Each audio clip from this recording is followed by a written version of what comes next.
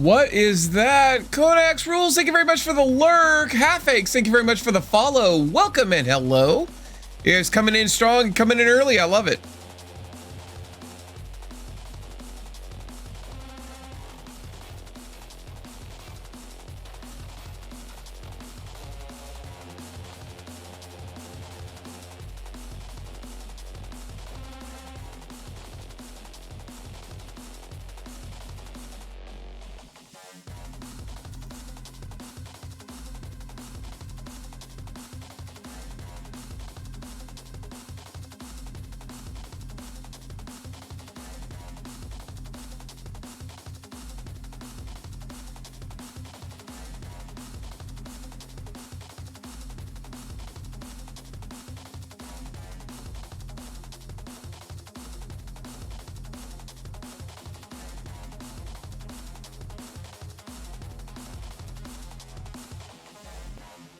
Okay, wow, that came up quicker than I thought. I had a little bit more time. Greetings and hello, everybody.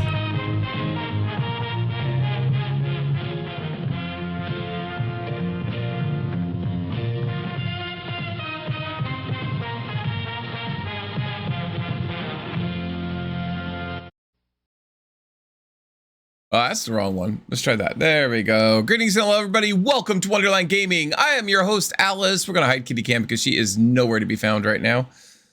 All right, and this is Cold Waters. We have an exciting day up for you today. We are going to be hosting our good friend McKaysPlay, Matthew McKay from McKaysPlay. He is a great friend of this channel. We absolutely adore him. But in the meantime, I thought I would go ahead and do a campaign. I know I've done a bunch of the North Atlantic, but I really want to play the Seawolf. So we're going to be doing the South China Sea here. Pardon me. Oof. Have the hic. Oh, I have the hiccups. Well, that's freaking terrific. All right. We're going to save that. And there we go. Seawolf. Gosh, she's such a beaut, guys. She is. She's just amazing. It's an amazing boat, and we love her. And yeah, so here we are. I'm going to marry her. There you go. All right, and we are in the Seawolf herself. All right, Straits of Crisis. In the year since Lee Teng-hui has pronounced Taiwanese independence after a national referendum vote, regional tensions remain high in Eastern Asia. While opposing military forces have demobilized, diplomatic rhetoric has only escalated, with Chinese Communist Party representatives promising to return the renegade province back to the fold. The belligerent tone taken by the PRC over Taiwan has extended to Hong Kong, destabilizing regional relations and leading to the UK government to indefinitely delay the planned handover of Hong Kong to China. Anti-Western protests have been a regular sight in mainland cities since. Tiger economy collapses. The economic crisis that started with the collapse of the Thai baht in the spring has become a global financial contagion, showing no signs of abating.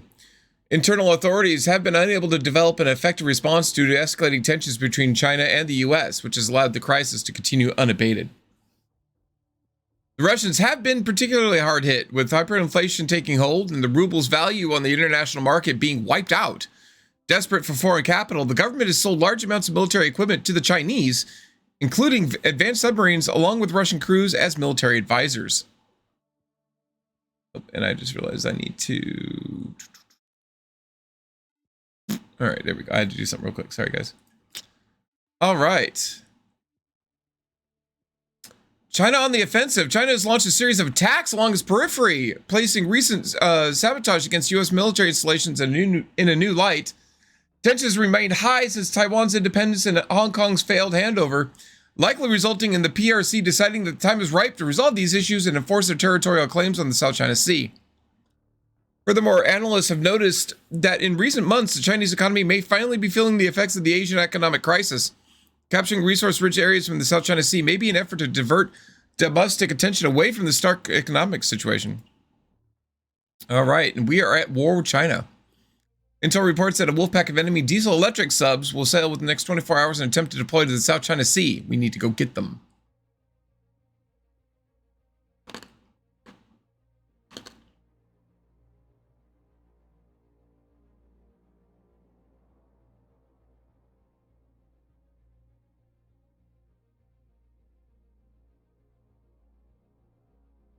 All right, that was good enough for now. Woo, we're all clear back in Guam. Jesus, all right.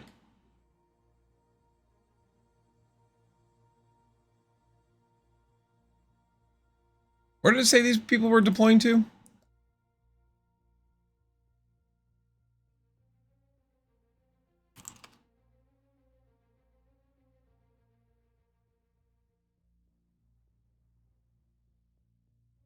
I'm trying to see, okay. Jesus Christ, I don't have, oh, I was just detected. That's fun. It's not them, is it? ATR!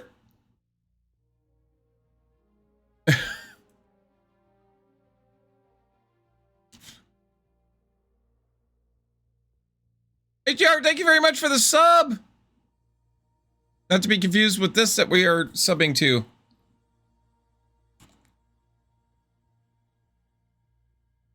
All right, EXO status report. Let's go ahead and get a Moss loaded. And let's close.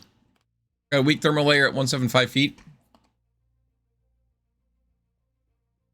Hey, Jared, how you doing, hon? Thank you very much for the resub. That was very much appreciated. On sonar, rig ship for ultra quiet. All right. Well, for a change, we have depth for J's.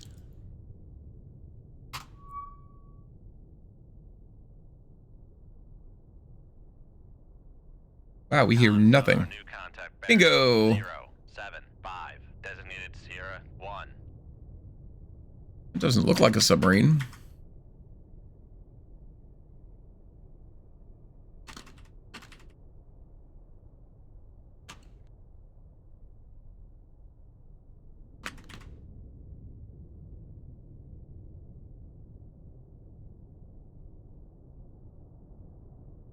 Con sonar, Sierra 1 is classified as... It's classified as nothing. Oh, sleep is good. Navy rum and pizza. That sounds yummy. All right, so there's our oil rig.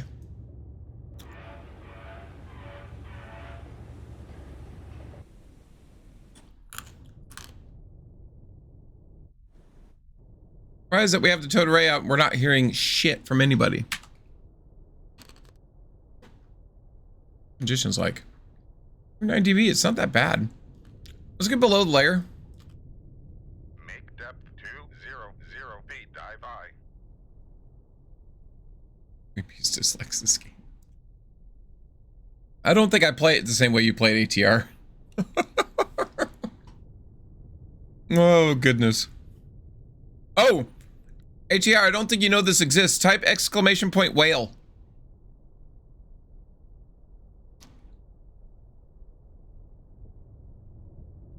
Con sonar, new contact bearing. Bingo. 80, designated Sierra 2.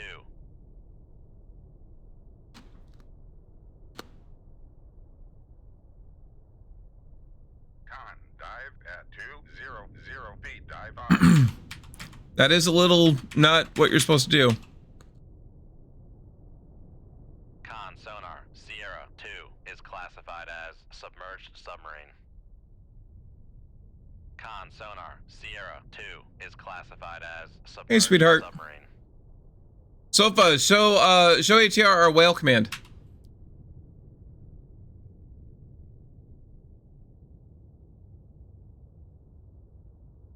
Oh, we don't have. Oh yeah, we're gonna fuck the shit out of that goddamn whale.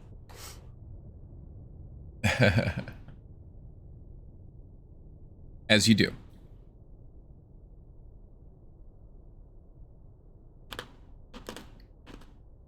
Come left to 2. Hey, Kazrak! Helm I. Happy Friday, everybody.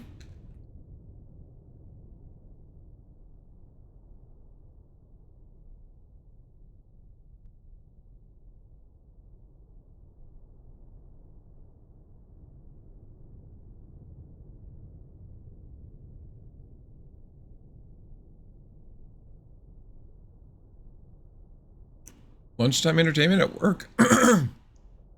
Sounds good. When do you move, Kazrak?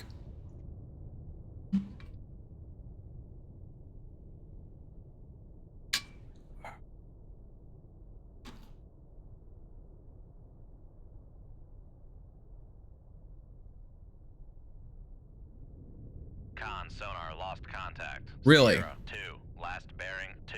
Con, helm, steady course. End of October, nice. All right, we're gonna head steady for a little bit, see if we get a hold of that Romeo again.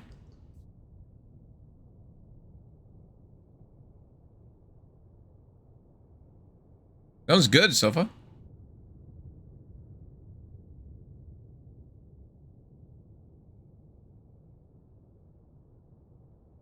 Well, good luck on your move, Kazrak.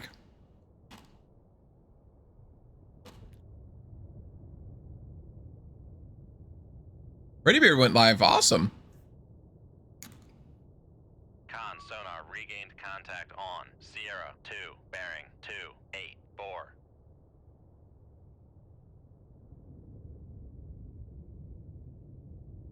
Looks like he's transiting to the northeast, mostly northeast. What's he playing, Sofa?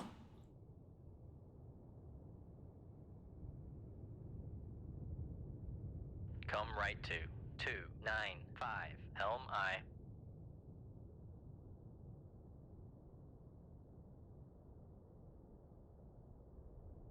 Oh, cool. Yeah, he said he was going to do some of that. Yeah, Magic the Gathering Arena. Con sonar, lost contact. Sierra 2, last bearing 287. Contact faded. All right, you know what? Do we still have depth? All of the depth. All right.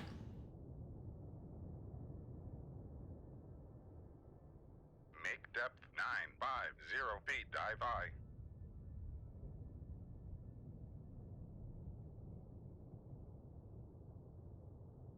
Con sonar, regained contact on. Sierra 2, bearing 287. Con, helm, steady course. All of the depth.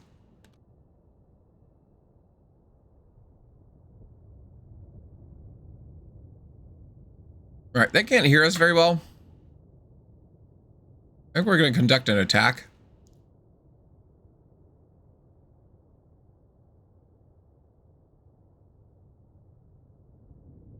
Shoot 2-1. Aye, sir.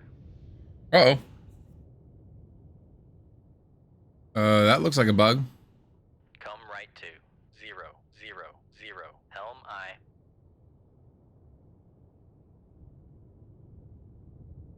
And let's bounce up to 10 knots. Make turns for 10 knots. Maneuvering I.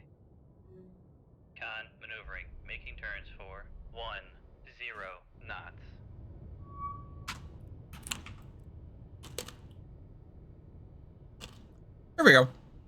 All fixed.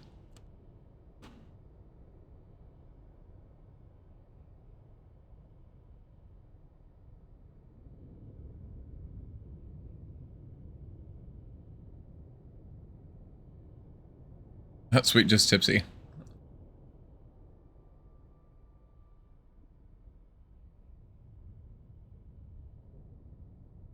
Con, helm, steady course. Yeah, but Kazrak, if you're calling it a drain plug, I don't think it works very well.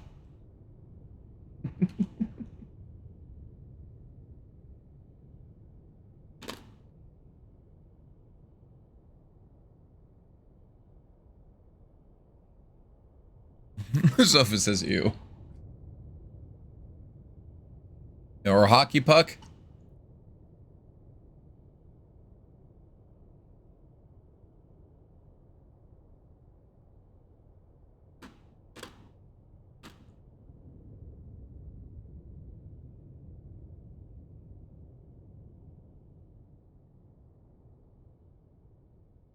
So the whole idea here is we don't want to be where our torpedo is along the bearing of that torpedo, because they're going to get us. Unican, ugh. Frisbee. That's a lot of girth. Very little depth. Dive at 950 feet. Dive high.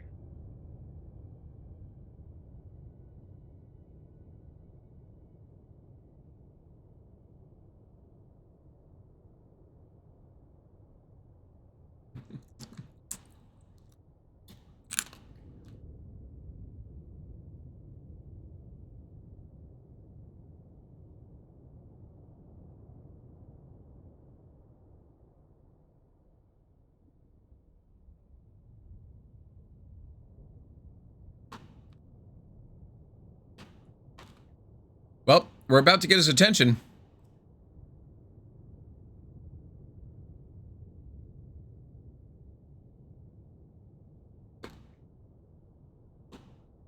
True out, ATR. Yep. Yep. Very much so.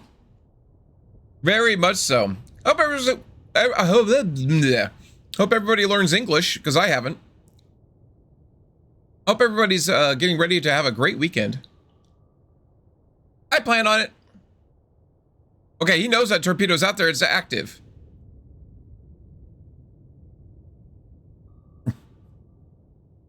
I would venture to say that I English better than the English do.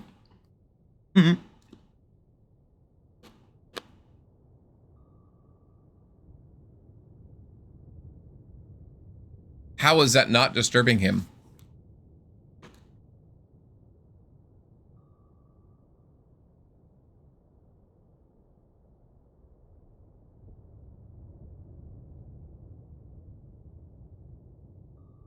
Ew, Kazrak.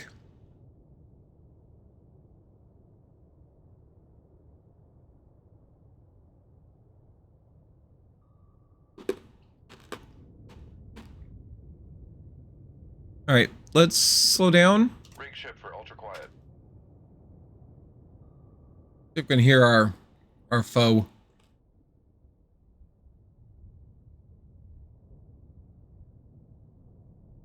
Redeploying that towed array.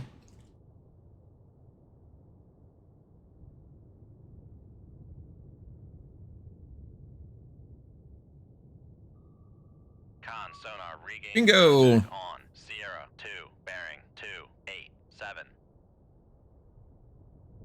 Con, sonar, regained contact on. Sierra, 1, bearing, 078. Only a 12% solution, Jesus.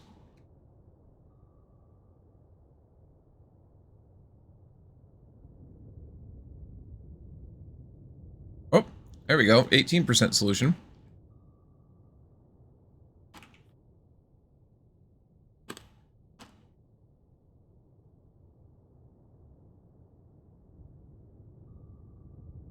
Ping. All right, let's send the torpedo deep.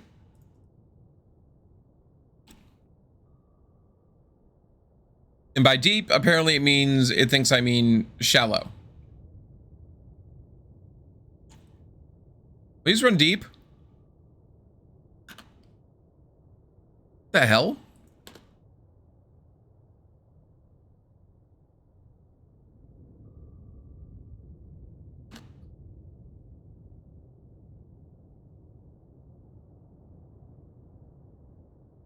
Yes, go to the depth of your target. Oh, I am in his baffles. He can't hear me at all.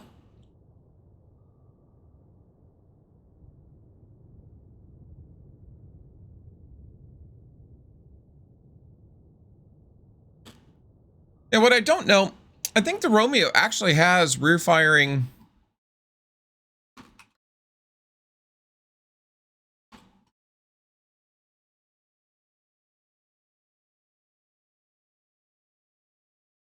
Hey, kid. Can I help you? Okay. No idea why you did that, but all right.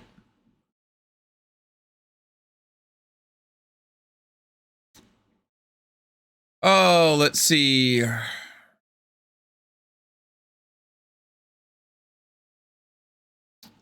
8 21-inch torpedo tubes, 6 located in the bow, and 2 in the stern. Yep, she can fire behind her.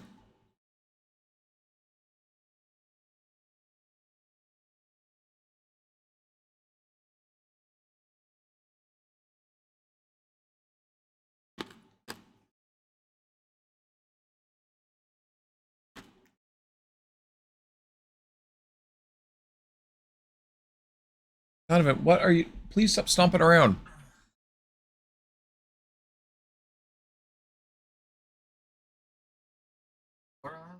Nope. I have a guest coming over. After the guest, maybe. Okay.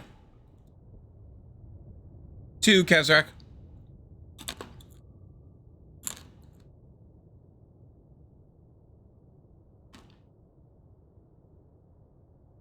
Donovan's been asking me to play. I told him I would.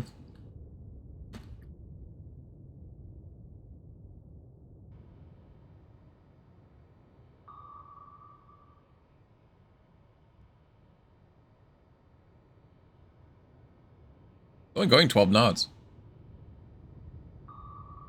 Be really cool if he would dive like I told him to.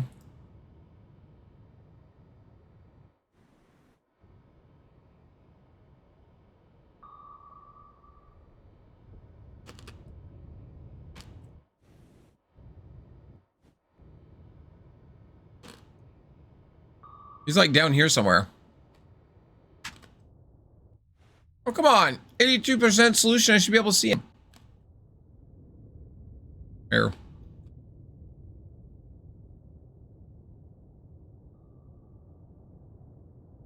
No?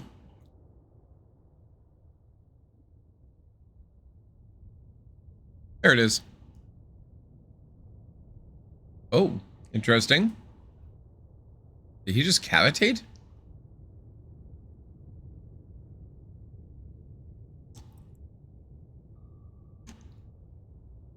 These boats are pretty old. I don't think they're quite World War II era, but they're pretty close.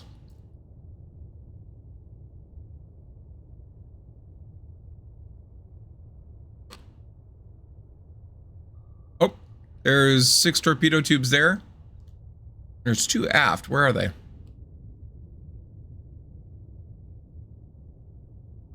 don't see them. Might not be modeled. Huh.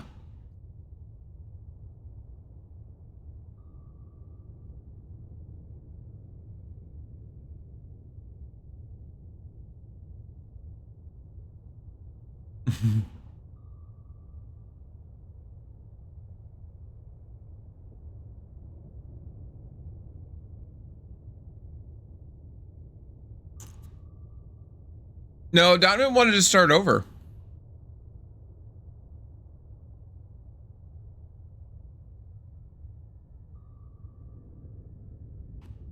Which means I may not actually end up playing oops, sorry. Oh god, the assassin, what's his name?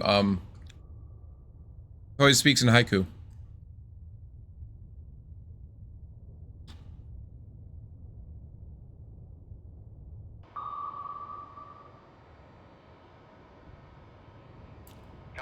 fire control. Weapon acquired. Oh, there he goes. Con sonar, new contact bearing 289. Designated Sierra 3. What?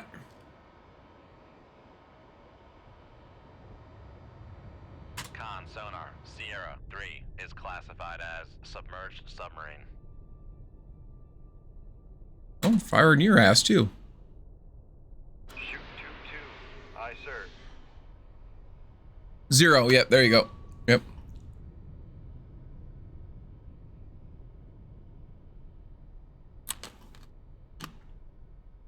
We're going to retract the towed array, which means we're going to lose our new contact.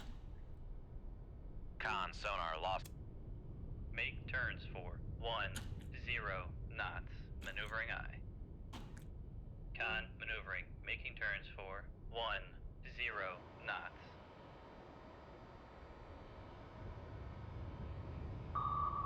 Oh, there he is.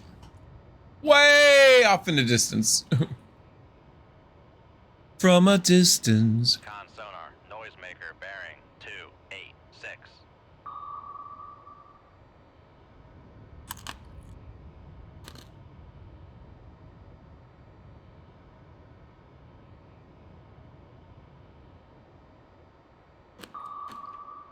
Please stop following the noisemaker.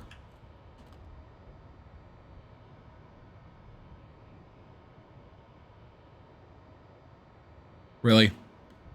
Really?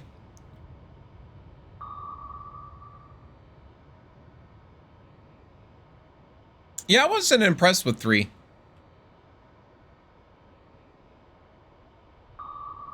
Over here, my sweet meats, your Prince of Justice and Genocide has something to say. What? Con sonar, noisemaker bearing 286. What is this torpedo's problem?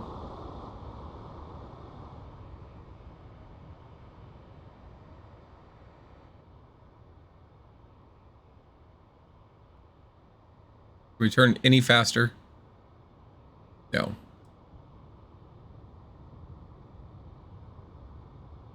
Please turn.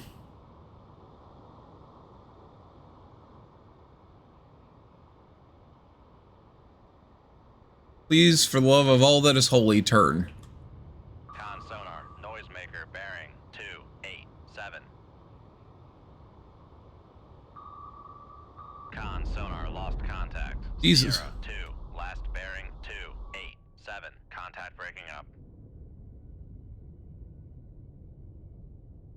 Rig ship for ultra quiet.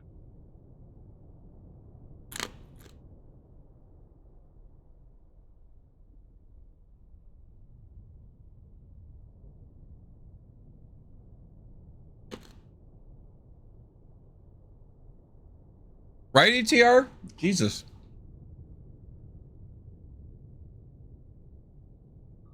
I won't tell Donovan.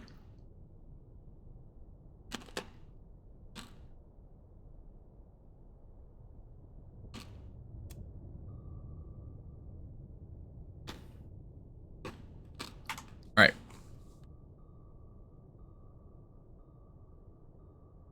Con, torpedo room, tube 1 ready.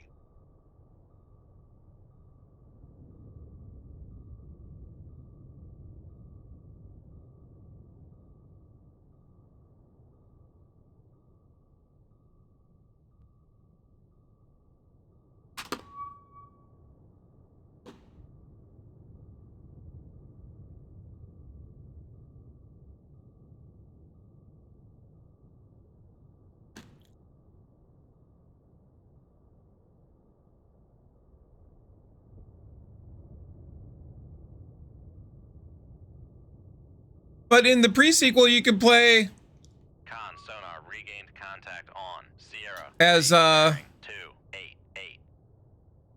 Claptrap. Con sonar, noisemaker bearing 287.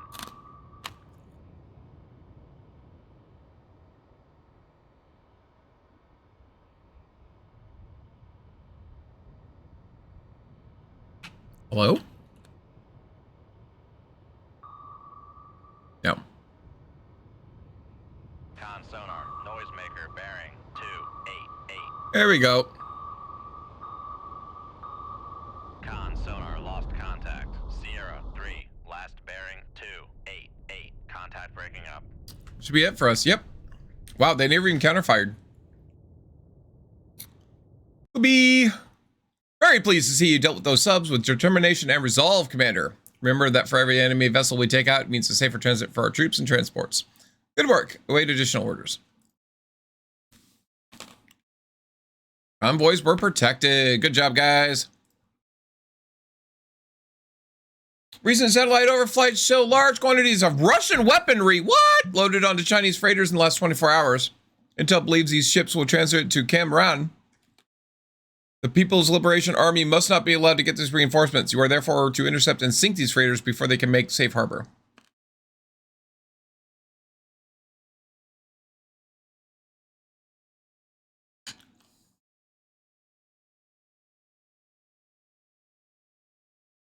Transit from where to Cameroon, though?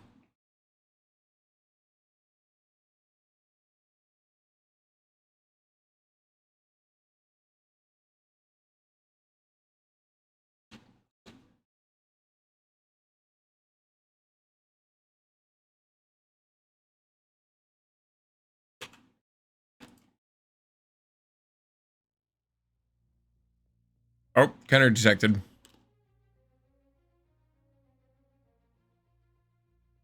Jesus Christ, are there enough fucking people out here?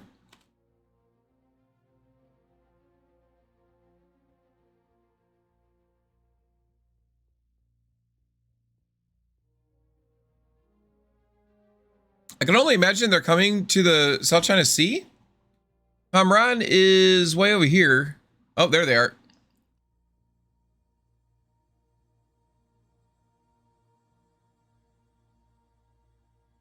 Hello.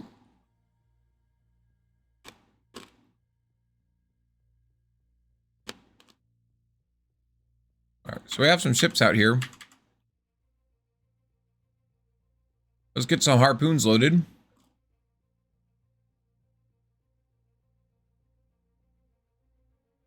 Con sonar new contact. Make depth 4, 9 feet, dive by. Con sonar new contact bearing 060. Designated Sierra. Upscope. Con sonar new contact bearing 054. Designated Sierra 3. Wait, what? We have no ESM contacts at all? New contact bearing 055. Doesn't make sense. Designated Sierra 4. Con sonar new contact bearing 083. Designated Sierra 5. Raise the radar mast. Con sonar new contact bearing 048. Designated Sierra 6. There's a shit ton of stuff out here that I just cannot see. Whoa! Con sonar master 4 is classified as merchant. All right, you know what? Downscope. Raise the radar mast. Give him some surprise. Master 1 is classified as merchant. Wait a minute. These are all...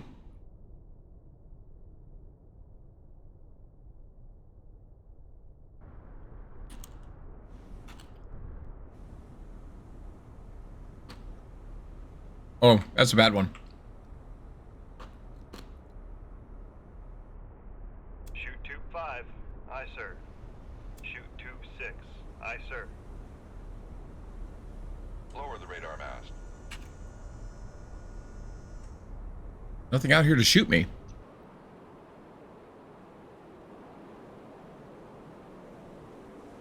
Okay.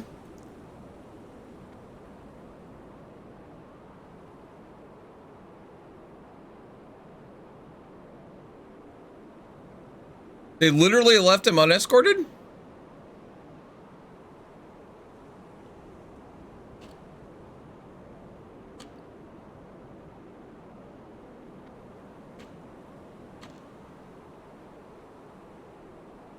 Silent Hunter? Oh, goodness. It's a very realistic submarine simulator.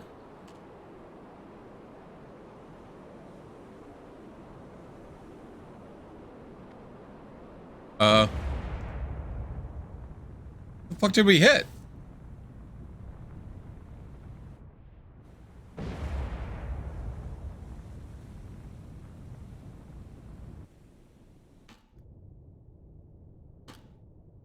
Con, torpedo room, tube 5 ready.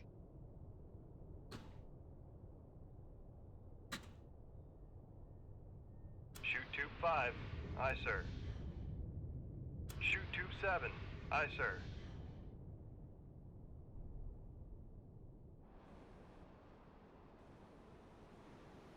I believe they didn't die, but all right, we'll shoot them again.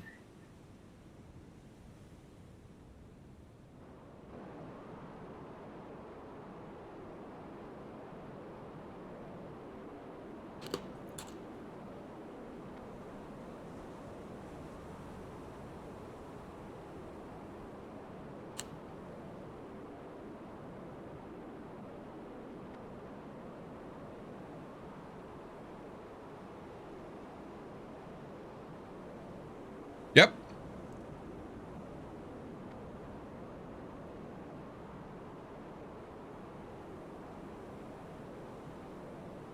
Because you didn't have a computer to tell you where to point. Con sonar lost contact. Master 1. Last bearing 0, 5, 7. Contact breaking up. Con sonar lost contact. Master 2. Last bearing 0, 5, 7. Contact breaking up. Vessel's nearby. Well, that's disturbing.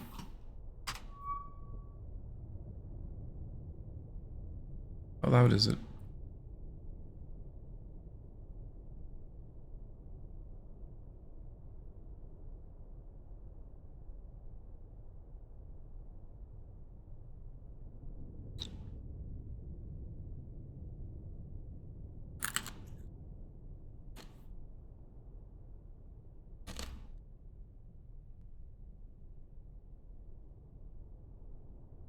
Or you can just eyeball it and go, ah, that's about right.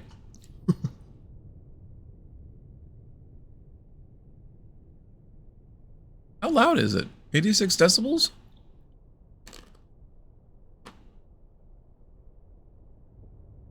Make depth 300 feet. Raise the radar mast.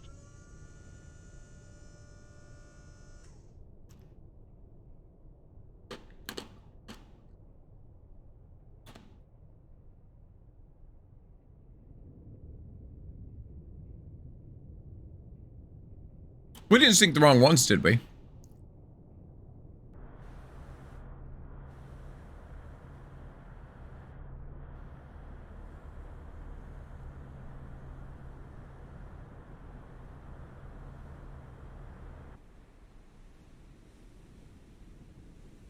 Yeah, because the trawler's green, so the blue ones were the ones we wanted to kill. Yeah, and these are just random shit. All right, good. We did the right thing.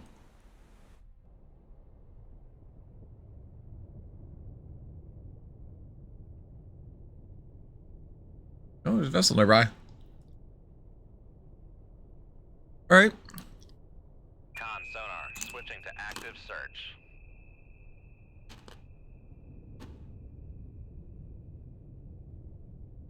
Con, torpedo room, tube 7 ready.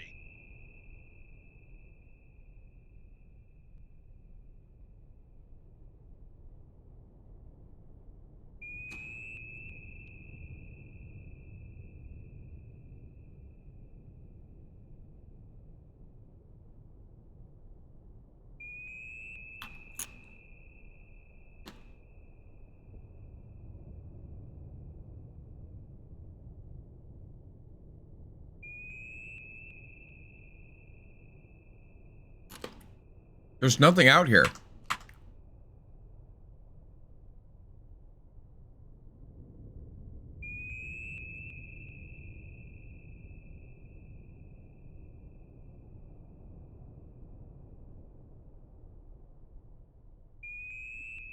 Come right to 271 Helm I.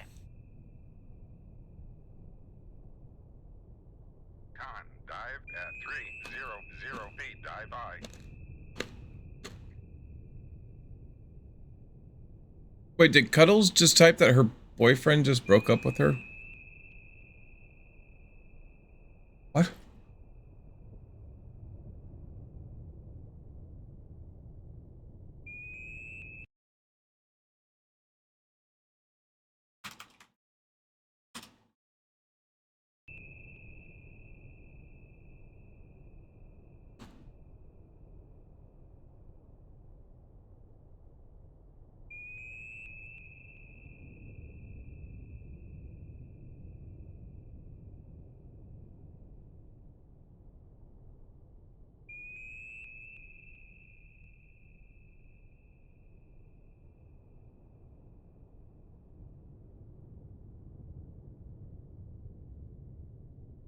Con, helm, steady course.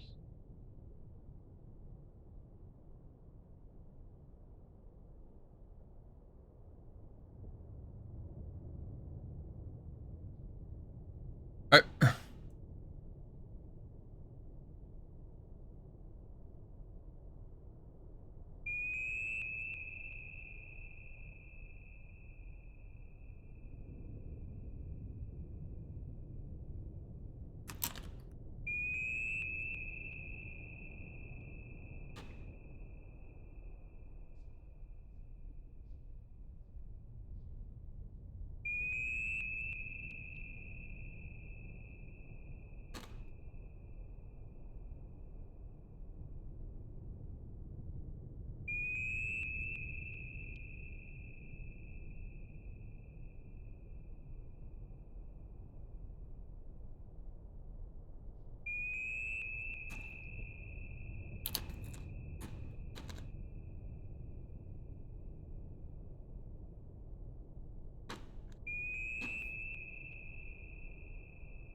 Con sonar, switching to passive search. I have no idea where anything is.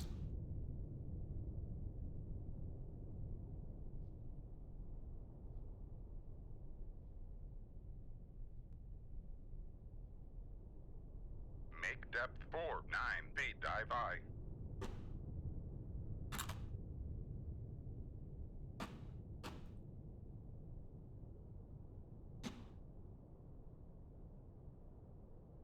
Raise the radar mast.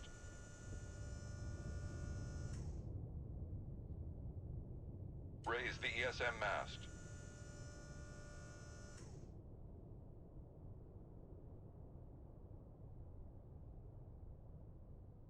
Come right to 040. Helm I.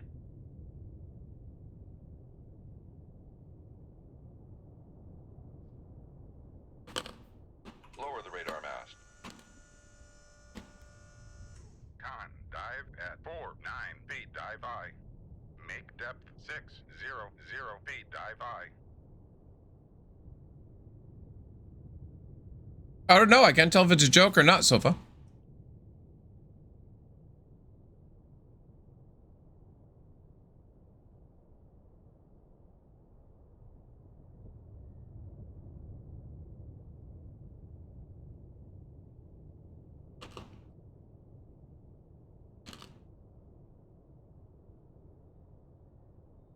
Well, hopefully. Less than 50 feet below the keel.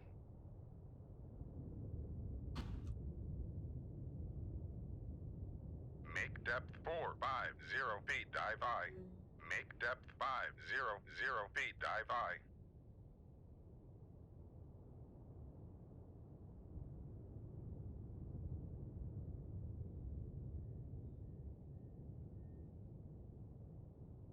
Con sonar lost contact. Master 3, last bearing 0, 4, 1. Contact faded.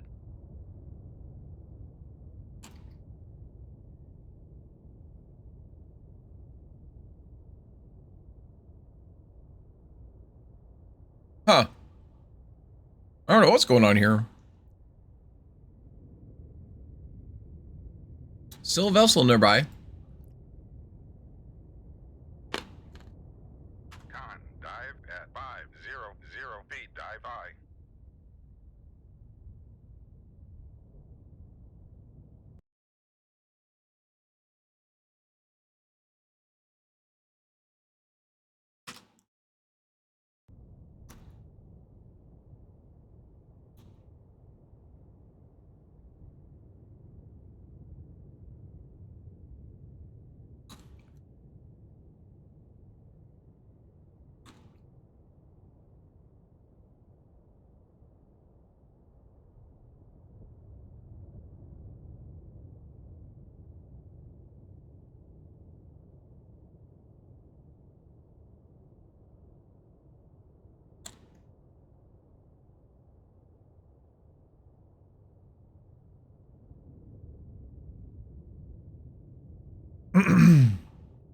Good God. This is taking forever.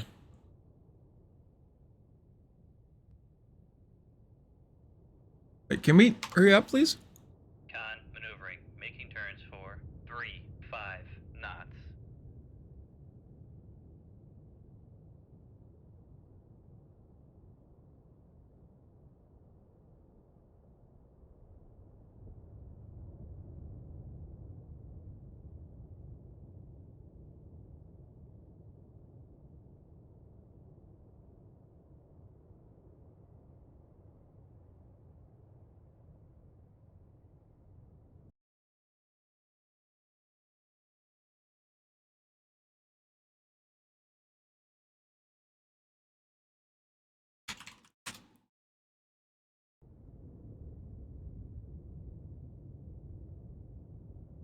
All right, now we're moving into range.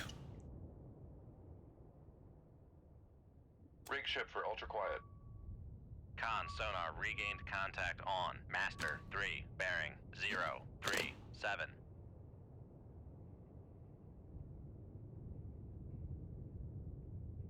Make depth 4, 9 feet, dive I.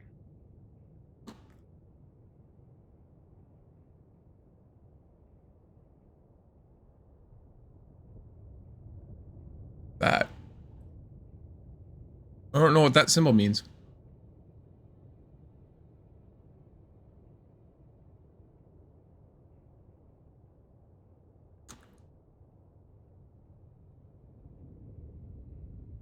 Con sonar switching to active search. Con sonar new contact bearing 089 designated Sierra 7. Really?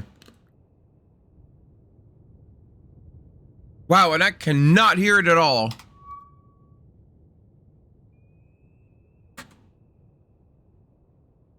Shoot 2-1. Aye, sir. Come left to 0-0. I think it's a sub. Helm It's a aye. kilo. No wonder I couldn't hear it. Cheeky little fucker. Con sonar switching to passive search.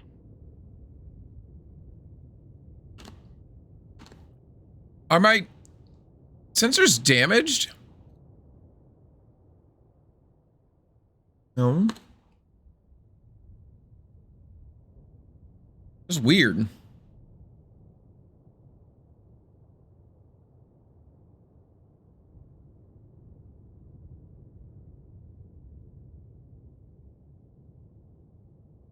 Con helm, steady course. Con, dive at 4, 9 feet, dive I.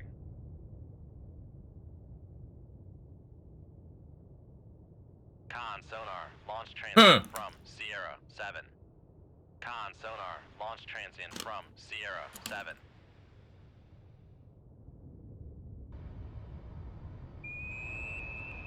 Oh yeah. She's turned into play.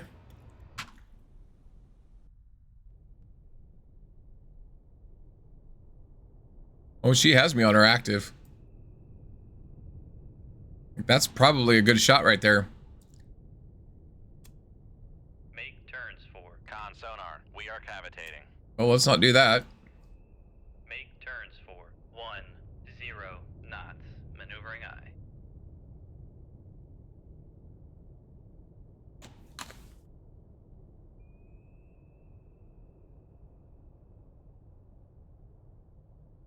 Make depth 5, 0 feet, dive I. Con sonar no longer cavitating.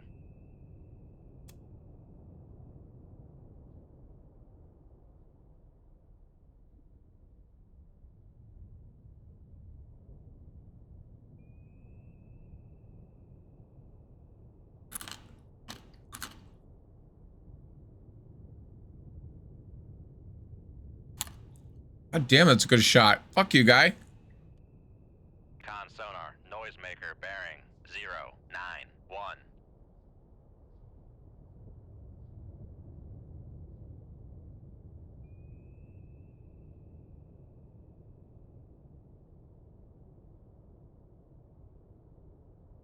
Really? Can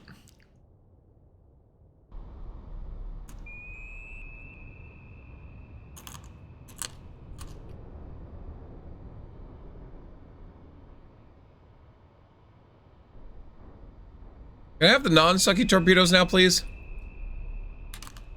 Con sonar lost contact. Sierra 7, last bearing 090. Contact breaking up. Oh, the head flank. Make turns for 359. Gotta get it out of the way of these torps. Less than 50 feet below the keel. Really? No, there's not. You fucking liar. Con sonar lost contact. Master 5, last bearing 072. Contact faded. Con sonar, we are cavitating. Don't care.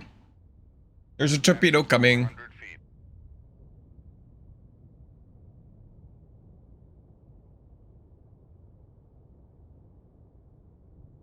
Con, helm, steady course.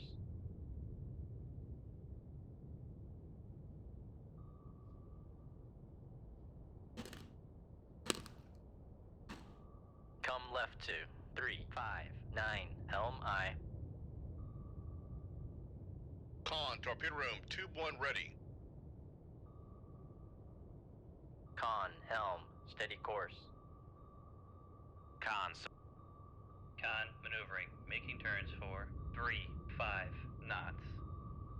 All right, we did it. Come right to 090, helm I. Con, helm, steady course.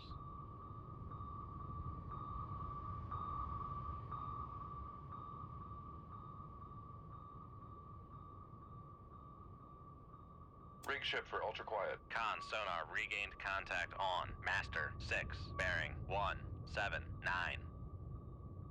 Okay.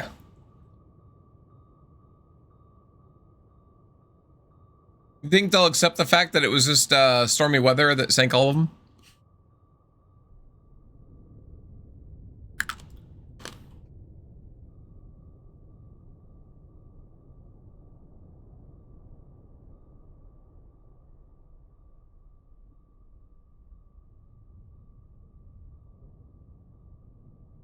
Be okay now. Yep. All right, G Murchison Kilo gone. We did a good job. Look at that. Oh, Bronze Star. We did good. Kaboomy. Enemy resupply convoy has been successfully repelled by a naval blockade of Cam Ranh, Vietnam. Fighting was intense with numerous vessels sunk.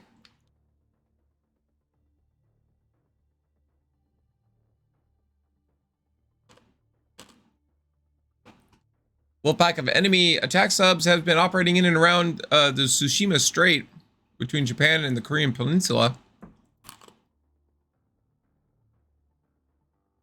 Huh. Wow. Let's get them.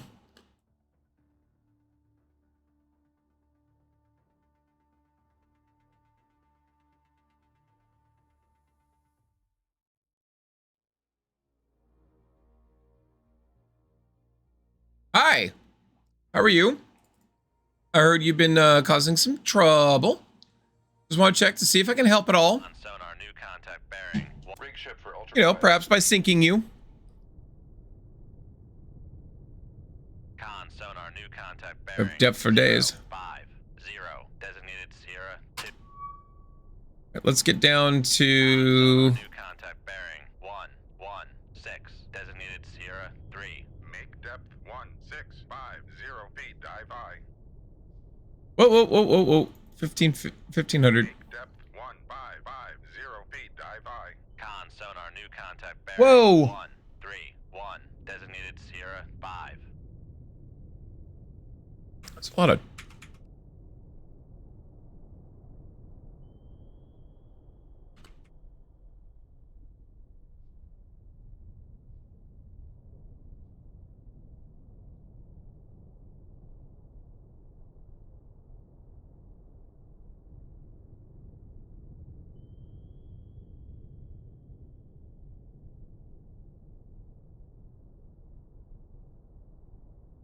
Con sonar Sierra 1 is classified as merchant.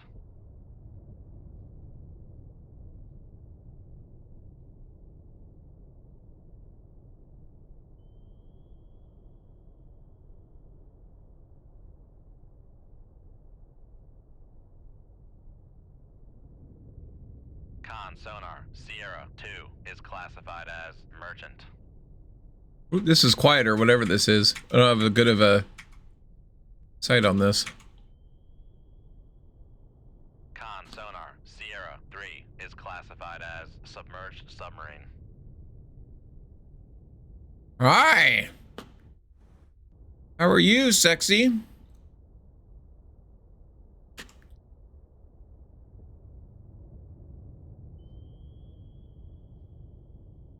Con sonar Sierra 5 is classified as submerged submarine. That's a song.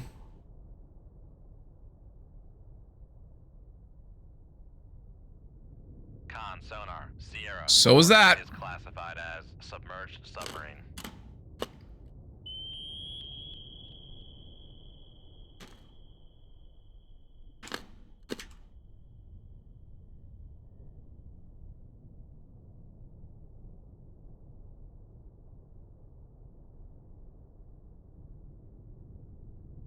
Come right to 091 Helm I.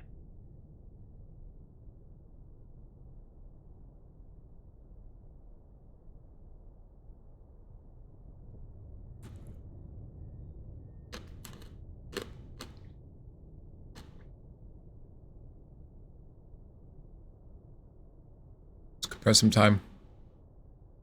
Con Less than 50 feet below the keel. What? Passing 1,500 feet. Make depth 900 feet. Dive I. Well, why didn't it let me? Oh my god.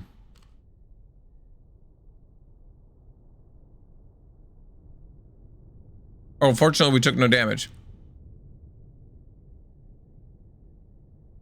Passing 1,500 feet. Thank you. Con Helm. Steady course. We got lucky.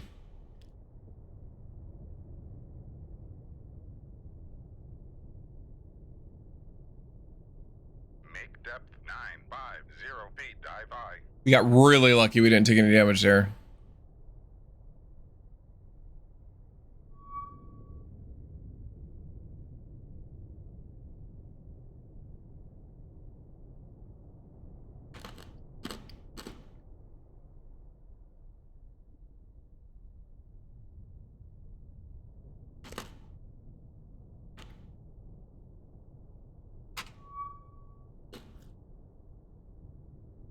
All right, deploying the towed array. Con sonar new contact. Whoa! 114 designated Sierra 6. Could be another Con kilo. sonar regained contact on Yep. Sierra 4 bearing 140.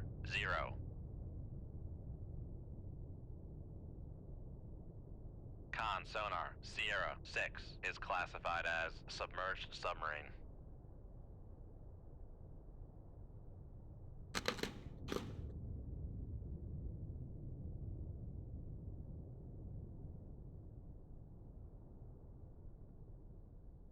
Oh, this is a little tricky.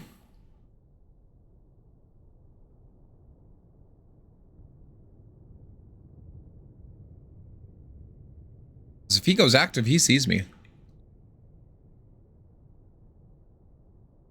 And he'd probably hear a launch transient.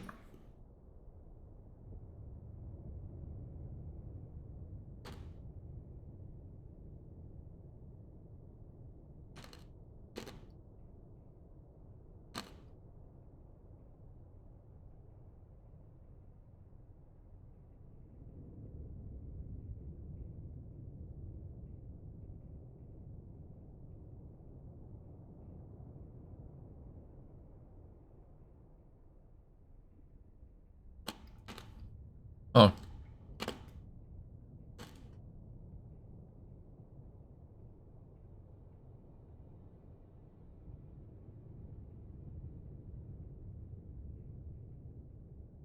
When I get in this guy's baffles, I'm gonna start my attack run.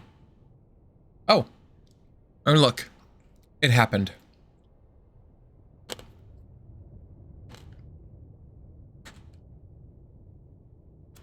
2-1. Aye, sir. Con sonar, launch transient from Sierra 4. Con sonar, launch transient from Sierra 4. Con sonar, launch transient from Sierra 4.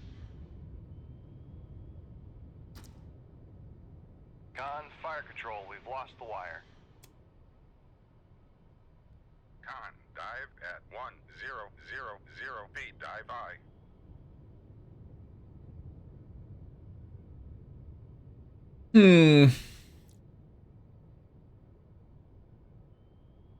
Con sonar regained contact on Sierra 5, bearing 129.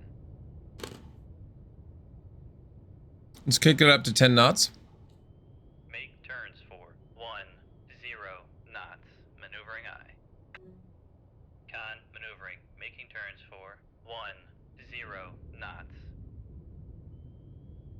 Con sonar lost contact. Sierra 6, last bearing 118. Contact faded. Con sonar regained contact on Sierra 6. Sierra 6 is cavitating. 8. Con sonar regained contact on Sierra 4, bearing. Yeah, we have definitely woken them up. Con sonar lost contact. Sierra 5. This is actually a good last shot bearing right here. 129. Contact faded. Con sonar regained contact on Sierra 5, bearing 129. Con sonar regained contact on Sierra 4, bearing 139.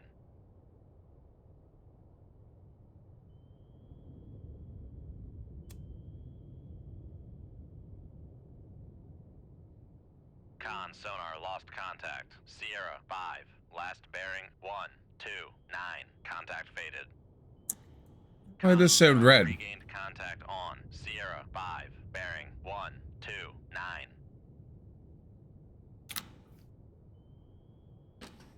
My food here yet? I ordered food. Con sonar launch transfer. My order was dropped off. Sierra 5.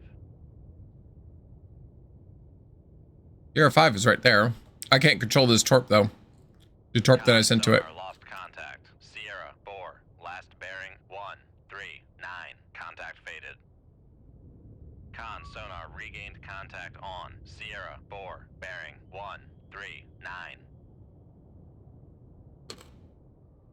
All right, guys, we're gonna pause here for a minute. I need to get my food. I'll be right back.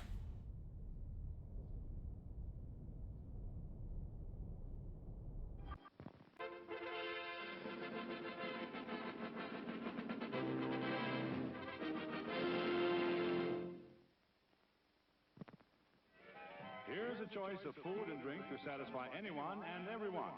You'll find something to please you to add to your evening's enjoyment. Something to please all tastes and age groups.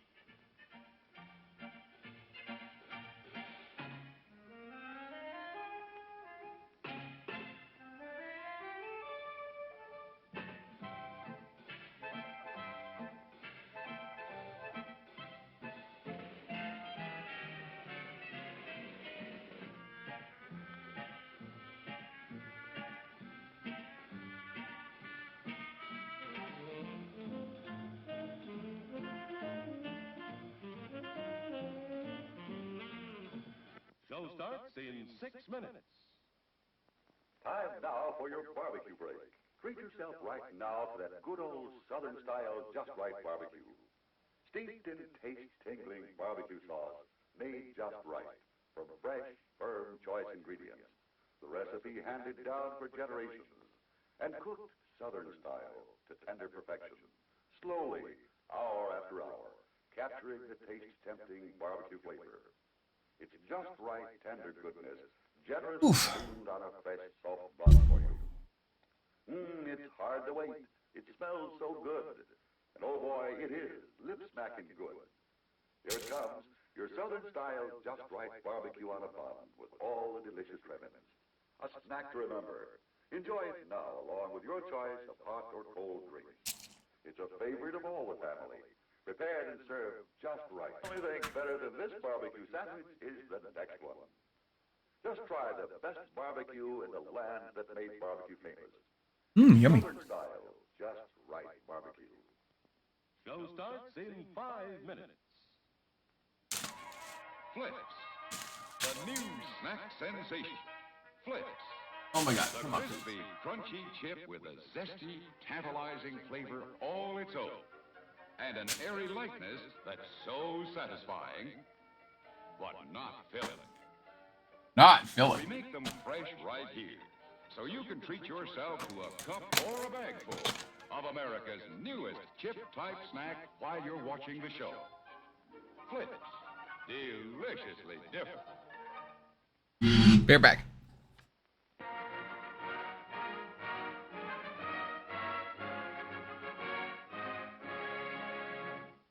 Show starts in 4 minutes.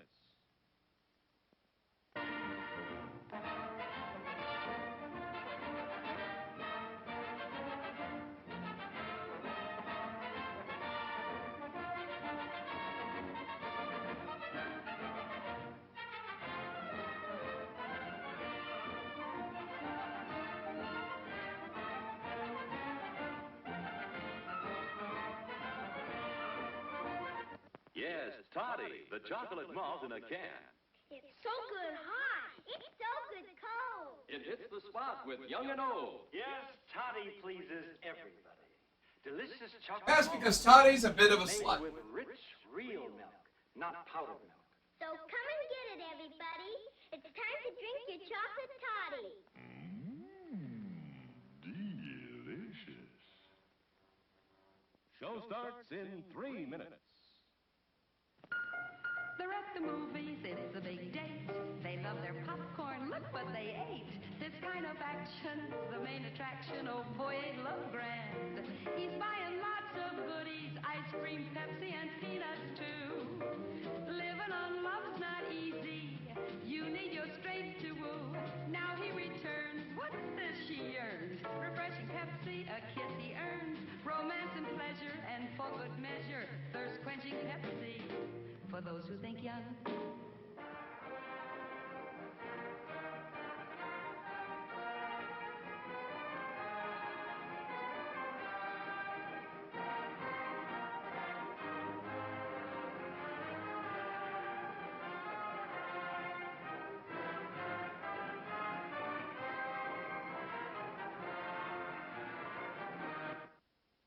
Show starts in 2 minutes. Best popcorn in town is Manly's High Pop, in regular or jumbo cartons. Here's why. Take the tastiest, tenderest, scientifically grown popcorn, add pure, delicious seasoning and specially prepared salt. Then let the famous Manly machine work its magic on Manly popcorn. America's favorite popcorn. Crisp, savory, wonderful. Visit our concession stand now for Manly's High Pop.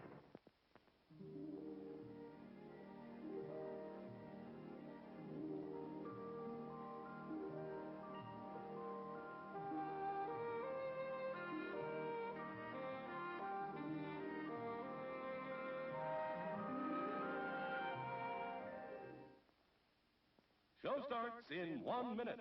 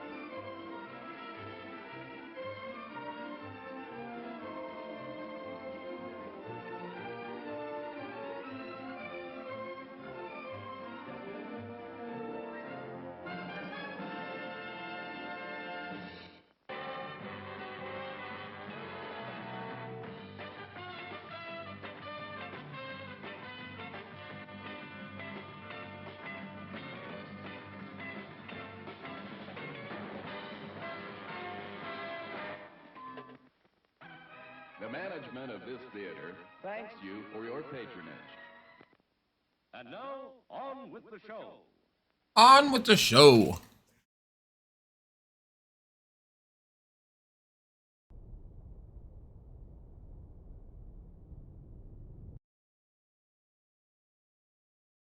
Poopy. Hold on a second, guys. Let me get all comfy again. Oh, I think Esther has realized that I have food. Come on. Hi, baby girl. I'm here. Meow. Should I turn kitty cam back on? Are you gonna be a good kitty? Uh-huh.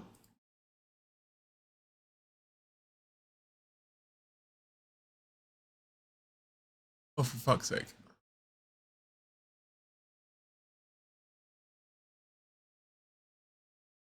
Maybe.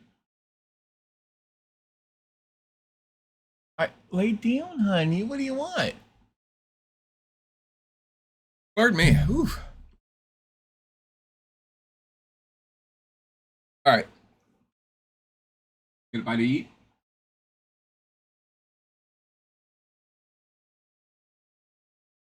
Literally none of this is for you. Don't sniff your cute nose at me.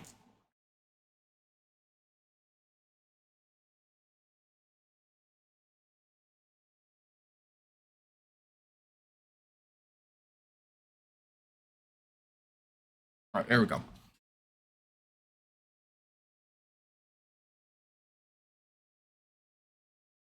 Hey, Joe.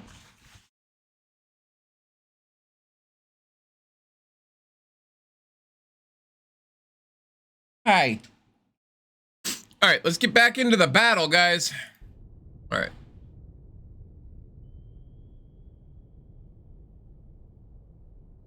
Why not have the... Oh, there it is. Contact. Sierra 4. Last bearing 139. Contact faded. Con sonar lost contact. Sierra 3. Last bearing 130. Contact faded. Con sonar regained contact on Sierra 5. Bearing 129. They can't decide whether they're going to be noisy or not. Con sonar Sierra 5 is cavitating. I bet it is.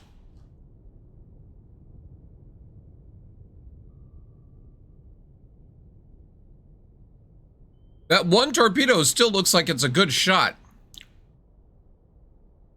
And it's pinging active.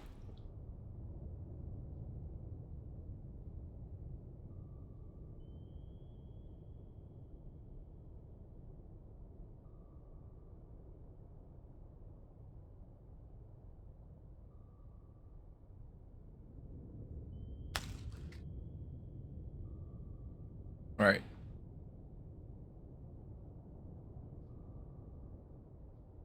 Better have taken your medicine, Sofa.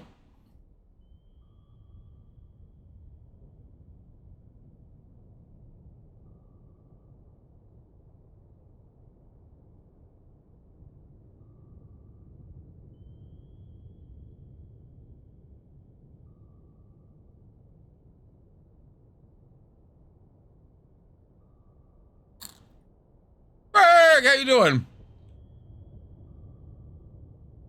7 p.m. for the thing. Yep, sorry, I missed your note earlier.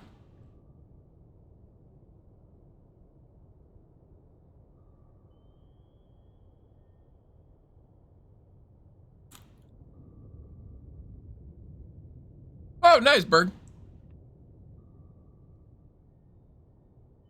Good girl, Sofa.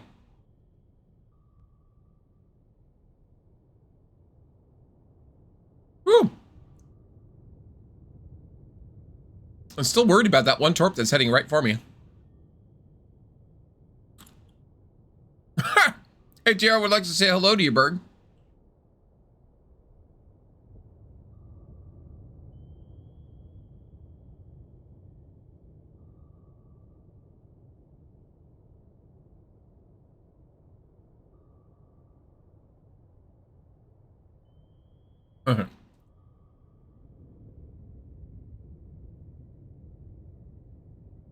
Con, fire control, weapon acquired. Wait, what? Con sonar regained contact on Sierra 3, bearing 134. Get down, honey. It's okay.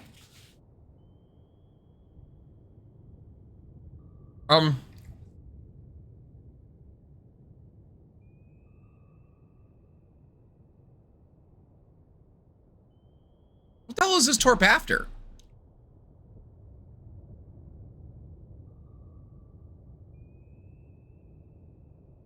Because he was going after this Kilo. Oh. 1, 3, 4.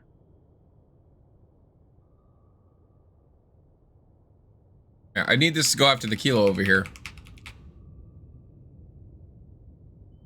Con, fire control, weapon acquired. There we go. There we go.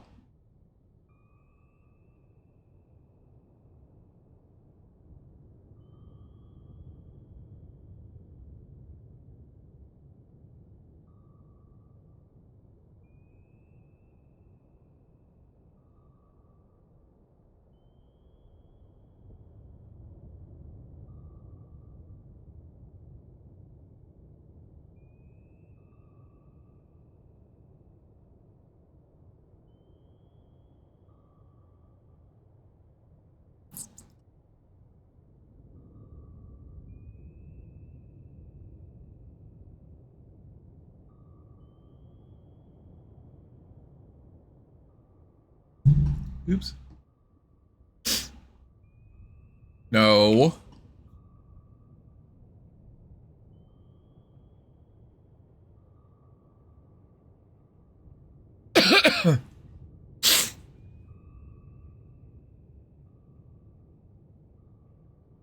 Yeah, definitely ATR. Sit, recharge your batteries. 1, 3, 7. Con, sonar, Hey. lost contact. Sierra, 3, last bearing, 1, 3, 7. Contact breaking up.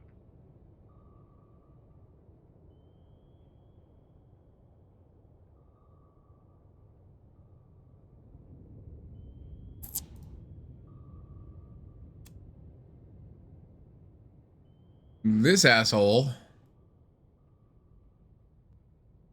Make turns for 1, 5 knots. Maneuvering I. Con, maneuvering. Making turns for 1, 5 knots.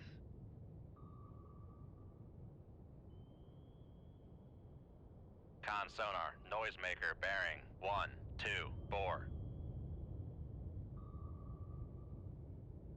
Noisemaker, what?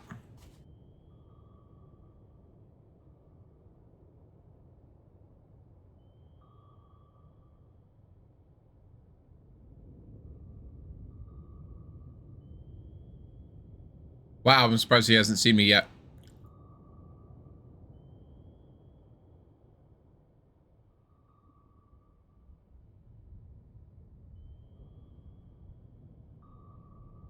Con, torpedo room, tube 2 ready.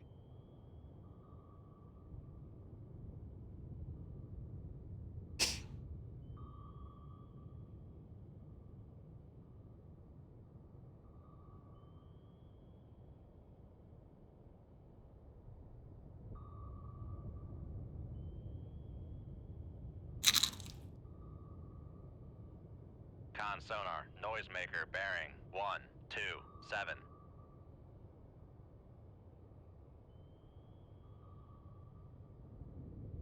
Con, sonar, lost Hey. contact. Sierra, 6, last bearing, 1, 2. Rig ship for ultra quiet. Con, sonar, regained contact on. Sierra, 6. Come right to 1, 3, 2. Helm I. That was meant for him, and it's not going towards him anymore. That may cause us a problem later.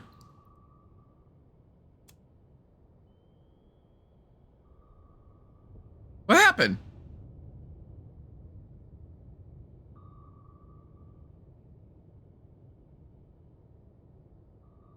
Con, sonar, lost contact. Sierra, 5, last bearing, 1, 3, 2. Contact faded.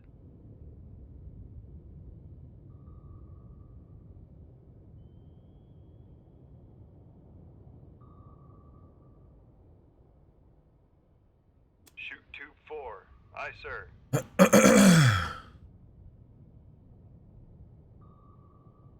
Con, I'm actually going to stay heading right for him.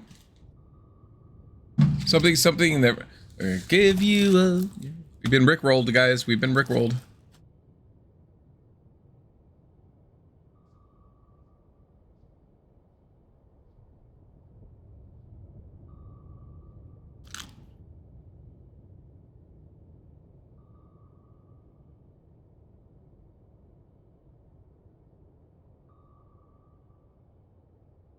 Con, torpedo room, tube 1 ready.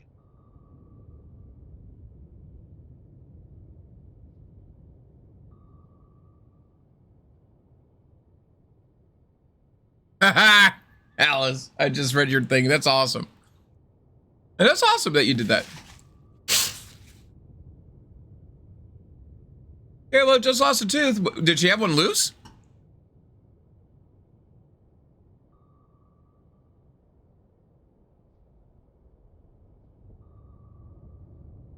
I don't know how capable these songs are.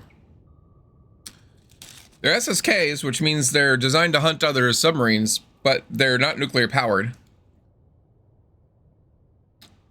22 knots, which is interesting for a conventional powered sub.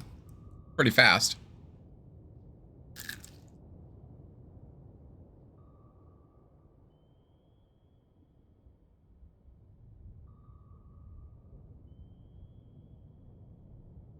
Con, torpedo room, tube 3 ready. Con sonar regained contact on Sierra 5, bearing 131.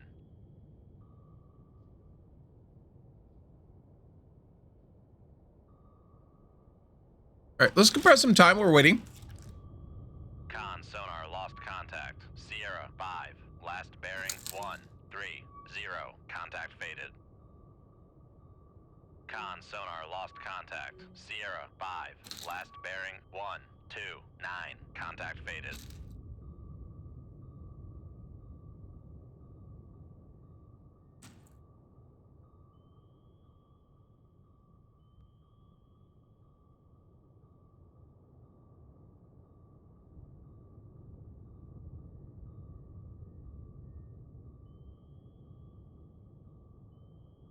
ATR.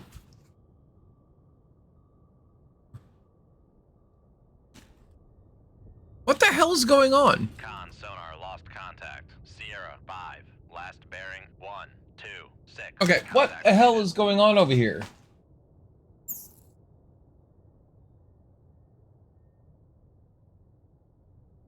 Come right to 133, helm I. Con sonar lost contact. Sierra 4, last bearing 140. Contact faded. Make depth 450 feet, dive high. Con, helm, steady course.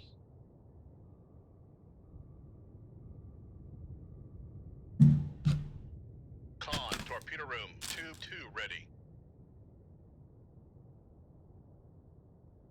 Con, torpedo room, tube 4 ready. I want to see what the... Con, dive. Make turns for 15 knots. Maneuvering I. I don't know why the torps keep dying there. Like, does the depth drastically change right around here?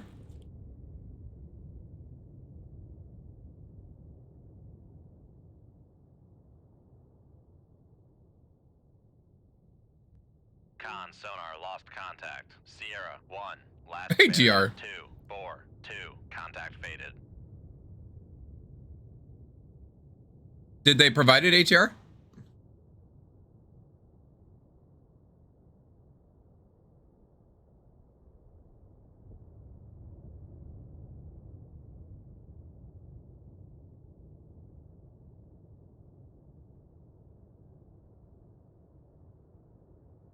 All right, guys, just a reminder, in about 30 minutes, the lovely Matthew McKay is going to be joining us for McKaysPlay. Going to be grilling me with all kinds of stuff and information and things.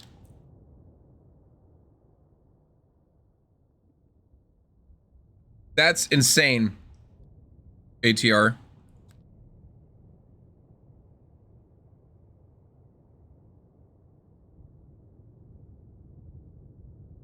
Okay, Berg. Thank you for the lurk.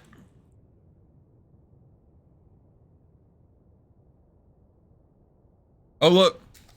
Look at the floor. So that's what they're doing. There's a hill in between me and them, and they've been hiding on the hill.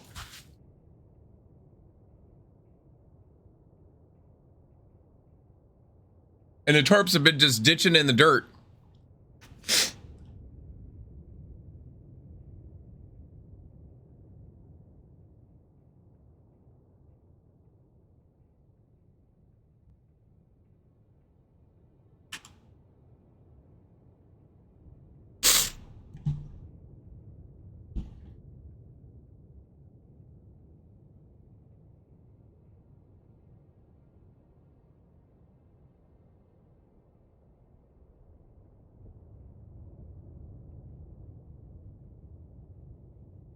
Con sonar lost contact. Sierra 2, last bearing 0, 4, 6. Contact faded.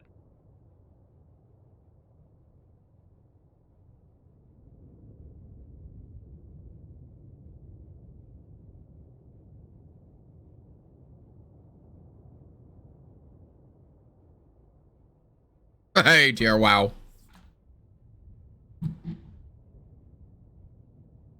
Yeah, look at the floor now. Rig ship for ultra quiet. Con sonar regained contact on Sierra 4, bearing 0, 9, 7. Come left to 0, 8, 9, helm I. Con, helm, steady course.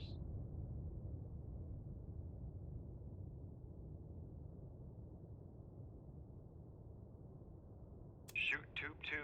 Aye, sir. Shoot tube 1. Aye, sir. Oh, we're still pressing time.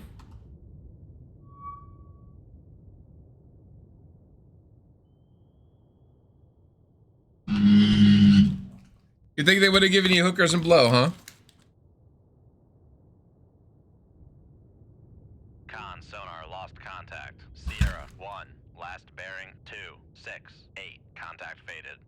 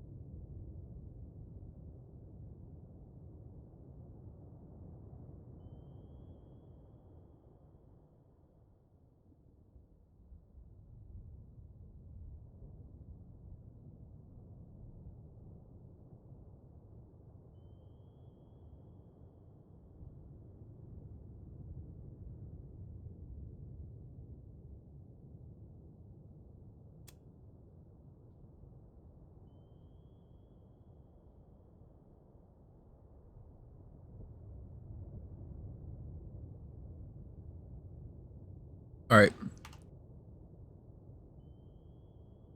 Let's compress some time. Compressing time.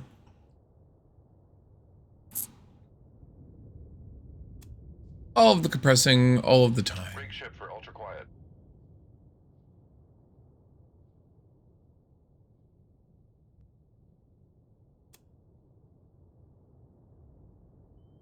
So what is your plan here? You're gonna outrun my torpedo?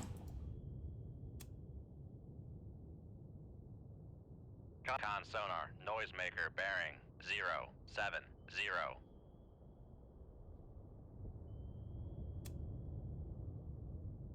Con, fire control. Weapon acquired.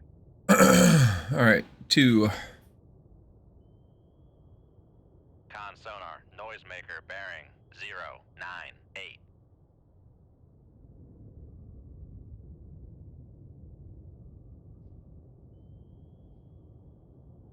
Con sonar noisemaker bearing 0, 6, 7. Really? Really?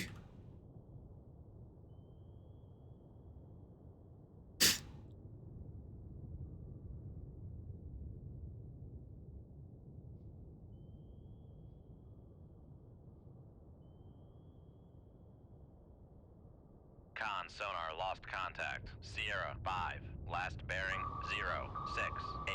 Oh, you're gonna have a bad day, sir. Con sonar lost contact. Sierra 4, last bearing 0, 9, 8. Contact. Guess we're good. They were pretty well coordinated and everything. All right, 2 kilos, 2 songs. Bang, bang, bang, bang. All done.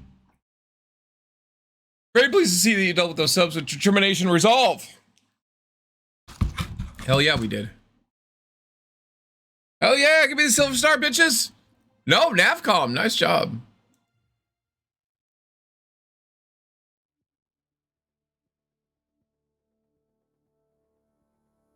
Do I have a bot not running? Is that what's going on?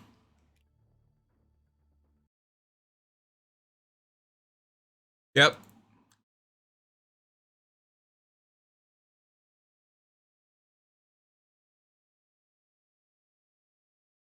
Right now, hon.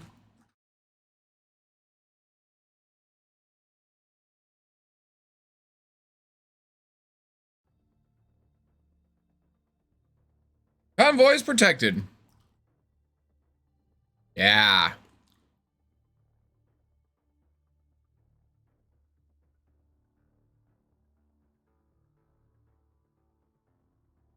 Amphibious landing at Kaohsiung or Kaohsiung, Taiwan.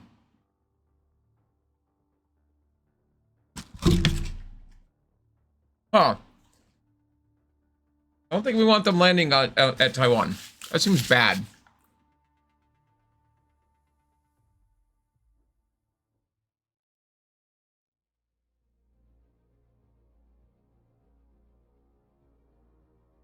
Whoa, that's a lot of torpedoes. Or submarines, sorry.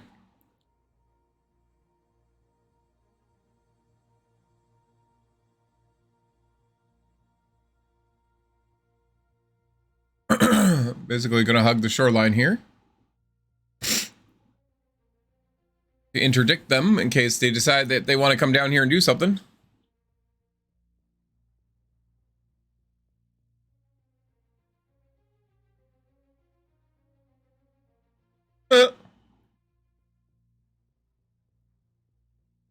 Is it that merchant ship? Oh, it sure shit is. Hi! How are you?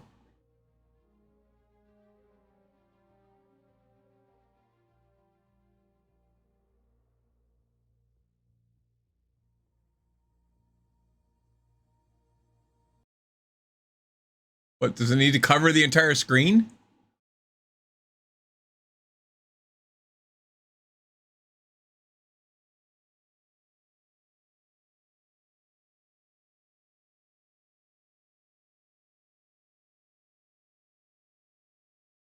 All right, try now.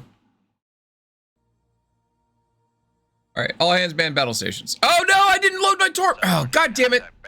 That's what you get for distracting me. Sierra 1. Con sonar new con. Make depth 4, 9 feet, dive by. 295. Vaguely in the direction I'm facing. 0, 2. Designated Sierra 3. Con sonar new contact bearing 2, 9, 3. Designated Sierra 4.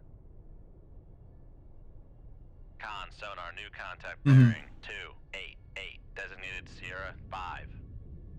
That seems too big to me.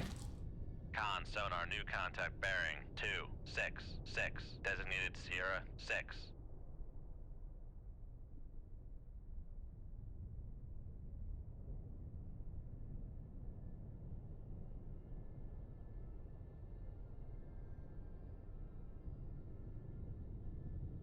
Upscope.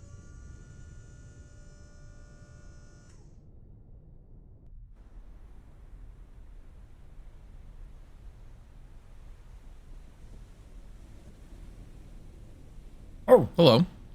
Con sonar master 6 is classified as merchant.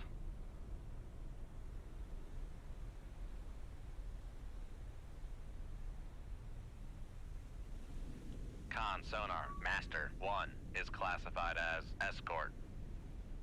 New visual contact bearing 294. Con sonar master 2 is classified as escort. Con sonar master 3 is classified. New visual contact bearing 303. New visual contact bearing 303.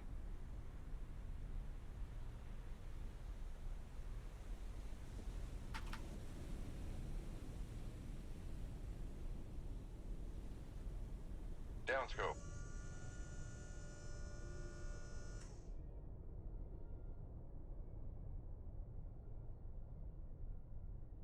See something funny in a minute?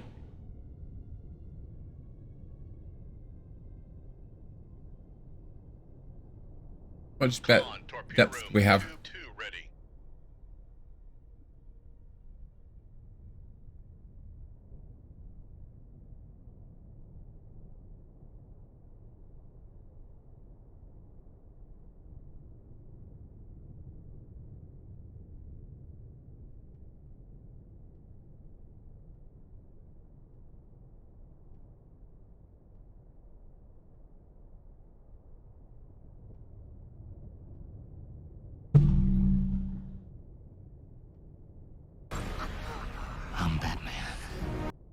I'm Batman.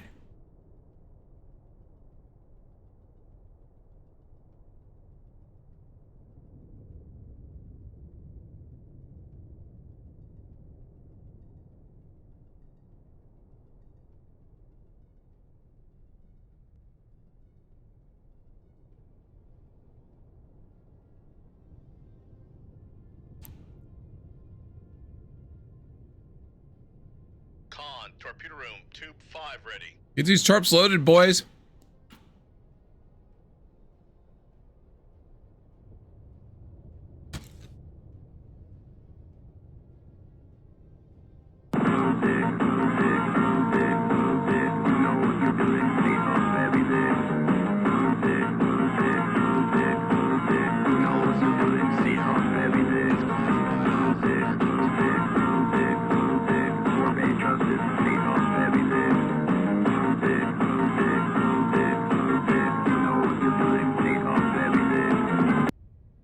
Okay.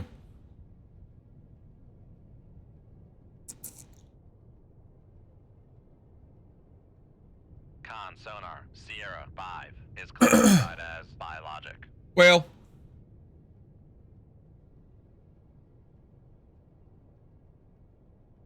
Take off every zig.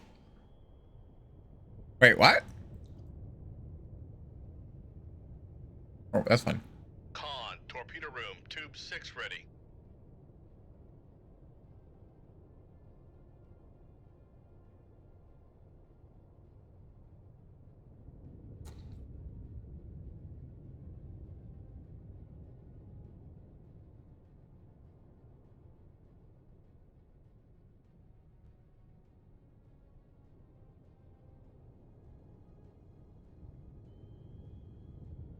Con sonar, new contact bearing 311, designated Sierra 10.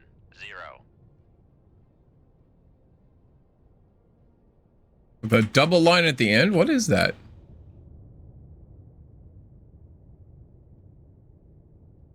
Con sonar, Sierra 1 Chengdu is classified as escort.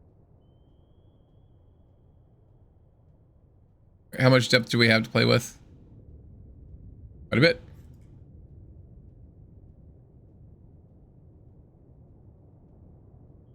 So, is that why you're being such a bitch? All right.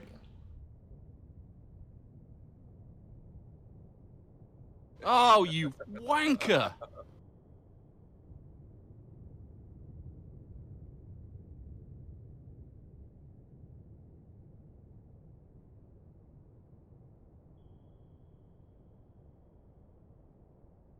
Shoot tube 5. Total Aye, sir. sploosh. Actually, yeah, gotta give him the sploosh. Tube 6. Aye, sir. And whatever my equivalent of sploosh is, which I guess is tube just 7. sploosh. Aye, sir. Only with semen. Get deep. Let's get down to 1,200 feet. Make depth 1250 feet. I'm surrounded by Oh, flank. Con sonar, we are cavitating.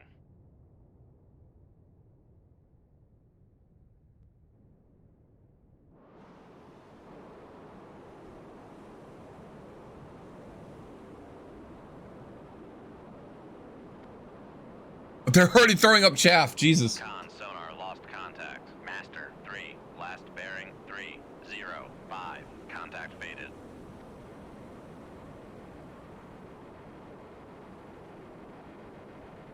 Con sonar, no longer cavitating.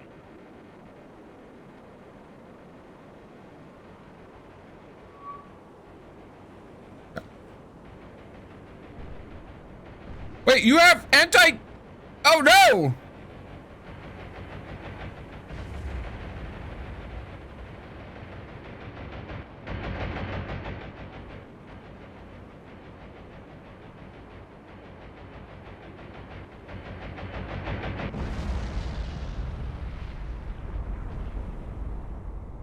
Fired 3 missiles, got 2 kills. I'll take it. Con, torpedo room. Rig ship for ultra quiet. Come right to 286. Con sonar, lost contact. Sierra 10. Last bearing 316. Contact faded.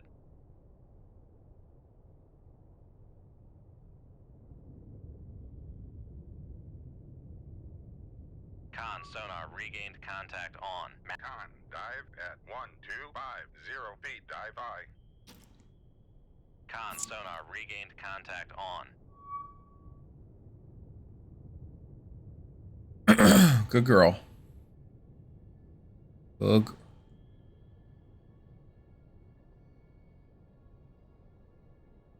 Con sonar regained contact on. Master 1, bearing 294.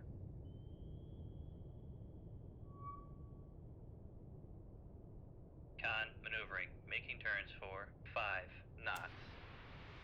Con sonar regained contact on. Sierra 1, 0, bearing. Come right to 0, 0, 0. Helm I. I don't. Oh, he's got type 81 torps. All right, fair enough.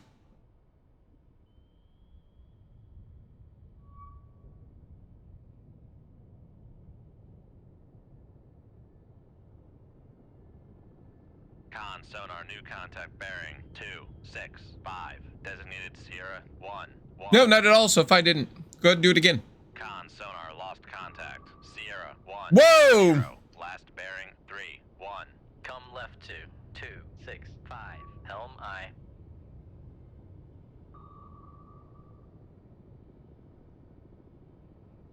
Con sonar new contact bearing 266. Designated Sierra 1, 3. Con sonar regained contact on. Sierra 1, 0, bearing 3, 1, 7.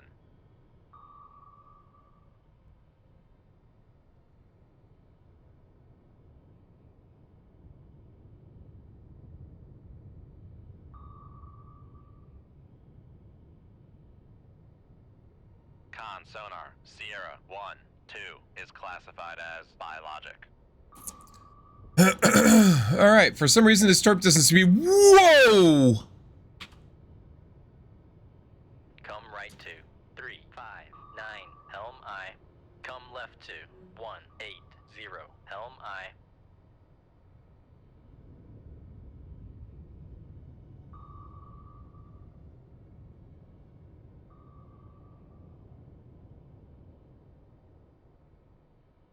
Con sonar regained contact on. All right, it doesn't see me for some reason. Bearing 266.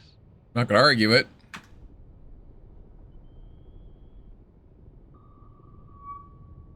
Pulling the array just in case.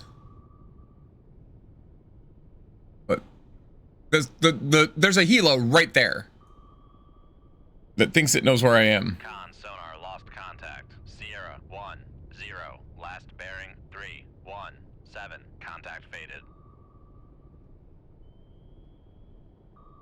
Shoot 2-2. Aye, sir.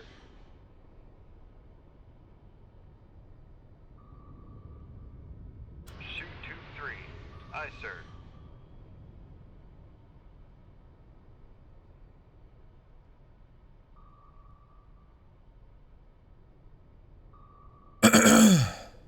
I'm just wondering if I'm too deep for them to even see me. This Jiang Hu's gonna have a bad day if he keeps coming right at me like this.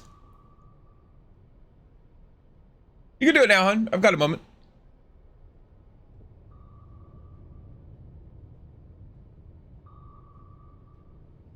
Oh, it ruptures. That's really cool. Con sonar Sierra 1, 3 Looks cool. is classified as merchant.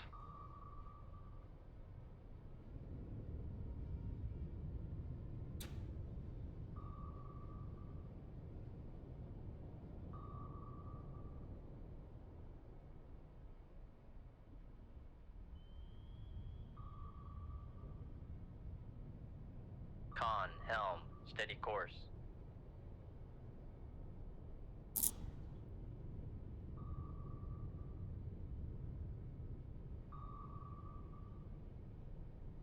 This Jiang Hu is just about to notice that things are not going to go well for him. The Yukon is a landing ship. Jiangwei is a frigate. Looks like an anti-me frigate, actually. About to Changsha. Another landing ship. Con, sonar, torpedo in the water, torpedo in the water, bearing. Are you serious right now? 9. Shoot tube 8. Aye, sir. Make turns for 1-5 knots. Maneuvering eye. Con, I don't know what this sonar, shit's all lost about, contact. but Sierra 1-3, last bearing 2-6-5. Con maneuvering, making turns for 1-5 knots.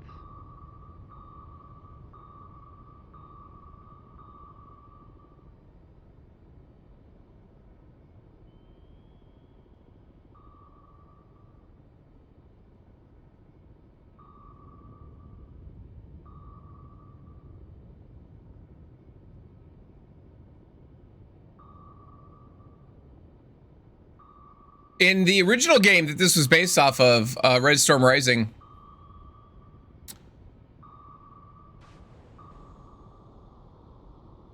you could actually get to periscope depth and shoot a stinger. Noisemaker bearing 3-1. All right, I'll head flank. This guy's not gonna. He's not gonna leave me alone. Turns for 3-5 knots.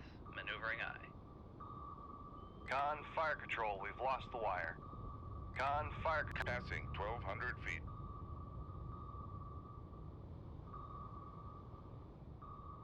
Passing 1,100 feet. Con, knuckle formed. Passing 1,000 feet.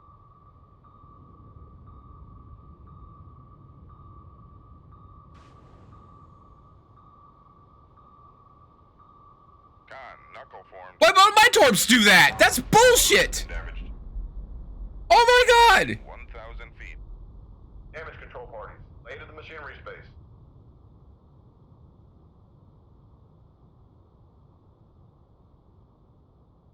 Passing 1,000 feet.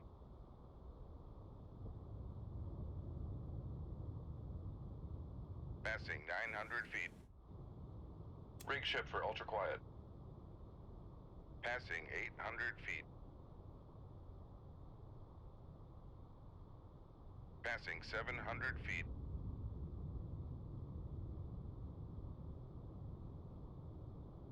All right. 100 feet. Make depth 4, 9 feet. Dive high. Yeah, that was crap.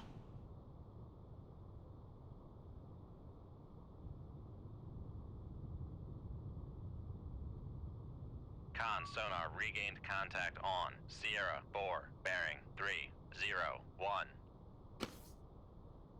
Con, sonar, regained contact on. Master 8, bearing 3. Sounds good, Matthew.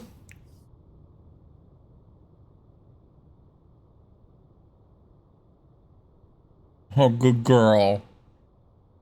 Oh, it's a good girl. Turns for 5 Yeah. knots.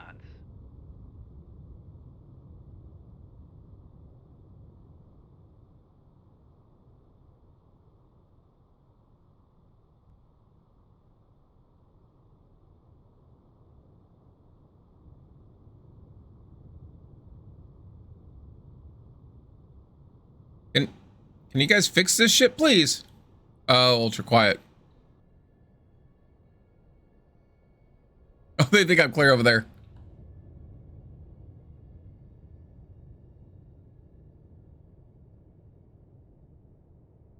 Con, sonar, regained contact on. Master 3, bearing 3-1-1. Con, torpedo room 2. Con, sonar, regained contact on. Sierra 1-2, bearing 3-0-8. Con, sonar, regained contact on. Sierra 5, bearing 3-1-2.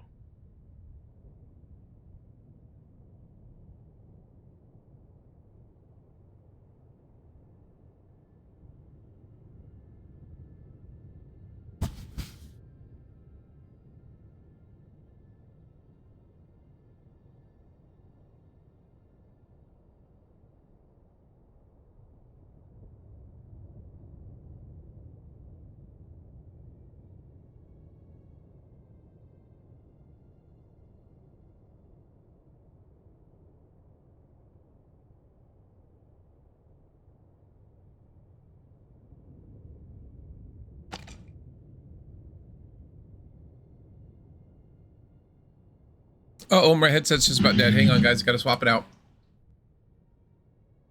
Con, torpedo room, tube 1 ready. I'm really bitter about that thing seeing me. That was kind of crap, guys. I'm being honest.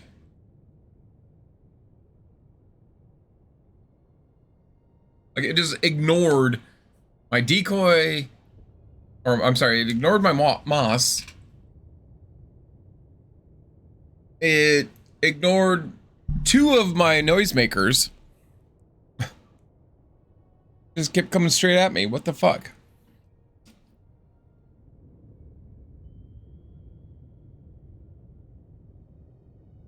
Con sonar regained contact on. Master 1, bearing 2. On. Our rudder has been repaired.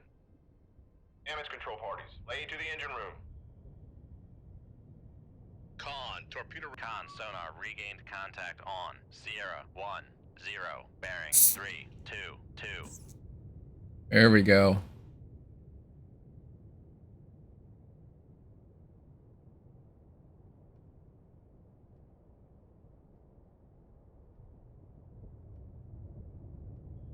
Raise the radar mast.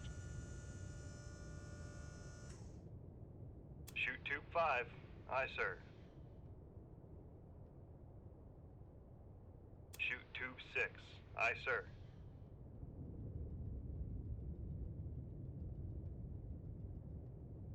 Shoot tube 7. Aye, sir. Lower the radar. All head flank. Make turn Dive. 4, 3. Con sonar, we are cavitating.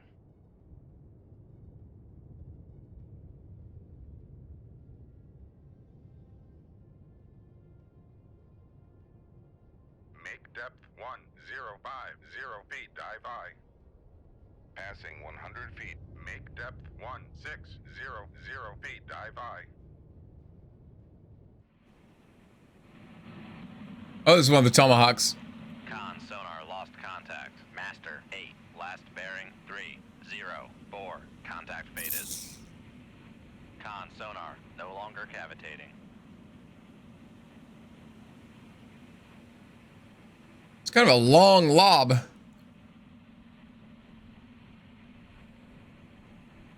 Uh-oh.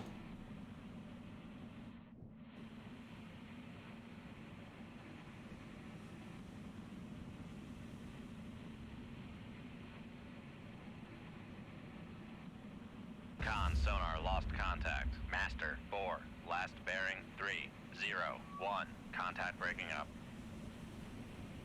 Oh, here we go. Here we go. Here we go. Con, torpedo. Oh, he doesn't have any. Sonar lost contact. Master 1, 0. Last bearing 3, 2, 6. Contact breaking up.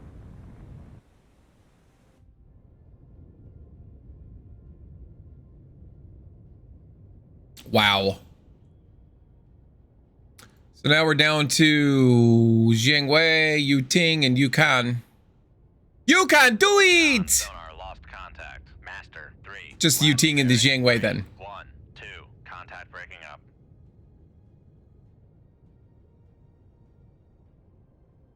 Rig ship for ultra quiet.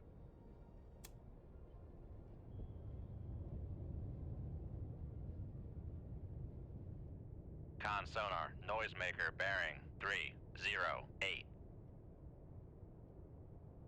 That Yuting? 1600 feet, dive high. Oh, he just fired something.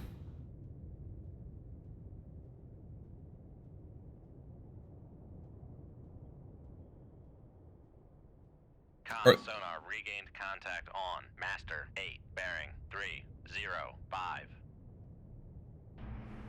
Con sonar regained contact on. Sierra 1, 2, bearing 3, 1, 4. Con sonar regained contact on. Sierra 5, bearing 3, 2. Yuting's going down. Sir, you appear to have a hole.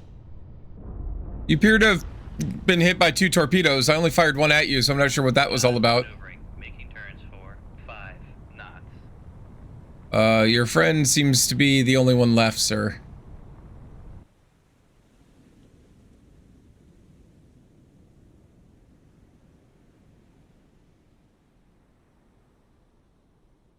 Shoot tube 1. Aye, sir. right 2, 0, 1, 0, helm I. Con, torpedo room, tube 7 ready.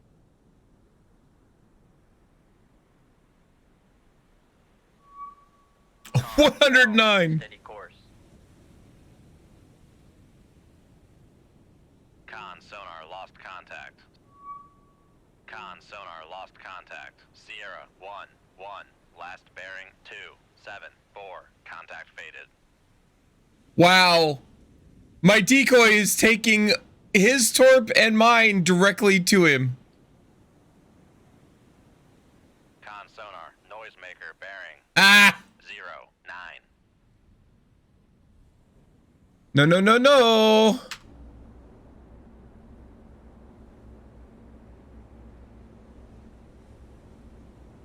No, no, no, no, no.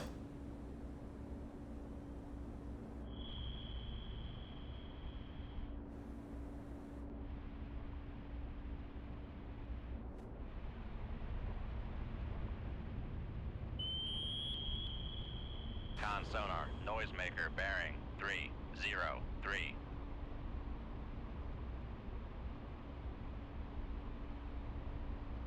Con sonar lost contact. Master 1. Last bearing 3, 0, 3. Contact breaking up. And that. Oh, we're flooding. Okay. Make depth 4, 9 feet, dive by. Make turns for 1, 5 knots. Maneuvering I.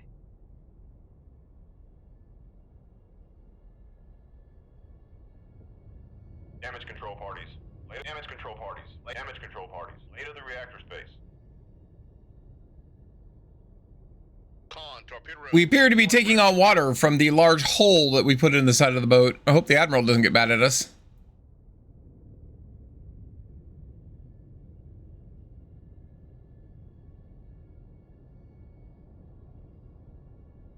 Con sonar, we are cavitating. Woo! That's a lot of tonnage, guys. Wait for their orders. Everything on fire and explodificated. Taiwan was defended. A massive coordinated Chinese sea-based landing has been repelled. A Department of Defense spokesman said that a combination of hard fighting by defending troops and prior significant weakening of the invasion force by U.S. naval unit, it was just me, and I sank all of them, contributed to averting disaster and defeat. According to analysts, the ability of the U.S. to contain the enemy and prevent the opening of new fronts will be a major factor in the outcome of the war. Only by keeping the front line focused on a few territories will the Western allies have any hope of success. Wolfpack of enemy attacks. I have a hole. Can I... Operating in and around Tsushima Strait between Japan and the Korean... We just took care of them. They came back? All right, let's do one more. Matthew's still getting ready, it sounds like. So we will load these with torpedoes.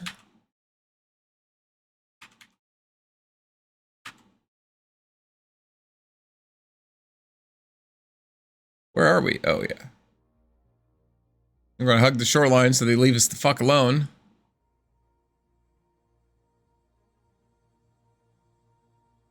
There they are.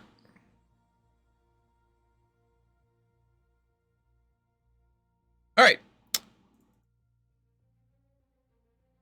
All hands man battle stations. Rig ship for ultra quiet.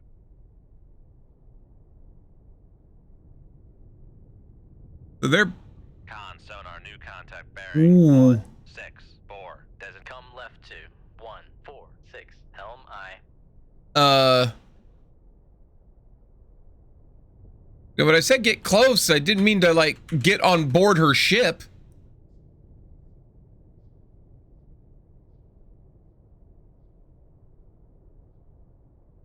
This is a merchant or a trawler. Con sonar. Okay. Sierra 1 is classified Not our target. as merchant. Our target's like... Yeah, like over this way. Come right 2, 0, 9, 0. Helm I. Get the array out. Con sonar new contact bearing Bingo! 6, 8. Designated Sierra Nope, also a trawler. Sierra 2 is classified as merchant. Right. Sierra 3. Ah, you're different.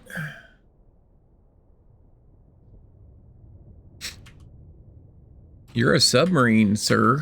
Did you know that? Sonar lost contact. Really? 3, last bearing 099. Contact faded.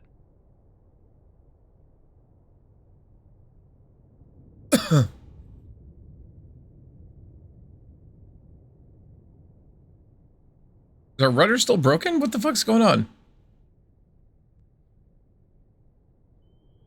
Con sonar new contact bearing 102. Designated Sierra 4. Con sonar Sierra 4 is classified as submerged submarine. Oh yeah, that's a song. Must have been counter detected.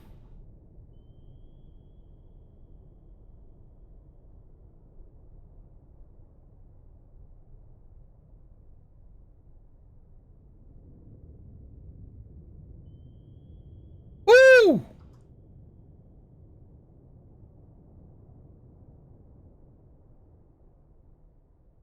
Con sonar lost contact. Sierra 4 last. Come right to 124 Helm I.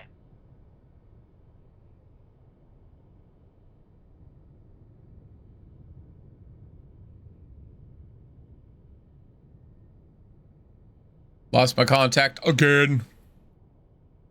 Tiffy, how you doing, hon?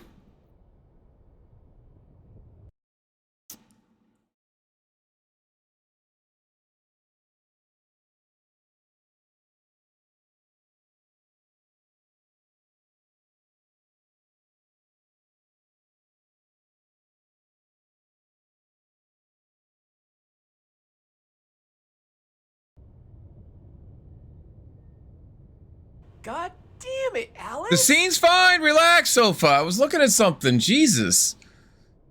Matthew's checking in. Checking into what? You can do it! Yeah! I love that part.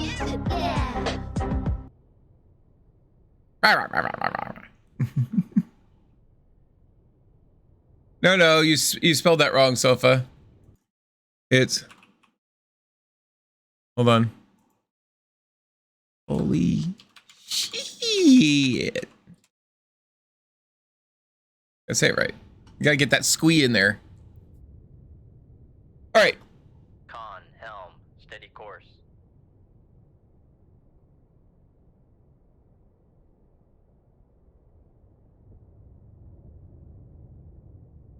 Mic check's going on. All right, sounds good. Oh. Looks like he is just about ready. Holy shit. You gotta get it right. Con sonar regained contact on Sierra 4 bearing 099. Whoa, did we miss? Con sonar lost contact. Sierra 4 last bearing 0. Ready when I am. All right, sounds good, sir. Let me go ahead and finish sinking these evil Chinese people. 2 to 3 questions left. Awesome. So like 9 or 10 more of these and we'll be done. Sonar regained contact on Sierra Sounds 4 about right. bearing 0. Oh, hey, there you are. Thank you very much, Sofa. So, Sofa, did you want to moderate for us? Like, you know, make sure we don't go screaming at each other and throwing chairs, and maybe that's what everybody wants. Listen, I'll throw pillows. We'll have a pillow fight. That'd be awesome. Feather pillows, I hope. So we just fill the room with pillows, because that apparently is what, apparently, according to everybody, on like in media, where whether it's television or movies or whatever, a pillow is really just a very thin balloon, just ready to explode with pillows. Like the moment, like, you know, anybody picks up a pillow and hits somebody with it, just poof, and there's feathers everywhere. Yep. Which makes you wonder how you get through a whole night's sleep. Out of nowhere with the pillow filled with kinetic sand. Yeah, that's exactly right. Yep, exactly. It does make you wonder though how you get like any sleep. Like the moment you put your head on the pillow, poof, and there'd be pillows or Feathers everywhere. That would be funny if it did pillows. Pillows exploded into pillows. Pillowception. Pillowception. So, hi, Torpedo. Can you like go towards like it's right there. It's right there. It's right there. It's right. Oh my God. These torpedoes, like I don't want to sink him back, guy. I'm just here to give pamphlets on torpedo safety. You make me blow them up. Each tiny pillow has a single feather in it. Hey, Carbon, how you doing? Carbon's from your channel, right? I saw him on your channel last night. Oh, yeah. I thought Carbon's always in our channel. First there, last to leave. Oh no! He just purposely not hit the door. No, get the fucking ass over here. It's your home. Don't you want to go to your home? No. He really does not want to hit this fucker. Oh my God. I fucking hate this torpedo so much right now. What's funny is this is in real life. This is probably the second best torpedo that's out there in the wild. I would definitely say it's inferior to the Spearfish, but which is a British make. The British thing is I think it has about the same size warhead, but it is much faster, and I think it has more fuel. It's also a fair size bigger. See, it's like they home in on the noisemaker instead. Yeah, hit him now, please. Thank you. Oh, I thought it was going to do it again. I was going to get so mad. All right. There's actually another guy out here. So because I'd much rather talk to you than do this. So, but I don't want to lose either. So here's what we're going to do. I'm going to do something that I would never do in real life. And that is, I'm going to head over here. Now, I know he was over here. Well, he was probably over here somewhere earlier, right? So what I'm going to do is I'm going to go, hi, I'm right here. Everybody come shoot me, please. And I'll wait for him to shoot me.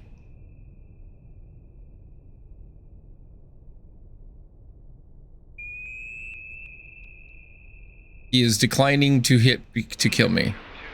Oh, wait, there it was. Did you see that? Come on, ping me again. One ping only, actually. Or 9 or 10 pings. Be fine. Come on. Wow. Con sonar lost contact. I'm going to deploy my toy array too. Come left 2. How noisy is it? Oh, it's 100 decibels out here. There's like 80 whales out here mating right now, and they're just all like having all of the sex, loud bondage sex, and that's why it's like so bad right now. Whale bondage sex. Oh, there he is. Did you see it? He pinged me. Con sonar regained. Bingo! Sierra 3, bearing 095. Oh, you're not a song.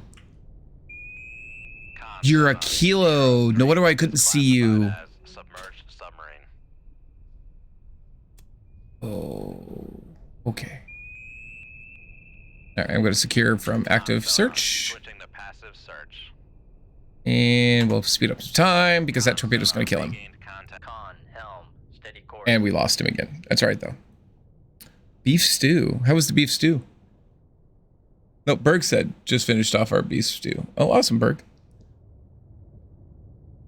Why do you feel like poop, Vin? Oh, we're going to have to set this to active. We've basically got to scare the guy into making a mistake.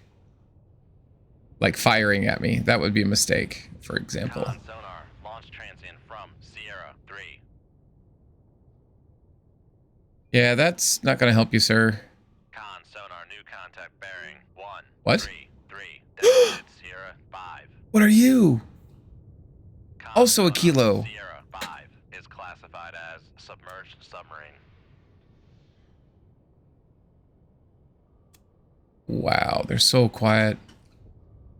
So during the Cold War, these were the most advanced diesel electric subs in the world. Noisemaker bearing 098. No joke. They were very quiet.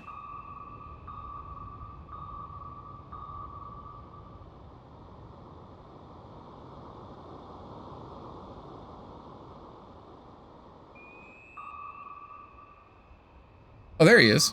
All right. And they have this really unique inverted tail structure. Okay, yeah, see about that. We're just gonna turn into you and kill you. There we go.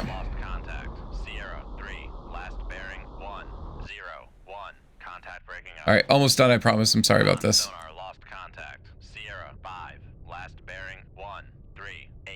Oh, this is not, oh, this is, ooh, Come right to 01 Helm I.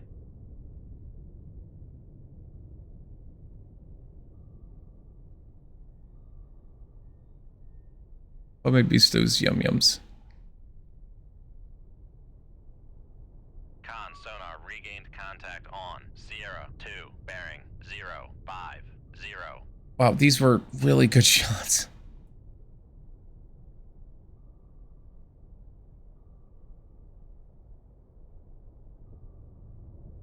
Ooh, Tiffy, I bet you give lots of squishy hugs. That's awesome. Con, torpedo room, tube 2 ready. Con, helm, steady course. Oh, that can't be good. That's, yeah, that's not gonna happen. Go away. Tube 8. Aye, sir. They're gonna throw a Moss out there and just have the Moss take care of this. And drag all the torpedoes away. Gives firm hugs. Orc does give firm hugs, but not in a bad way.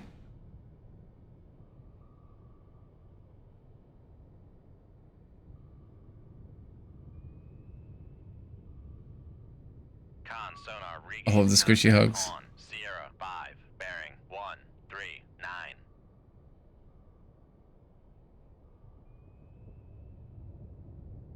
I have to kind of stay on the course I'm on, but I think this is going to be bad.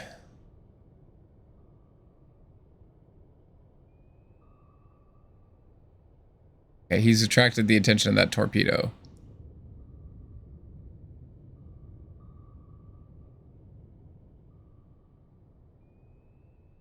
Oof. What's our depth at? 150? I hate to do this, but we need to get down deep.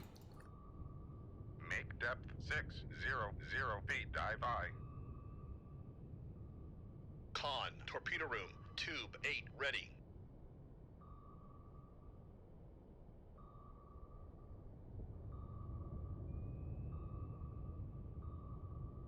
Now it's going to see me right after it does this. Or is it? Oh, I got so lucky. Chad, I got so lucky.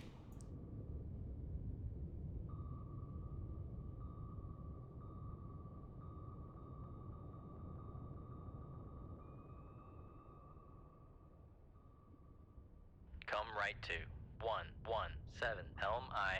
All right, one more thing to sink. Come on. Con, helm, steady course. Con, dive at 600 feet. Dive high. Oh, he just counterfired. Look at that. Fire control. Weapon acquired. Come left to 093 Helm I. Con sonar noisemaker. Got him. Helm, steady course. All right, he's dead. Matthew, you about ready? Yeah. Yeah. All right, cool. Con, torpedo room, tube 1 ready. I don't know why, but you remind me, just in general, of the guy. He's actually the guy who showed me this game existed on Twitch. Oh shoot. And my toad ray is trashed because that was dumb. All right, well, might as well get out of the way now. Anyway, he used to be known as Jive Turkey. He's now Sub Brief. But he's one of the few people I was watching on Twitch that actually convinced me to, he didn't actively convince me, but just watching him on Twitch convinced me that I wanted to do the same thing. He's actually a Twitch partner now and doing quite well for himself playing this game. But I don't know why, but you kind of sound like him a little bit, but not in a bad way. In a good way. Excellent.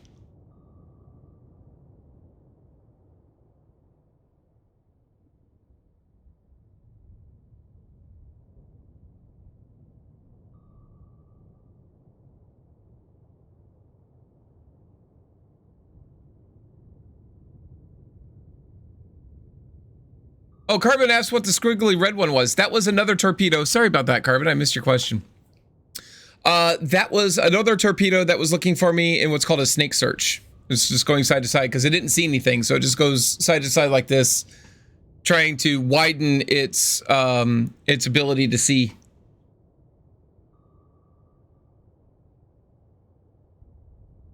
Oh, weapons are still nearby. Rig ship for ultra quiet. Come on.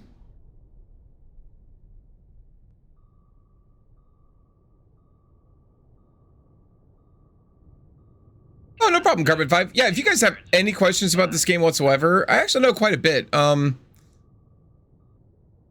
It's actually really interesting. When I was a kid, I wanted to go into the Navy and go to nuke school and be able to maintain these things. Oh, I never did see the third kilo. Wow. Should be enough to take. Yeah, I was gonna say it does break up the wolf pack. And the orders better be go home. Subkillers incidents involving attacks on convoys by hostile submarines in and around the Sea of Japan have rapidly diminished. Again, because we literally just did this 2 missions ago. Oh, we have to go to get a SEAL team. Perfect. Let's go home. Anyway. Continue on course, and we will save here. Save here, all right.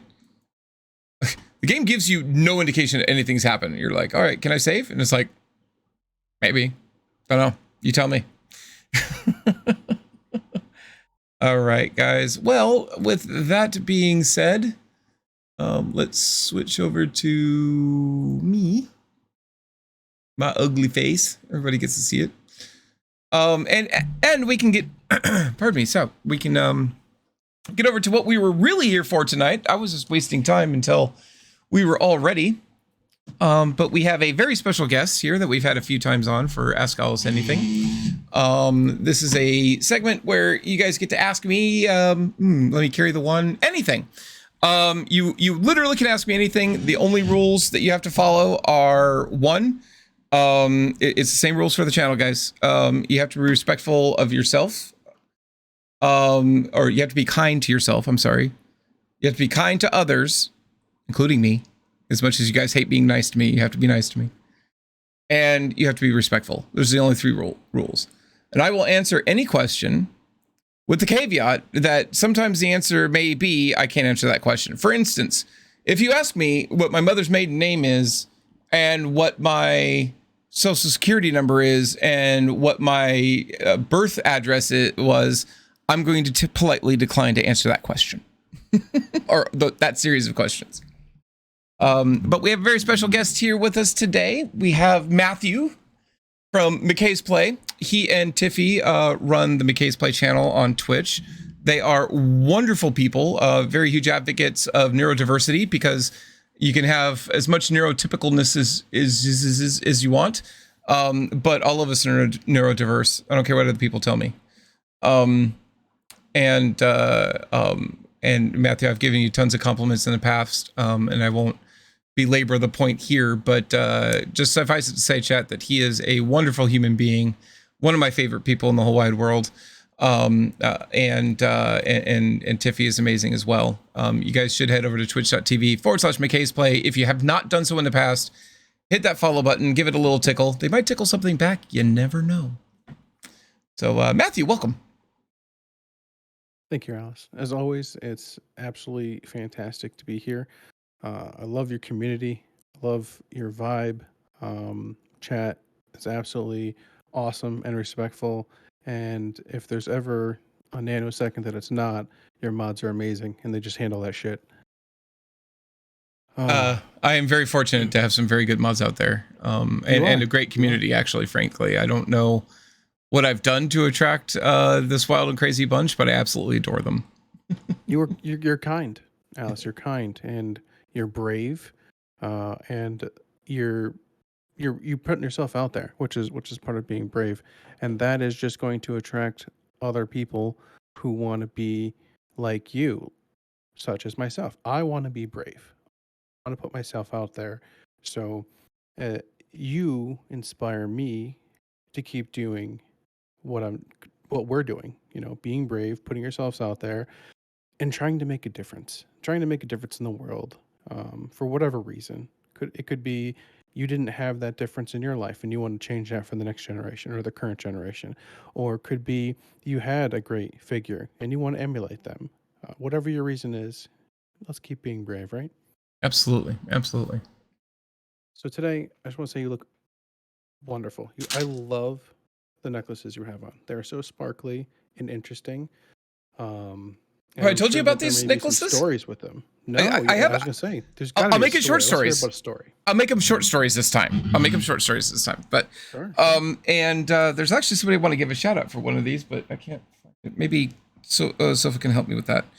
But I have three necklaces, so I'm going to take them all off and then put them all back on. Okay, I'm going to throw them on the floor. That was not intentional. All right, let's try this again. So one of these I've always had, and then the other two are new from Gen Con this year. So I'll do the one that I've always had first. And yep, that's the one I've always had. All right, and then here's the third one. All right, guys. So for those who don't know, gaming conventions are a great place to go and spend tons of money, just way too much money on stuff.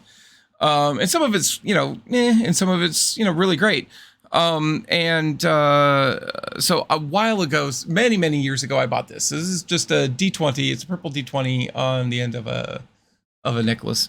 And I've always had at least one memento for the last, 15 years or so from Gen Con on my neck at any given moment.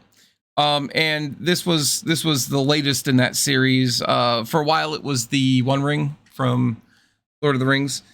But the idea was it is to lurking while you drive home. All right, sounds good. Thanks, Rose. Be safe driving home, hon. So this is it's really easy for me and probably for many of people out there to get lost in why we work. The reason why you should work, in my opinion, of course, is because you have a lot of interests. And you want to support those interests. You want to play video games. You want to go online. You want to give stuff to your significant other. You want to eat, but that's why we work. We don't work because we have to live, right? Or we don't live to work. We work because we have to live. That's what I'm trying to say. And this reminds me of that because I get lost in that a lot. So this is what this is. It just represents my gaming nature and reminds me. It's just a trinket, you know what I mean? That reminds me of stuff. This other one is, I'm going to hit the mic, hope that's okay. So this is, it's probably a little hard to see, but this is a heart. And then on each side of the heart is a series of chainmail links that are alternating light blue, silver, and pink, which happen to be the colors, well, white is not silver, but happen to be the colors of the trans pride flag. So the significance of this should be fairly obvious, but for those that are not, I'm trans, and this reminds me of that. So it's just kind of a nice memento that Sophia helped me get this year at Gen Con. And the other one I can't go into too much detail on, but what I can say is that it's really pretty. These two came from the same booth, by the way. That's why I wanted to give a shout out to them. But I can't find their contact information, but we will find it and I will get it posted. But this is another set of chainmail links with a gem inside. Okay, turn. There we go. I can't see the gem too well, but it's just really pretty. It also feels really good. It's linked right here. There it is. Yep. MeloriaMail.com. There you go. There was a couple of women running the booth at Gen Con, and they were just absolutely wonderful people, super friendly, and did some custom work for me right there on the con floor. But anyway, I can't go into too much detail about this one, but this one reminds me of love, and which is very important in your life, in everybody's life, and Matthew, you and Tiffy both are actually even better or much better at than I am as far as making sure that everybody that comes to your channel feels loved. And that's really important. So that's the three. It's relatively a short story. Do they make their own links? don't know if they make their own links. They might, Pretty Beard. I got the impression that they did. I know they do all of their own work with them, but I know what you mean by making your own links. I don't know. I think they do. Or at the very least, they are able to do the electrolysis that colors them. So for those who don't know, these are aluminum. When you subject aluminum to different voltages in water, aluminum will take on a different hue. That's why you can get chainmail with all kinds of different colors now. And so each of these colors represent different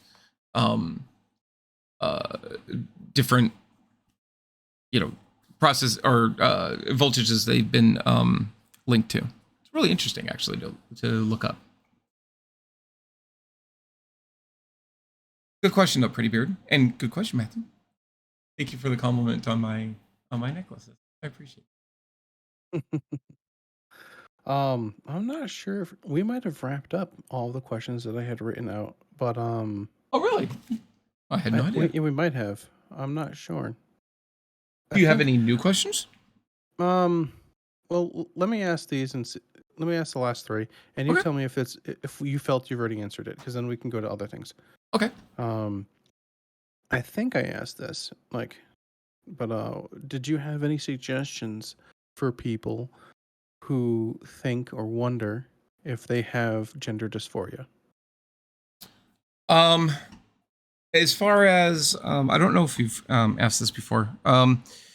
So your question, are you asking, hey, I think I need some resources to help me determine if I am? Or do you mean, hey, I am, or I'm pretty sure I am, and it's driving me insane and I need someone to talk to? Maybe the first one. Okay. So if there's an individual out there who's unsure or doesn't know where to start, right? Yeah, this is a really good question, because I came into it really late in my life, and also I was wrong about it for so long, not understanding what it really was like. So for me, I can tell you that it was well, I had one really big one really big disadvantage for me was the fact the internet did not exist when I was a kid. So I wasn't able to go to a place and research and figure out what it is. I think you and I both have mentioned this independently and even together, talking with each other. But when you could put a name to something that you're feeling, that helps so much, because it gives you understanding. And understanding is not a cure, but understanding allows you to develop a set of tools to help cope with what it is that you're dealing with. So the thing that you're describing, I believe, is that initial state of stuff's wrong. I don't know what it is that's wrong. I just know that I'm different from everybody else, and not in a good way. And I'm describing that as a feeling. I'm not describing that as, hey, if you're trans, you're different and that's bad. It's not what I'm saying at all. But when you don't know what's going on, and you're feeling this way, that's what it feels like. I went through a lot of long periods of time of I'm a terrible person for various reasons, and I still do, but not for trans reasons now, just for other reasons. So I don't know if I have a silver bullet to answer that question. I think that as human beings, I have a feeling that thank you, Sofa. As human beings, I think we have an innate ability to fool ourselves for good or bad. I think in a lot of cases it's good, because it keeps us sane sometimes. But I think it's bad because we don't take time to develop the tools to listen to ourselves. And that's really key, physically and mentally and emotionally. Physically, as simple as, going from hey, I've been drinking and I'm buzzed, to okay, I'm drinking too much and I'm not having a good time anymore. Now I'm throwing up all over the place. Oh, look, I've passed out. Oh, look, now I've blacked out and I've forgotten what happened last night. A lot of that comes from, we don't listen to if we listen to our own bodies, our body's saying, hey, I'm having a good time. And then you push it a little bit and your body's like, not having such a great time anymore. Like there's stuff going on in the stomach. I can't stand up. These are parts, these are things our bodies are trying to tell us. Is like, please, for love of God, stop what you're doing. You're killing us. That's just a silly example. But in this particular example, if you're feeling as an outsider, I don't care if it's because you're gender dysphoric or if you are just expressing depression or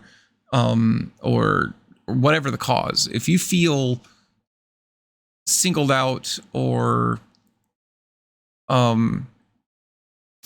apart from everybody, there's a reason you feel that way, and it's important for you to take time to explore that. It's scary and it hurts to explore why we're hurt, but it will help you determine what's going on. And like I said, for me, nothing made sense. I've been in and out of seeing psychiatrists all my life. And everybody had a different opinion on what was wrong with me, right? And that's dangerous because, they start treating something that isn't really true, and your body reacts poorly to it. For example, they diagnosed me as bipolar for a while. So I got medication to, help do that. And it jacked me up. Like it was not a little difference. I was bad. Like I was always in a zombified state, completely dissociated with my own body. It was crazy. Matthew, have you ever it's like a weekend, you've had a really long sleep and you're kind of awake, but you're not really awake at the same time. You're still kind of lucid dreaming type, situation. So that was me at my most awake. So I had a 45-minute drive to and from work. So I'm on the road behind a motor vehicle, pretty much not actually conscious. And they were like, well, it takes a little while to get used to, and, you just need to deal with it. And after a month, you'll adjust to the meds. And I waited a month, and I went into the doctor, and I'm like, I can't. I'm taking myself off this medication, even if you don't, because I'm going to kill myself and/or other people, and that's just. I would rather, if I am bipolar, I would rather be that than murder people by accident. You know what I mean? And so there was a long time of, okay, what's wrong? Oh, it must be this. And then I felt better because it was like, oh, it's this thing. And I could chalk things up to that thing. And I don't use it as an excuse, right? It's like, oh, hey, if you're autistic, if you have ADHD, if you, whatever it is that you are diagnosed with, if you are diagnosed with something, that isn't the excuse to continue to act like a jackwagon.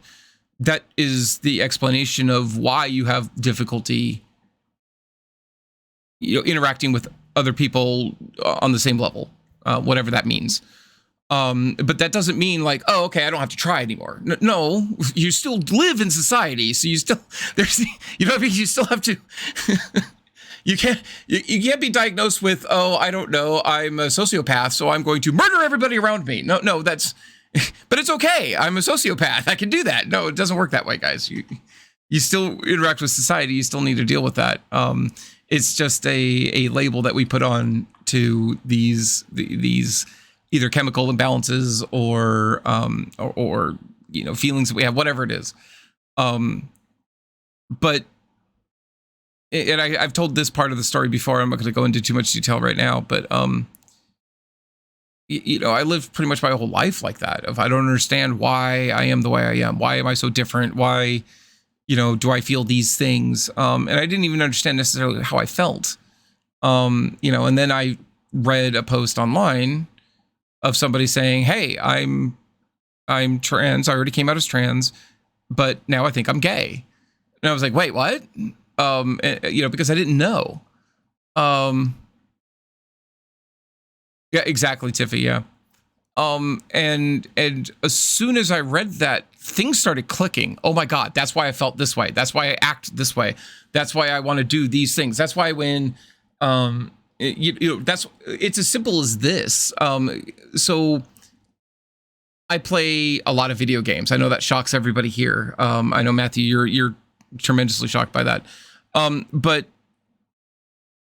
in the early days of RPGs and MMORPGs and things like that, I would always play a female character, because I enjoyed role playing that way, and acting that way. I know that's completely out of the blue.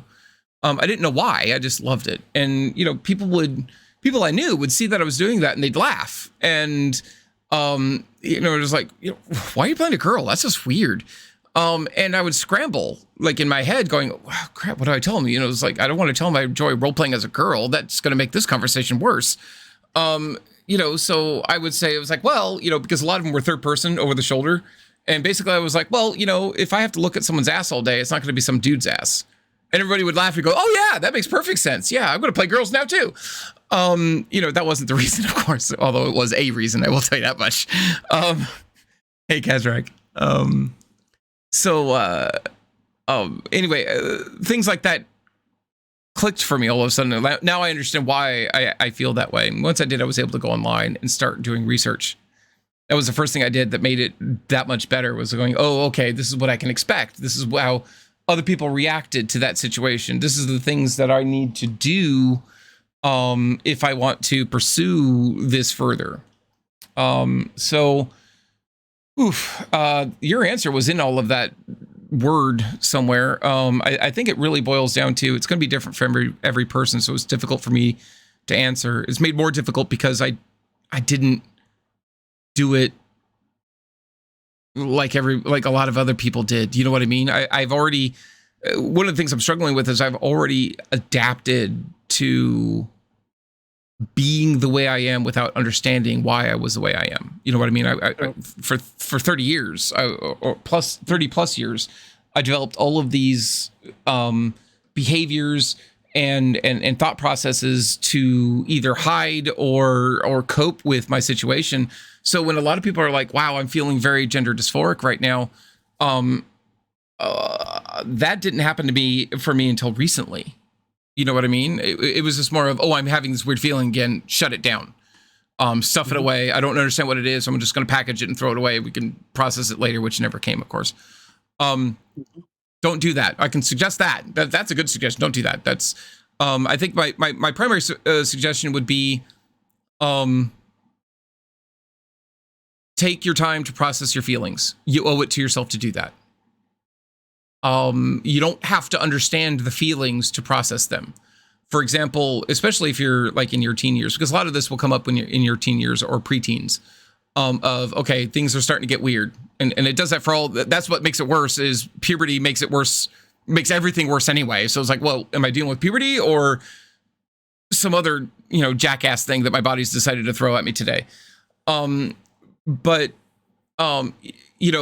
you feel like, hey, I'm going to go break down and cry, the next thought in your head should not be, but boys don't cry, or I don't want to be a sissy, or I don't want to cause a scene.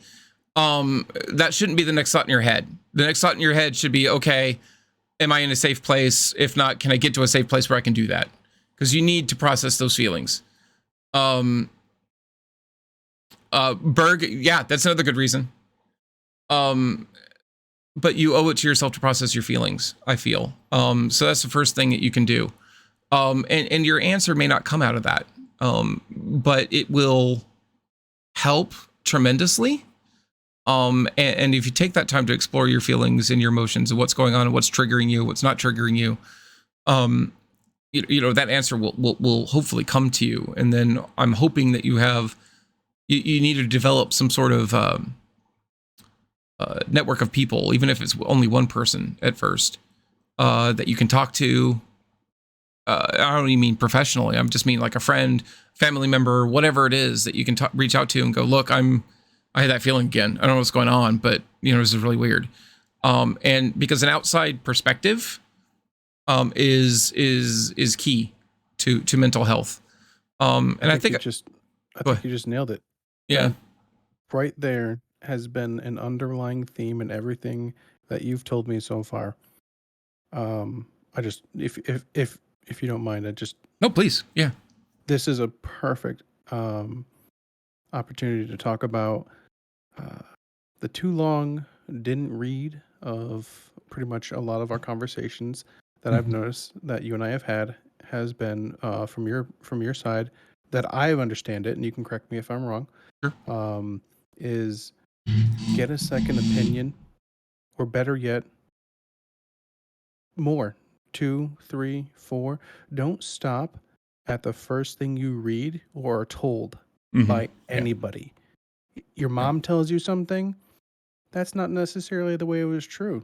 In Alice's case, their mom told them, to their understanding, what transgendered meant. And for Alice, that wasn't an accurate enough explanation that she found out later on that, whoa, you mean there's another side I didn't know about? So their second opinion, that other article on Reddit that they read, or whatever forum, I think it was Reddit, on how you can also combine this with other things. The same thing with what you read online, or the doctor saying, hey, you're bipolar. Well, the second opinion, no, you may not be bipolar. You may be something else. Getting a second opinion, and it doesn't have to be professional, like you were just saying. That has been an underlying theme in what you've been talking about. Because earlier, I thought you expressed that you were struggling to find a theme or an answer. But to me, get more than one view has been the simple answer that you've been expounding upon.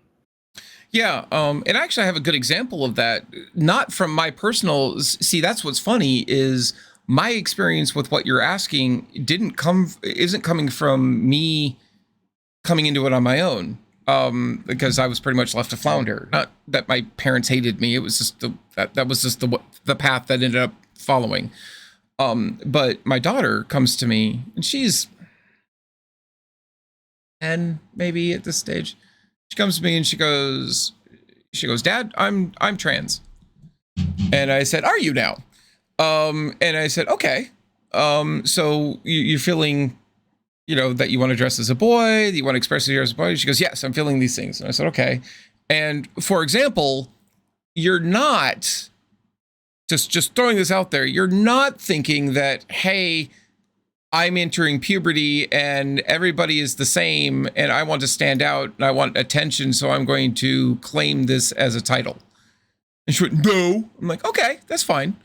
Fair enough. If you need any help, let me know. We can talk. But the reason why I kind of led the conversation that way was because, one, I didn't want to dictate it to her, but I did want to plant in her head that she wasn't, unless she was doing something secretly, which was perfectly possible, she wasn't exhibiting any signs of dysphoria, if that makes sense. It was more of, she came home all bubbly one day going, hey, I'm this thing.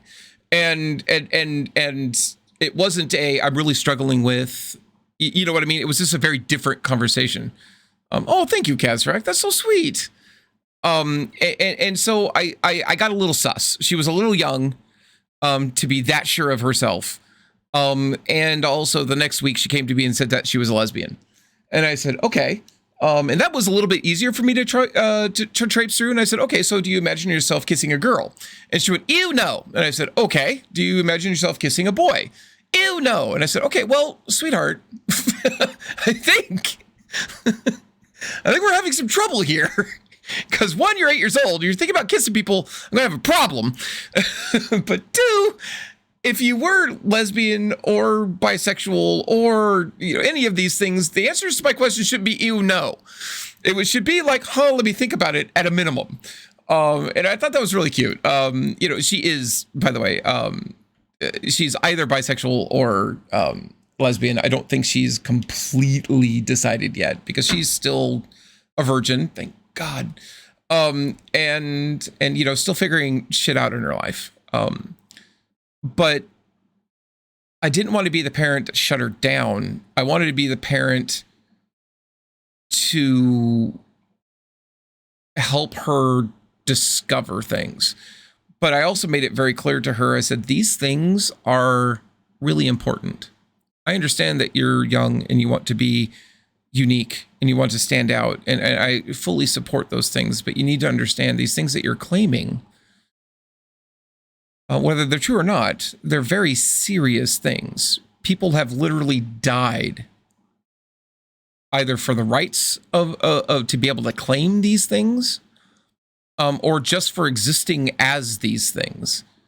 And that comes with a gravity to it in my mind. So what I wanted to stress to her was these aren't badges that you're collecting in life to show off, to go, look, I'm special because I have this badge. That's not what it's about at all. Because again, people have had to fight for the right to exist. They still are fighting for the right to exist in places. And it's not something to be taken lightly. It's really not. Yes, it makes you feel good when you identify with something and you're like, I have found my people. That I completely get that. But it's very important to know that these are serious. And she's an adult now. She gets this, but that's what I was trying to guide her at when she was, 10 years old, telling me this is my sexual identity. And I'm like, you're 10 years old. You don't have a sexual identity. And if you do, then we have a different conversation to have.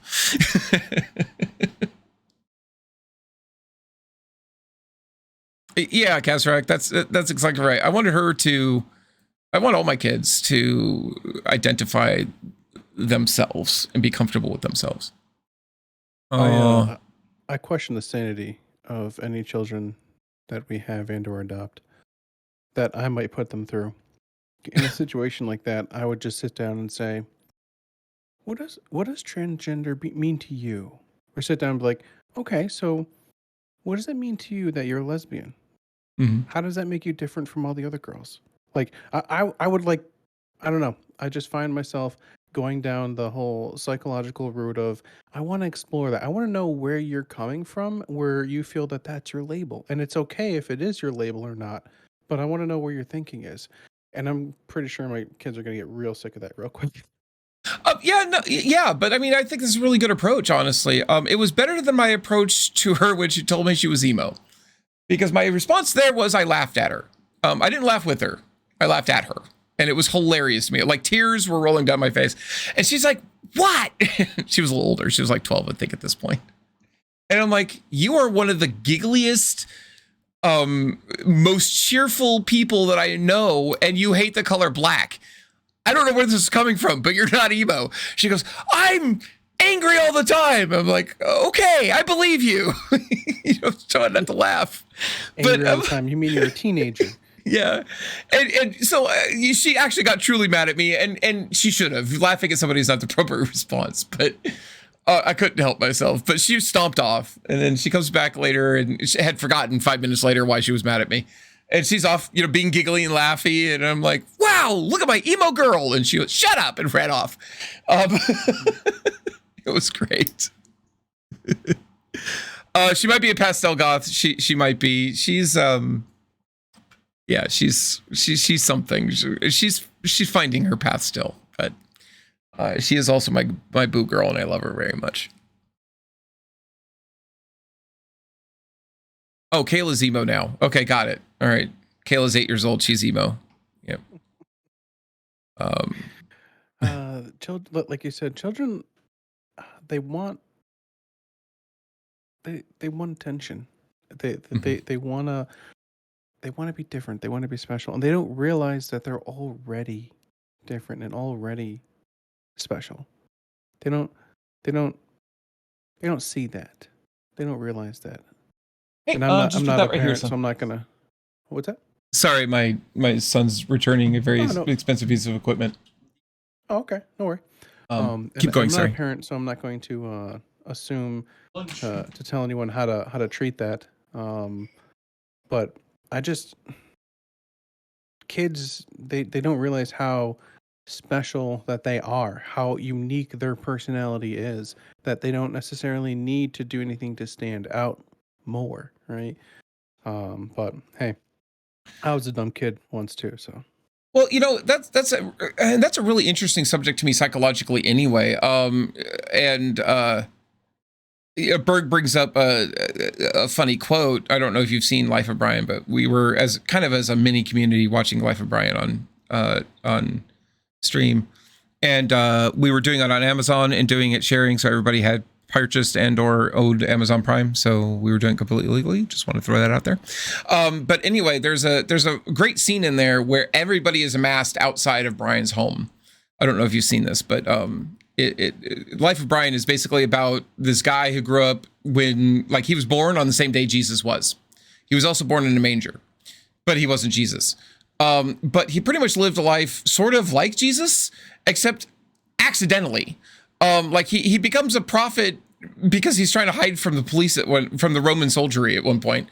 And he wasn't a prophet at all. He was just running away, and people were misinterpreting everything that was going on. It's hilarious. But after this whole thing, he finally gets away. He goes home. Well, everybody in Bethlehem tracks him down. I think it's Bethlehem. I don't know where it is. But anyway, they track him down where he lives, and he wakes up and he opens the door. And amassed outside his house is the entire town. And he's like, oh my God. And they're all speaking as one to him. Like, they're all, they're like mindless drones. And he's like, no, you're all individuals. And he's like, yes, we are all individuals. And then there's one dude in the back is like, I'm not. And they're like, shh. What's funny about that is, that's a really profound moment if you think about it, because that's exactly how we're taught individuality is supposed to work. It's almost exactly how it's supposed to work. We are taught and raised that each one of us is unique. Everybody is different from everybody else. And that is so important, because that makes you special, and that makes you special, and that makes everybody equally special. Well, I never said equally special personally, but I get what you're saying. But everybody's special. And the problem is when we're dealing with each other socially, the first thing we do is look for the things that make us different or make you different from me. And I categorize you because of that. And if you're different enough from me, then I'm speaking in general terms, not me personally, but if you're different enough from me, then in general, as a society, we treat you poorly. We don't take it as a cause for celebration. We take it as cause for a victimization. You're gay. You like people who are the same sex as you. That's not natural. I don't like you.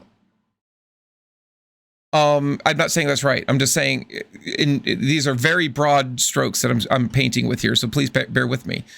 But it's this huge contradiction in terms, because we're verbally told that each of us is different and you should celebrate your differences. But we're peer pressured into being just like everybody else. And when we're different from everybody else, people look at you and they go, why are you like that?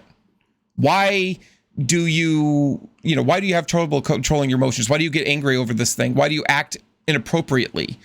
Or at least different than I expect? It's interesting. You look at the Big Bang Theory, and everybody loves Sheldon, right? Because he's so different. But he's making us laugh because he's autistic. He doesn't understand the character, of course. He doesn't understand that you can't talk like that, or you can't react like that. And it makes us laugh. That was my life. That was my life. And people think I'm hilarious because of it. Yeah, but we laugh, but if you take a look at somebody who's autistic, they don't understand. They're not being funny. If you look at it from a certain perspective, somebody could take huge offense to the Big Bang Theory because of that. I don't think that's what it's meant to be, and I'm not trying to get on a soapbox here and preach. But again, going back to the life of Brian, that is a profound moment for me that I think a lot of people gloss over, but that's society. That is society right there. You're all different. Yes, we're all different. And the one dude that speaks up, everybody turns to him and shushes him down. That's what it's like to be different in a society where people don't want you to be different. And I can only talk to you about the way I was growing up and the society that I live in America here. In a relatively affluent neighborhood. I don't have experience in a ghetto. I don't have experience outside of the country. So again, I can't speak for anybody in particular, but this is just, society as I've seen it. And I found that really interesting. Mm-hmm. I very much agree. It's a huge item that we talk about for neurodiversity. What's defined as normal? What's defined as acceptable? Because that's what normal really means. Normal really just means this is what's acceptable. Because it's truly not normal. We already talked about that. You'd be hard pressed to find a truly normal individual that fits all the facets of spiritually, physically, mentally, sexually, it falling within the quote unquote norms. They're the mental range of that alone, and if you are that normal, like you truly are a unicorn, and probably really boring. No offense, but the differences are for me more interesting. Actually, very much so. Most of humanity is drawn to similarity, right? Mm-hmm. They're different, like me. That's a phrase. Yep. And that's another phrase I can give you an epiphany, or as we call it in our channel, an epiphany, where it's you're different like me, like Sheldon. Yeah. The character, not the actor. The character is different, like me, Matthew McKay. I can relate in a positive way that most of my life I've spoken my mind.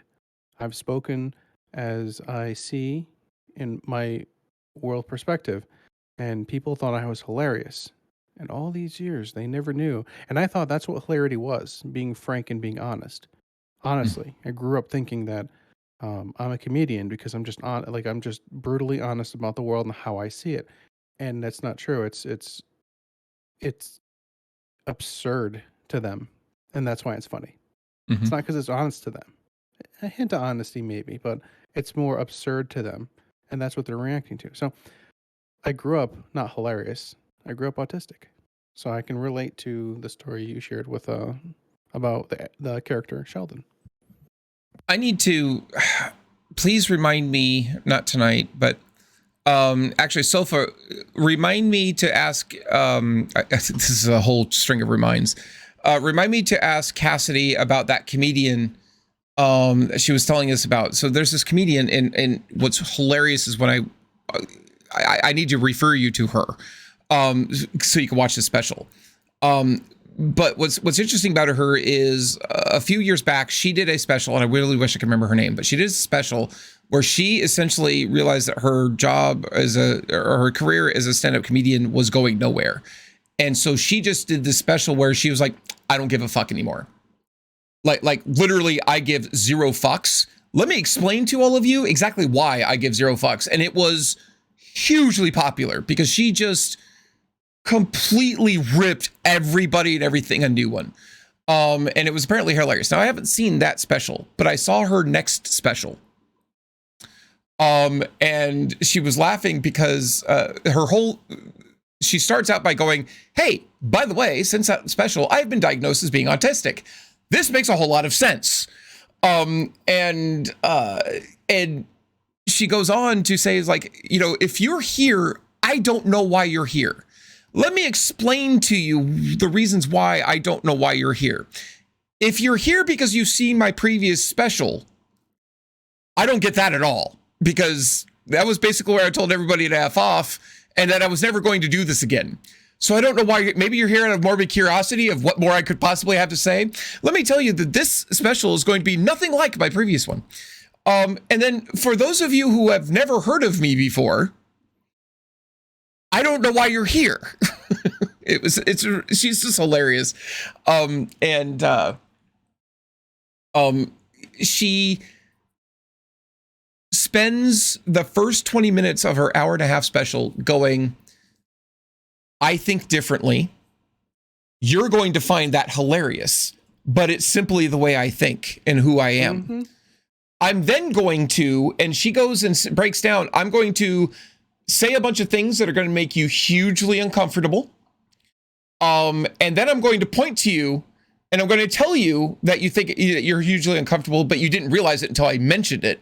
And then you're going to laugh because it's funny. And then I'm going to do that. She just goes in and tells you, she spends the first 20 minutes telling you exactly what you're going to do and when you're going to do it.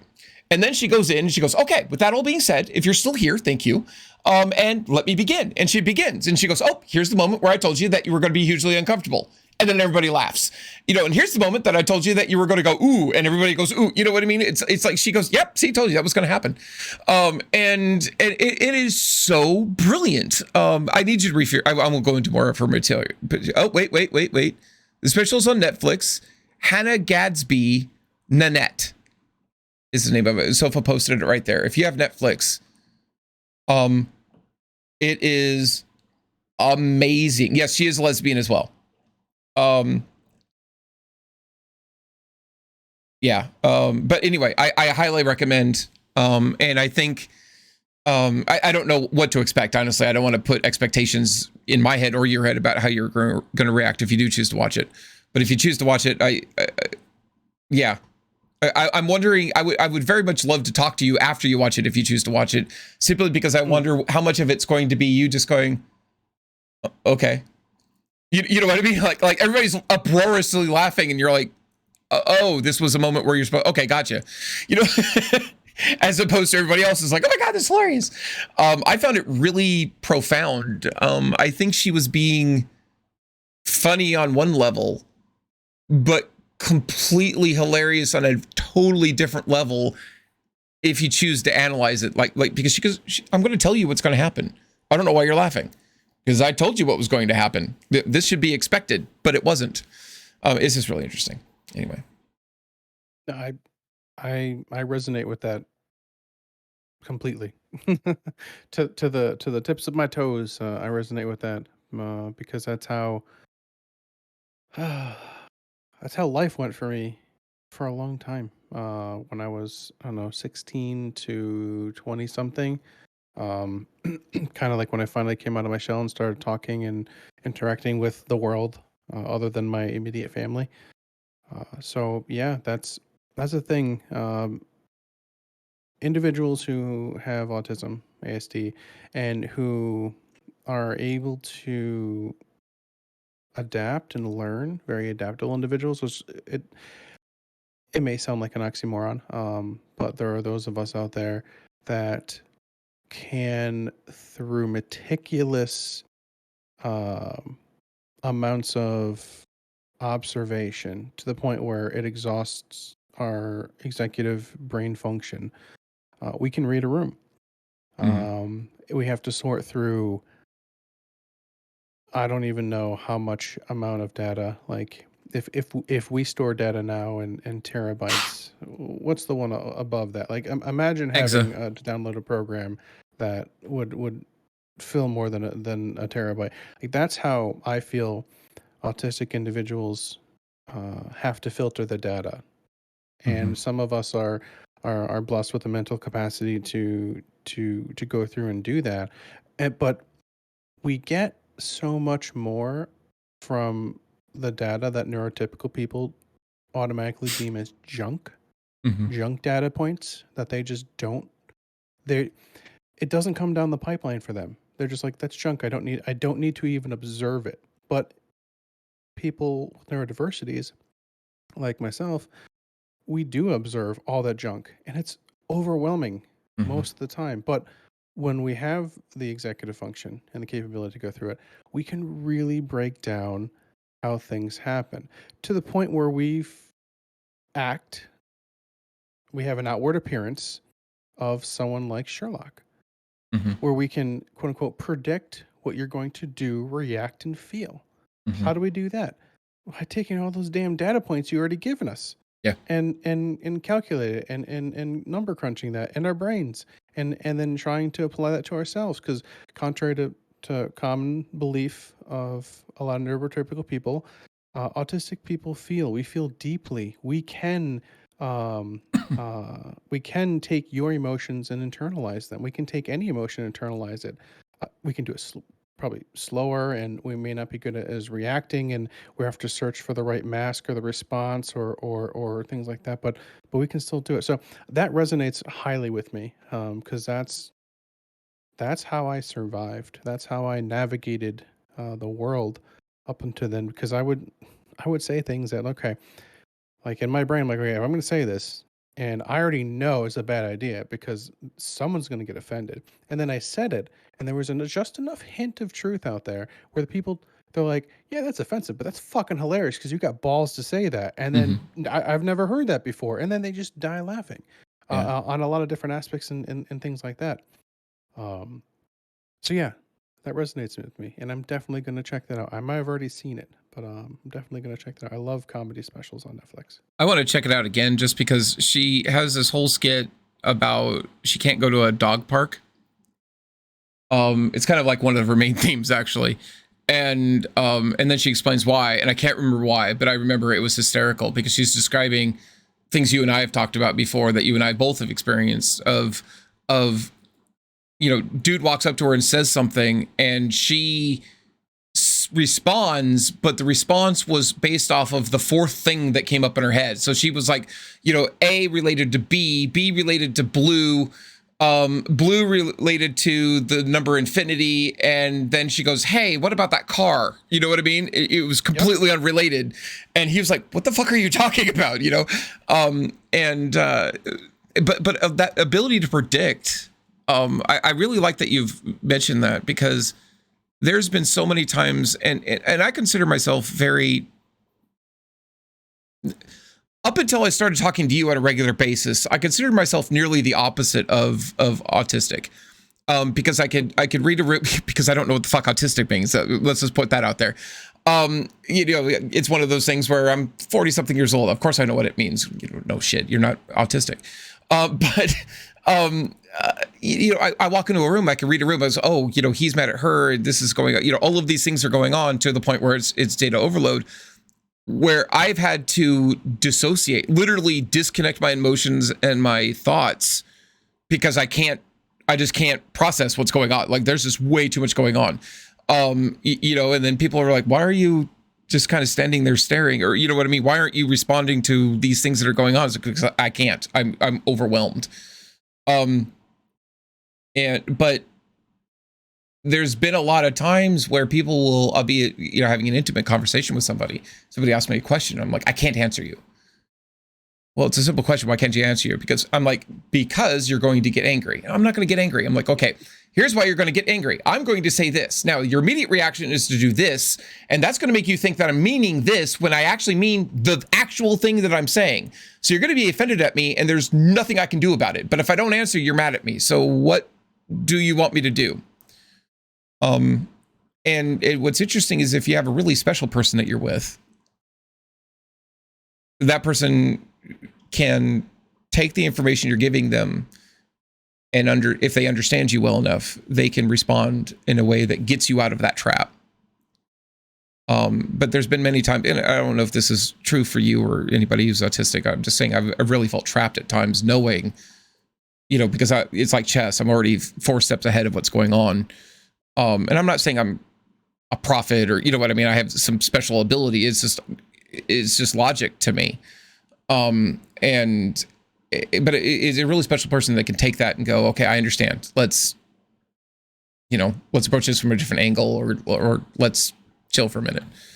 Because though that person cares about the outcome, they care about you. They don't care about the road getting there. It's just like, listen, your intentions are in the right place, and you have a difficulty or a challenge to get that point across, to communicate, and like that's a person that cares about you. Like you said, you have a special someone that cares about you. It doesn't have to be romantic either. It could be platonic, it could be your best friend. Then again, your best friend could be in love with you, but you know, like there's just so many different levels of love. Like, Yeah, very much so. Like the more I learn about individuals, the more I learn about people who are love differently. Like that, we're going to talk about that. Like our whole thing is people who think, love, feel, and identify differently. Those are the four categories that I can categorize. When we're talking about, we're trying to expand it more than just neurodiversity. You know, to include as many people who quote unquote fall into those four categories. And the people who love differently, that's just me. Like I'm learning about polyamorous individuals. I'm learning about people who are asexual and aromantic, and people who are demisexual. Like all these different ways to love not just somebody, but multiple people, and on different levels. Like the ways that you can have a platon there's different levels of platonic relationships, like, and then, and like for example in the Japanese culture, there's you can have like sleeping partners where you literally sleep in the same bed for the process of getting sleep. And that's there's no, like, you might cuddle, but there's no romanticisms past that. Like there's so many things that I'm learning by just doing. It's not simple because it's not easy to do. It's simple to say, it's not simple to do, but learn something about someone who thinks, feels, loves, and identifies differently than you do every single day. If you don't agree with a point, if you don't agree with something, that's a great opportunity to fucking do that. Start asking questions like, hey, why do you think that way? Explain to me your process, how you got to this conclusion or this feeling or what have you. It's a powerful thing that you can have in your life, and it helps me every single day expand myself, my capabilities, my sorry, this is a tangent thought just came into my head, but it happens. This is, welcome to autism. Sure. Something you mentioned earlier triggered something that was kind of a joke, but again, this is autism in me. Autism is my superpower. Sure. So neurotypical people, they filter out, like you walk into a room, right? Let's say you're walking into a gathering or room or a family something, or whatever, a party with your peers, right? And then neurotypical people will focus on the things that they're interested in, and then they'll zoom everything else out. They automatically filter. It doesn't even get registered. It doesn't get picked up. People such as yourself and myself and others like us will go into the room and get bombarded with absolutely everything. The corner out back, the couple that's having a lover's quarrel, and the DJ who's having a hard time with some of his equipment. Oh, also, the guy spiking the punch, and just absolutely everything's going on. And then someone coming up to you and asking you a simple question, and you just like, I can't. And they're like, what do you mean? You like, do you want a drink or not? You're like, I can't, and you need to just accept this. Like it's, and you can go around, and then like if you sit down and you're able to gather yourself, raise your mental executive function even higher than it is before, like go Super Saiyan. And I'm not even joking, being serious. Like basically bring your brain to the next level. You can explain to the person, that couple over there, they're having a fight, he's going to sleep on the couch. Don't drink the punch from that bowl because that just got spiked. We don't even know what's in there. The DJ, he's not going to be able to play the next song. So the next song's not even you're going to hear a dead silence because he's having trouble with it. Like all these things are going to happen, and people are like, holy shit, you're a fucking genius. You're like, no, I'm overloaded. Yeah, exactly. Yeah. So, Alice, I don't know if anyone's told you, but you might be autistic. And that would be okay if you were or weren't. Yeah, so I'm going to sort of segue based on what you just said. Sure, yeah. So,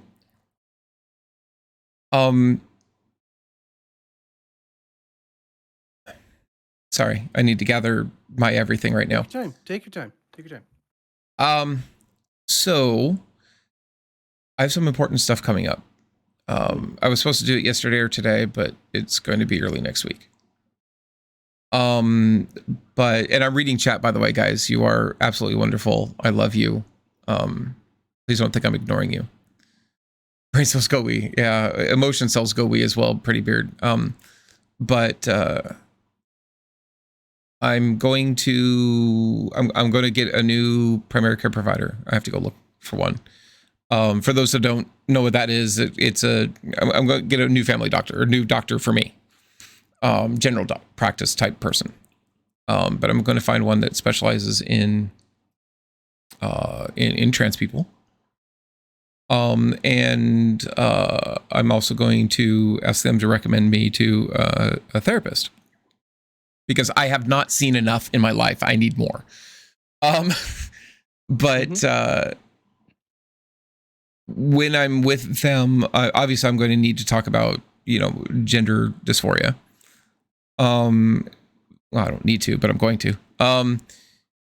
But I'm also going to be talking to them about ADHD, autism.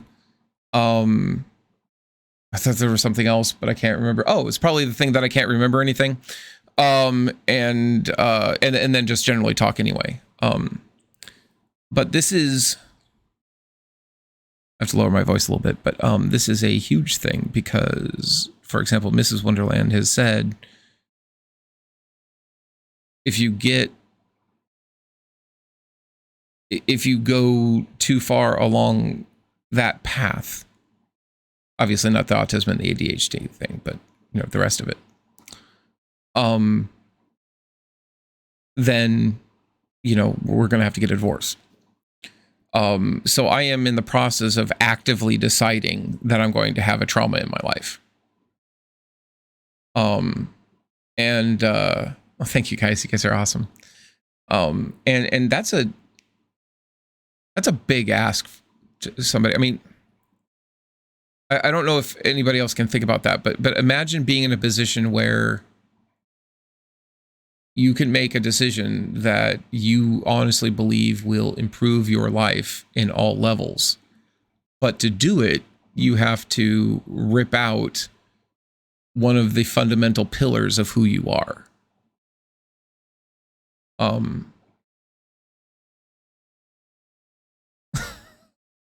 Yeah, Berg, that's kind of what I feel like is going on. It is a very long-term thing, Pretty Beard. And for some people with gender dysphoria, it's a lifetime thing. Oh, and I'm going to have to schedule an endocrinologist as well. So if I am off or have been off in the last week, and I am off in the next week, that's what's going through my head right now. I didn't mean to totally destroy this conversation, by the way. It just, things that you were saying, things that I were saying were both triggering this in my head. And I kind of had to get it out of my head because it was festering and doing nasty things in my head. And we're having a good conversation. So, yeah. So I don't view that as a negative that you shared it. I think that is another prime example of how brave you are every day, that you share things of your life that are deeply personal, sometimes deeply painful. And you put up with whatever embarrassment that you shame on yourself, because I don't think there's any judgment from anyone here. But I have a feeling you feel that regardless. And I appreciate you feel comfortable enough to tell that with us. I appreciate that you feel comfortable enough, whether you realize it or not, but you're asking for moral support when you tell us that. Because subconsciously and probably consciously, you know you're going to get positive reinforcement. And that's okay, because you may not be able to do it internally yourself. So you're going to get those external positive reinforcements. I'm not, like you said, I'm not a prophet. I don't know what's going to come down. I'm not in your shoes. I can't realistically impact anything going on directly in your life other than telling you you're brave. Either way you choose, you will get through it. You will live. That's a fact. You will continue to move on if you decide to continue on facing gender dysphoria, or if you decide to call a bluff and see if it's a bluff or not. Either way, even if it is a bluff, what kind of irreparable damage is that going to do on your psyche and your relationship? To have someone throw an ultimatum, like I can't fathom. But I hope that um you understand that there's no wrong decision. There's no wrong decision. You're gonna be able to live with either one you pick, or the third road, or the fourth road, or whatever road that shows up. It's okay. You will get through this, and if you'll have us, we'll help you get through it with together. But that's up to you. I think you guys I help a think you're lot open with to that. it, though. I am. You guys are amazing. You really are. And honestly, I wouldn't be able to do that without you guys. You what's interesting is, you say that whatever you decide, it's not wrong, and you're right, except for one instance, and that is what we've been doing for the last 10 years or 7 years, however the hell long it is.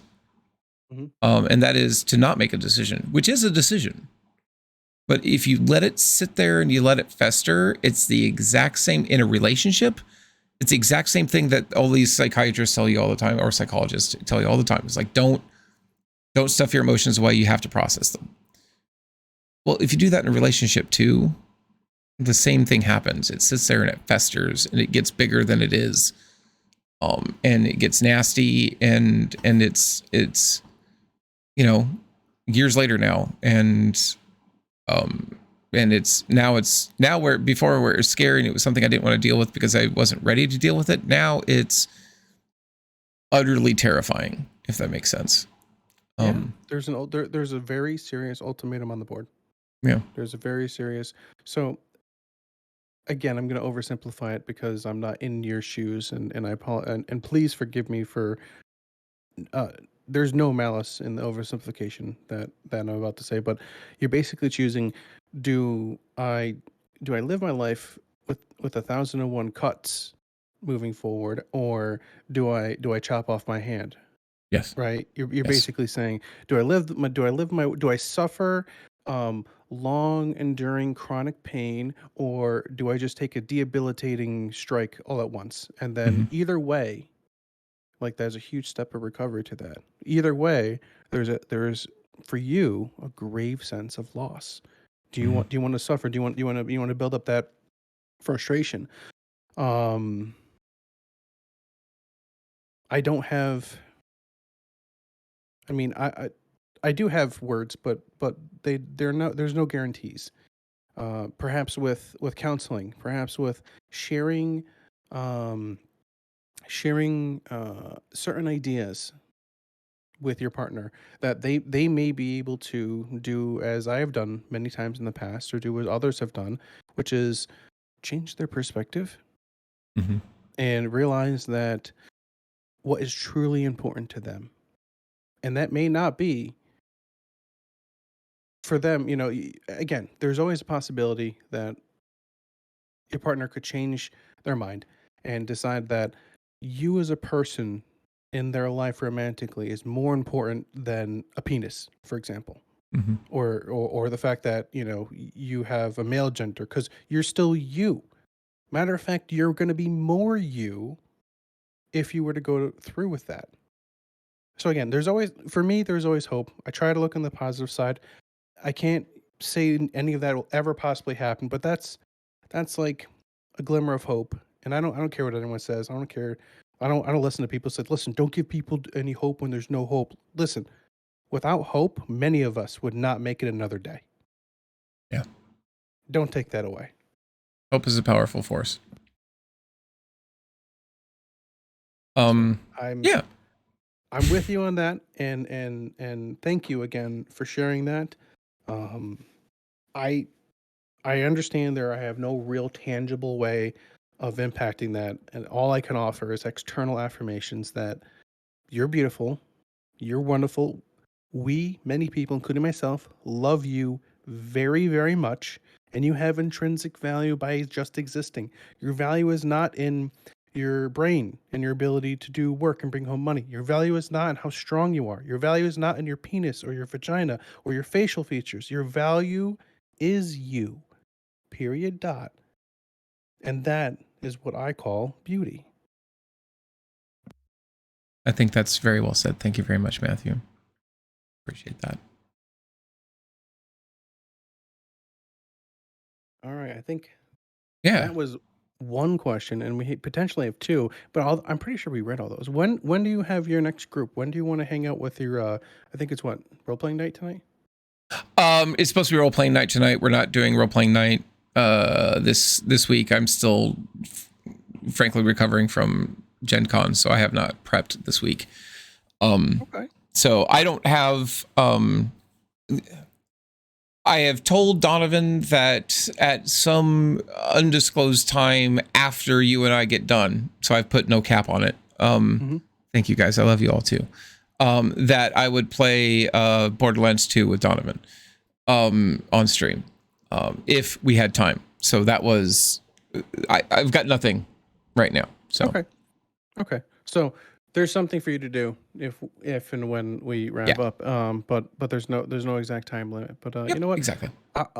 I wanna if we can get some time in with your friend, because Borderlands 2 is a fun game. I'm not gonna lie. I play it with my one of my best friends in real life. I haven't seen him in almost 2 years, but that's how autistic people do. We can go many years without seeing a friend, talking to them, and then when we meet you, we're still the exact same people as when we left. You may not be, because neurotypical people would say, "Well, you don't care about me," and you would have called or talked. And autistic people are like, "Well, I didn't really have any new information to update you with. I didn't have any kids. There's no new pets. Like, what do you want to know? Hey, I went to work and I came back home. I had this for dinner. My poop was brown. I mean, what kind of things can we talk? Small talk's an ISD thing. I'm sorry. Yeah. I'm sorry, chat. We're not good at that. We need help." Yeah, and for me, like, I can small talk. Like, I don't know if I can small talk. I can talk about nonsense or nothing forever and turn it into a conversation. Yeah, but I think you're excited about that. So like that's one thing that anyone who's excited about something, even excited about novelty, like the novelty of talking about poop, that sometimes brings joy to people. Like, you know what? I can have a conversation and I can say poop in a sentence, and then they just get excited about that, and then they go on and on and on. Like Tiffy loves talking about poop all the damn time. Like Molly Berry, listen, pooping is a healthy and repetitive thing that needs to happen in everyone's life. And you need to poop better. You need to get on a potty squatty and get a bidet. Literally 100% advocates for that. And there's nothing wrong with that. I love interacting with people who tell me. I don't even have to be excited. I don't even have to like what they're telling me about. But if they're excited, I want to hear about it. Right? Yeah. As long as it's not hateful. Like, I don't want to hear about hate. That's my biggest turn off. Like, if someone wants to talk about like how they hate vaxxers or anti-vaxxers, I'm like, okay, let's talk about what you like, not what you hate. And then they're like, would I like to hate them? I'm like, okay, let's try something else, another approach. Some people are incorrigible. Let me tell you, there's too many opportunities that to talk about things we like, right? And we don't have enough time to talk about all of them. So let's just focus, this is my opinion. Let's just focus about things that we like, and maybe we even share them together. Maybe you'll get me interested in them. Like you said earlier, I remind you of another streamer who got you interested in, was it Cold Waters, the video game? Yep. Right. So like their passion brought about, and they weren't even selling you. I'm not a salesman, although I was very good in sales for a long time. Why? I just talked about what I was passionate about. It happened to be transistors or resistors or capacitors or the latest computer. I worked at Radio Shack when I grew up. Okay. So my first job was Radio Shack. I had it for 3-4 years, no, 2 years, 16 to 18. Anyways, I loved cell phones. I mean, in 2 years, I think I had like 8 different cell phones, and I was only like 16 to 18. It was ridiculous. Anyways, I was passionate. I love talking about anything that people are passionate about. And I think you like talking about novelty things, which is a skill not many other people I know have. Remember, this is how you're different and special. And I don't think everyone's special equally. I think people can be much more special in different areas, right? We're not competing. Like, listen, we're going to take a monkey and a fish and we're going to have a tree climbing contest. How the fuck is that fair? Yeah. It's a fish. It versus a monkey. It's like apples and oranges, man. You got to get that in your life. So my next question. Yes. And I think I've already asked this. Is there another neurodiversity? And these questions are so limited. Now that looking back, I feel so limited by these questions.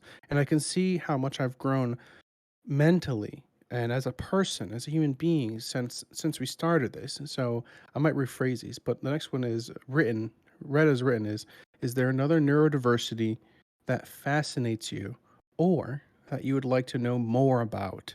And then there's the obligatory why or why not, if there is. Now I can't imagine a world where there's nope, I know everything I want from Alice. Like, I can't imagine you ever saying that. Let's expand it. Is there, and I feel like we've already answered this, but we can answer it again. I'm okay with that. Is there another type? I don't know how to read this. Like, do you ever want to know more about somebody who thinks, feels, loves, or identifies differently than you? Is there anything that falls under that spectrum that you would want to know more about? And then like why the curiosity in there if there is? You have hit upon a great question. And everybody out in the world out there is going to regret you asking this. I know the mic is tooting. Sorry guys, I need to WD-40 it, but I am a tech person, so I own no WD-40 because I make pools of grossness out of it. I can't actually use it properly. Anyway, before I answer though, Berg had a question for you, Matthew, and it's not a bad one, but what does talking about a novelty thing mean? Oh, that's a great question. Yeah, which I thought was a legit question. I wanted to get to that. Okay, fish oil. So talking about a novelty thing. In the example I was referring to, it doesn't matter the topic, only that the topic is different than what you're expecting. So if you're trying to come up with, basically, it's an example of expressing yourself and your creativity through your intellect. And I think Alice likes to do that quite often. Novelty, I think, is important to Alice. That's just my take. I like that. I like that a lot. I love learning about things that I don't know about that are interesting. Sofa and I were talking. Totally not autistic, I swear. So we were talking, and mid-sentence, I drift off and I stop talking. Now, like a normal human being, she grows concern and basically politely asks me what in God's green earth is going on. And I snap at her and nearly bite her head off because I was reading something, which of course she has no way of knowing. I just, like, mid-sentence, I'm like, oh, this is interesting. And I'm off reading like some news article. She goes, what are you reading? And she wasn't even mad. She was just like, what are you doing? Why are you yelling at me? I'm like, well, I'm trying to read and you're interrupting me. She goes, I was already talking to you. I thought you were talking to me. I'm like, all right, that's a good point. I'm sorry. But it was, I don't remember what subject it was, but it was something going on in the world. Oh, it was the whole thing, and we don't have to get into the specifics, but it was the whole thing going on in Afghanistan and the Taliban taking power again. And one of the news articles was basically saying, why are people upset in Afghanistan anyway? And I was like, I want to know about that. I don't know about that. I don't actually know why the Taliban are the way they are. We were told that they're terrible, horrible people, but I don't know anything more than that. Why are they terrible, horrible people? It was a really interesting read, and not worth snapping a friend's head off for, but yeah. And that leads me to your question, which I love, by the way. You don't have to excuse your questions. The questions were a snapshot in time, and obviously time has passed, and that is totally okay. Oops, I gotta play with my mic. So I am a huge fan of psychology. I'm sure that shocks everybody here that's ever heard me talk. I am a huge fan specifically of what is known as oh God, what is it known as? I keep wanting to say bad psychology. It's not what it is. It's reverse psychology. No, atypical psychology. It's got a term. Oh my God, why can't I brain right now?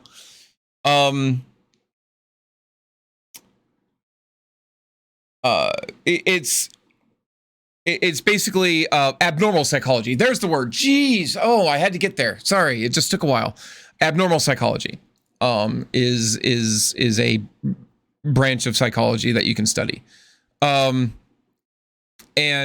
I am fascinated by abnormal psychology. Our brains, the physical and also, you know, just emotional stuff. Our brains are like fascinating engines. They just are. You know, there was, you know, one of my favorite stories is the guy who really happened. He was the sweetest person in the world. You know, wouldn't hurt a fly. It was really nice. And then he was working on a railroad and an accident happened and he literally got like a railroad like spike in his forehead. It didn't kill him, but it completely altered his personality. Like he went from like one of the nicest guys ever to like he started drinking. He was a huge alcoholic. He was angry all the time and he was starting fights. Like he was like a 180 degree difference in his personality. And the only thing that changed was he got nailed in the head with a nail because of the part of the body that it hit. There's a part in our brain that interprets there's a part of our brain that interprets sensory input, and I don't mean like the raw sensory input, like, oh, okay, the optic nerve goes up to the brain and like that's an image, but there's a part of your brain that goes, okay, that's an image, yes, but it means these things, and I'm going to provide this input to the body so it understands how to deal with this. Like, hi, that's, you know, somebody throwing a punch at you, please dodge to the left. But if that, oh, bye, Tiffy. Thank you very much, hon. But if that part of the brain gets damaged, then you end up with what's called synesthesia, which is you can see color, or I'm sorry, see color. Yeah, look, you're different than everybody else. But you can hear colors, or you can you can taste you can taste sound. It's where your senses get mixed up and your wires get crossed. It's really interesting. But I can't answer the question of what other, you know, neurodiversity or any other kind of, you know, psychological diversity that fascinates me, because I could be fascinated by all of it, and I have been at one time or another. You know, even in the LGBTQ world, I don't know it all. I don't even know. I feel a significant portion of it. I'm learning new stuff every day. There's a lot of concepts that I understand the definition of, but I don't understand. It's very difficult for me to empathize with what it is, outside of just general empathy of like, oh, okay, I understand you have challenges that you live with in your life. But, you know, like being, you know, asexual, completely asexual. I am some would say a very sexual being.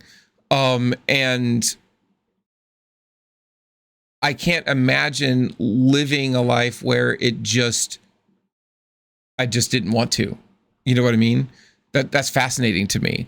The world of a lot of these different identities have a complete, it feels like a complete different world around them. You were talking about poly relationships earlier, and I know a couple of people that are poly now and have been willing to share with me some information because I understood what it meant. I understood the challenges that were going around with it, because honesty is a thing, and it doesn't work without honesty, which is funny because I don't think any relationship works without honesty. But there were so many things I didn't know. You know, somebody was talking to me the other day. I was like, oh, I'm working on my polycule. Oh, that's great. Pause for a minute. Oh, so you're not going to tell me what that is. Okay, so what is a polycule? And I learned what that was. And I was like, oh my God, that's really cool. You know, and it was fascinating to me. And I learned a lot based off of that. You know what I mean? I've had friends in the past, not so much anymore, unfortunately, but they were heavy into the furry community, which I didn't know anything about, but I found extremely fascinating. And I learned a lot of stuff that was really, you know, fascinating. I learned a lot of stuff that was like, ooh, that's, oh, you know what I mean? But I kind of like what you were saying about novelty stuff, because I really like learning. It feels like you can learn so much more about the outliers than what's normal, if that makes sense. Yep. If you go and sit down in a sociology class or a psychology class, it's like at first it feels like they're like, oh, okay, well, this is what society is, and this is what this is. These are expectations. This is what mores are. This is, you know, not morals, but mores. You know, this is what this is. This is what that is. I'm like, oh, okay, that's all interesting. But it doesn't get interesting until somebody like, okay, let's talk about Piaget. Piaget says these are the levels of development that you should reach at certain ages, and these are the steps that you take. And I'm like, all right, well, that's kind of interesting. But then they talk about, well, not everybody hits all of the stages, and they don't necessarily hit them all at in the right order. And I was like, oh, now you have my attention. You know, there's certain development that is expected in a person that not everybody goes through. Not everybody has, for example, the true capability of actually placing themselves in somebody else's shoes. If I said literally there, I don't mean literally, obviously. But some people don't have the capacity to go, oh, let me think about what that would be like if I was you. Everybody thinks that they do that. I can't say everybody, but you know, if you ask the majority of people, they will say, oh, of course I could do that. But their behavior dictates otherwise. I firmly believe that there's a good chunk of the population that actually either actively chooses not to or is actually incapable of doing that. I find that extremely fascinating. Just the possibility that it could exist explains so much about other people to me. Sorry, yeah. I just... No, please. ASD brain. Would it be interesting to you to learn that I have aphantasia? Remind me. That sounds really familiar. I have no mind's eye. That's what that is, yeah. Things in my head. That doesn't surprise me. It's very, very difficult and blobulous, and there's no form or shape. I have... There is a you might want to write this down too. There is a podcast that I used to listen to. I don't drive anymore because again, it was 30 to 45 minutes to get to work. So I listen to a lot of podcasts. But it was Stuff to Blow Your Mind. I think you'd actually really like it even without this example. But they had a whole episode on that. And I found that really interesting. But it got me thinking, like everything else does, right? Before I continue, I want to say something really fast. What's really interesting is first year doctors, once you actually enter medical school, it's a huge struggle for them because they develop all of the diseases. Like they all get sick. Yes. And it's actually a true thing. And they tell you on first day, you're going to get sick. You're going to have all of these symptoms and you're going to have all of this, and it's not cancer or it's not whatever you think it is. It is not that, but you're going to get that. But anyway, so I started to wonder because I have a true problem. And And that true problem is that for the most part, I can't see things in my mind's eye either. I think, you know what I mean? Like I don't know what it's truly like to see something in my head. I can see concepts of things, but for example, if you ask me right now, Alice, what does Mrs. Wonderland look like?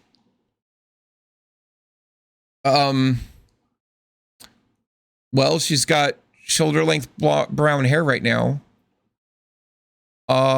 She's got a face, right? With Yeah, eyes, maybe she has two of them, I think. Yeah. Like I cannot describe, like if she went missing and I did not have a picture of her, I would be absolutely fucking done. Like I don't know. I'm gonna go to the police. I'm gonna go to the police, and I'm gonna be like, my wife's missing. What does she look like? Fuck, I don't know. She's short. She's got brown hair, shoulder length. And, they're gonna have the artist there, right? So, let's draw an artist a sketch of what this looks like. I'm like, don't, because whatever I describe to you is not gonna look like her. And I can tell you that's not her. I can look at a picture and go, that's not her. That might have been what I told you to draw, but that's not even close. Well, does she have a freckle? You're just like, I don't know. Draw the freckle. I don't know. Not there. Nope. Nope. Yeah. Put it everywhere on her face. Nope. I guess she doesn't have one of them. Yeah. That's really it. And I do dream. Yes. And that's something well, I don't know if people with it can dream or not. My dreams are more feelings, and I don't really remember seeing things. I experience it. I don't know. I've never been blind, but perhaps you could say experience it being blind. Like I don't dream often personally. But when I do, no. Sorry. Are you the world's most interesting man? Came out of nowhere.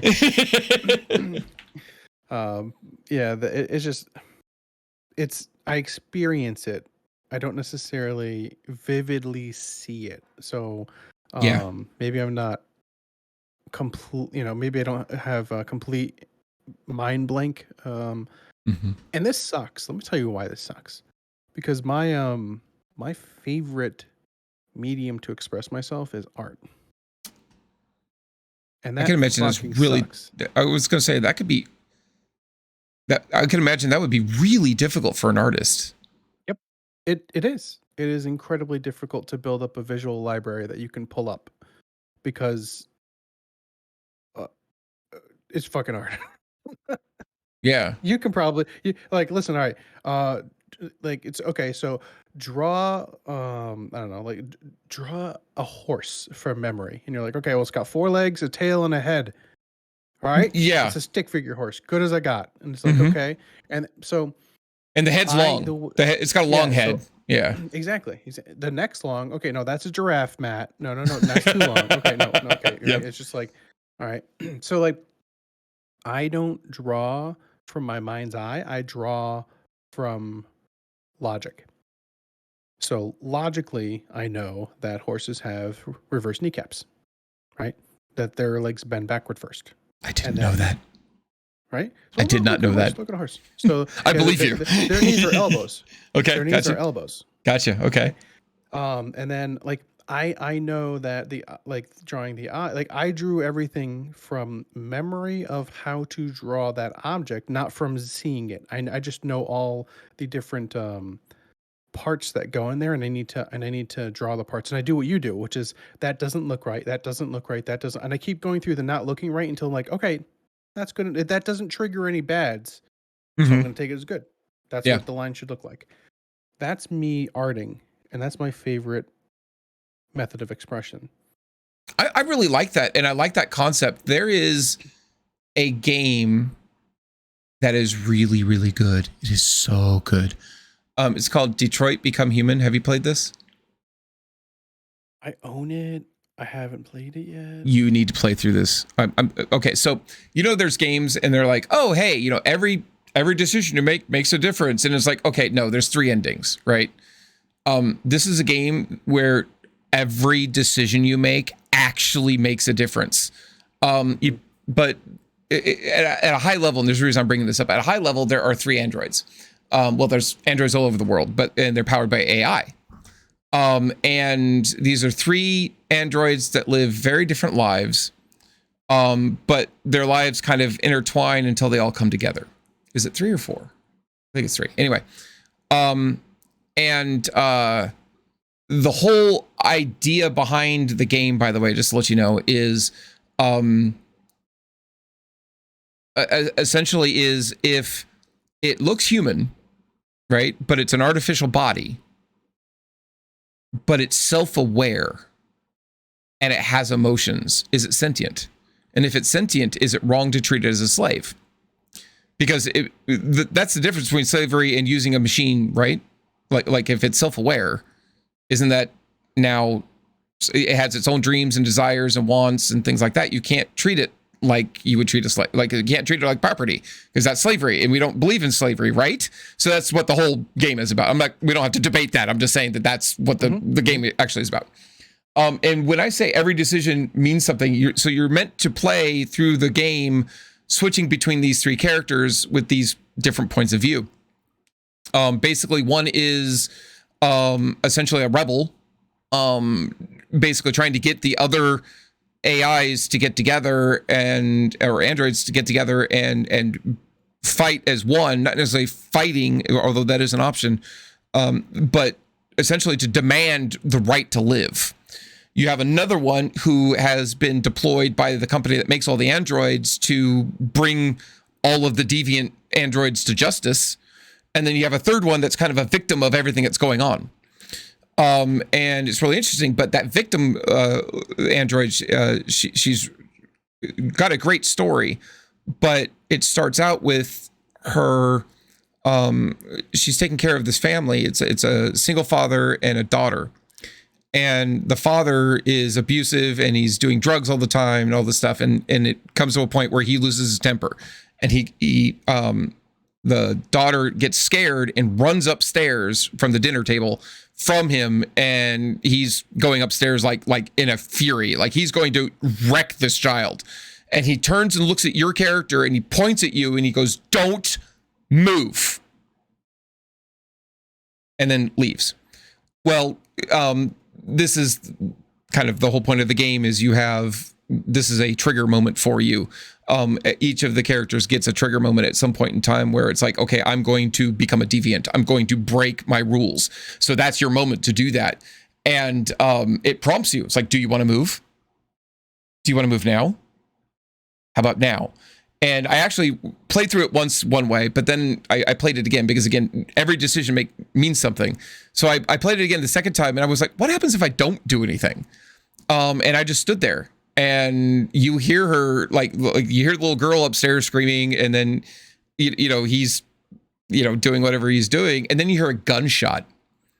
And then he comes downstairs in a fury, and he goes, "This is your fault," and he shoots you and you die. And you don't get to play that character anymore. Like every decision you make means something in this game. It's tremendous. I told you all of that to tell you this part. One of the other androids, the rebel android, the one getting all the androids together, he was a special model that was given as a gift to an artist. And his job was to take care of this artist because he was this brilliant artist, played by, Lance. Have you seen Aliens? Yes. The guy who played the android in that movie, Lance Hendrickson. Mm-hmm. Yeah. Anyway, he's the artist, and you're playing the android. But he's crippled and dying. Honestly, he's old, but he's also in a wheelchair, and so your job is to take care of him, and you go and get him paint, and you go and make sure he's taken care of, he eats, and all this stuff.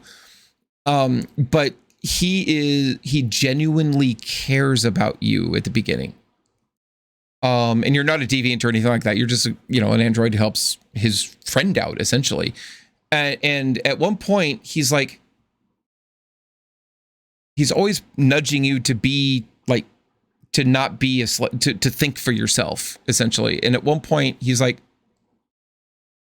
you know what? Here, because he said, what do you think of, of this thing that I drew? And your character is like, oh, you have a choice of what you say, but, it's pretty much, oh, look, it looks nice, blah, blah, blah. And he's like, actually, it's crap. And he goes, do you know why it's crap? I have no idea why it's crap. He goes, I'll tell you why it's crap. It's crap because there's no meaning behind it. There's no feeling behind it. It's just imagery. And that's not what art is about. And he goes, here, I'll show you. And he puts you in front of a blank canvas and he goes, draw something or paint something. So you like have a choice of what you want to paint, and you paint. And of course, you make a perfect replica of what that thing is. And he goes, that's good. He goes, but that's not what I'm talking about. This is a picture. This is not art. And he throws it behind him. He goes, I want you to draw something that means something. I don't care what it is. Just draw. And the next prompts that you get to do this drawing, instead of saying, oh, okay, I'm going to draw, him, or I'm going to draw, the bowl of fruit over there. Instead, it's like, I want to draw freedom. I want to draw beauty. I want to draw creative expression, whatever. You're prompted with concepts, not objects. And at the end, you draw something at the end of that. But what you were saying there really hit home at that moment in that game. It's because that's what you do. It's really cool. I went off on a diatribe there, didn't I? It's okay. It's interesting. It's fun. Yeah. Besides, it's your channel. We're here to listen and hear you chat. So, mission accomplished. Yeah. But yeah, the ultimate question that you were asking, there is no one thing, but it's all of the things. If there's diversity and I don't understand it, I want to understand it. And that's for good and bad things. I want to, and I don't want to go down this path too far, but even the concept of, I don't believe that, for example, and this is always the example people bring up, I don't believe that Hitler woke up and went, wow, I'm an evil fuck monkey. I just don't believe he did that. I maybe he is, even if he was a complete sociopath. And I don't know about it to say he was or wasn't. And again, I don't want to trigger people, so we don't have to go down this path. But like, I don't even think a truly evil person wakes up like in fantasy worlds and goes, I am the evil conqueror, that'll do all of these evil things. That's not it. That's not their motivation. Their motivation isn't evil. Their motivation is something, but they believe what they're doing is right. Whether that's, whatever that may be. I'm improving the world by doing these things. The rest of the world sees that as evil. But I mean, in the American South, for example, slavery wasn't seen as evil at all. It was seen as an economic necessity. You know what I mean? We would probably see it as evil now. Most of us would, but it's all a matter of perspective. Again, that's what it is perspective. I should stop before I dig a hole I can't get out of. But well, so this is one of the topics that I very much enjoy talking about. A villain is nothing more than a hero seen through a different lens. Mm-hmm. That's exactly right. Sometimes that lens is poorly crafted and the villain is one or two dimensional and they're just the bad guy to be the bad guy. But we are the sum total of our experiences. We are the sum total of our chemical reactions in our brain and the way that we were brought up. So we say that we talk about this. It's okay to feel, right? It's okay to feel mad if someone says something that's offensive. It's okay to feel sad when someone tells you something that's depressing or hurtful. It's okay to feel happy when someone tells you something nice. It's okay to, it's okay to be horny. It's okay to be all those things and feel those things. You can't help it. It's a natural chemical reaction that you cannot stop. So if someone does something, someone bops you in the nose and so like, hey, listen, don't get angry. Listen, I'm going to get fucking angry. But what I do about that anger, that's what I have in control. So people can't control how they feel, right? Mm-hmm. You can control how you respond to how you feel. You can control that. And oftentimes we don't. We just react, but you can choose not to react. That's a long way to go around to say that Hitler made a lot of choices that made life miserable for a great many people. Mm-hmm. Yeah. But he truly believed those choices were the best options that he felt was presented to him. Yeah, In that's his absolutely mind right. and in the mind of the people at the time in Germany, his rise to fame, they saw him as the hero. Mm-hmm. Yep, very much so. Were they right? No, we know they weren't right because number one, they weren't kind to themselves or kind to others. Those two rules I think are universal and apply. Yep. But if you study how they grew up, if you study how they were raised, okay, let's talk about raising, right? Most often, people are like, okay, yeah, they joke about this. No, this is a really long way of going about proving a point, but I'm having fun with this. Sure. They joke about, okay, you have two Texas college football teams, Mm-hmm. and Texas is down there in the South where religion and God play a huge part in their cultural upbringing. And so, which football team do you pray for God to win? They're both getting prayed for. So, which one does God pick to win? Right? Which Mm-hmm. one is more deserving of God to have them win? These are questions that down there they don't think about. They're like, well, I'm just going to pray for the win. But what is that? What does that get you? There are two equally deserving teams of athletes who've trained very hard, who are physically fit, capable. They're just going to play the game, and then whatever the result is, honestly, they probably have a equal average chance of winning. Mm-hmm. My point is, this is how most disagreements between people, between teams, between countries, between races start. Both sides are about equal. And the only way for you to quote unquote win is to change the lens on one of them and villainize it. Mm-hmm. Villainize, oh, listen, we need to turn people against those people. Mm-hmm. And you villainize them, how you just change the lens. And this brings up racism, hatred. This is how humanity gets you to believe that your team is the one to pray for. Your team is the one that's in the right, and your team, and team could be race, country, religion, whatever. And then the other one's wrong. Mm-hmm. And then because we have to villainize it. We have to make it as despicable and wrong as possible. Otherwise, we're not going to get everyone on board, and everyone's going to see what the world really is. Mm-hmm. Yep. A bunch of people who think differently, and those differences really take the lens away. Look at it the same lens. Aren't that diabolically opposed? They may be a little bit like, okay, maybe we have fish on Tuesdays, not on Wednesdays. I don't know. But it's not like, oh God, it's a sin to have it on this day or that day. Like, humanity has done a great job growing up and villainizing other humans so that their tribe, their team, is the one that is always quote unquote right and everyone else is wrong. So that based on that knowledge, we can build upon how racism towards Jews, how Hitler villainized that type of people. Mm-hmm. He threw a lens on it, maybe because that's the way he was brought up, or maybe because he saw an opportunity to villainize. But this is why things like this happen. This is why I grew up in a culture of absolutely loving human beings that taught me that gay people were wrong. Mm-hmm. That taught me that loving differently than this one particular way is wrong, and they villainized it. And they did that because they were raised to villainize it. Mm-hmm. And they did that because their ancestors were raised to villainize, right? And there's this vicious cycle going on that maybe we can stop or halt or degrade.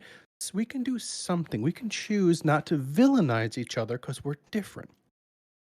Hitler is a great example of a hero through a different lens. That lens is distorted, that lens is skewed, and that lens is not what I would consider right. But to them, he was a hero. To us, and like you said, down in the South, slavery was like, okay, well, I can own somebody. right? I could own property that is a human being. And regardless of what they want or it's better for them because now instead of a hovel or a bacon in the sun and they're all the continent, they have a place where they have fulfilling work. They know they get a meal every like they felt they were doing them a favor. And again, that's through a certain type of lens. So how do we get racism? How like if we threw a bunch of kids and like listen, I have two mommies or I have two daddies. Kids don't care. Yeah. Like until their parents are saying, no, they need a mommy and a daddy, right? Like kids don't care. Kids love. Kids know love is love, right? They're like, oh, they love each other.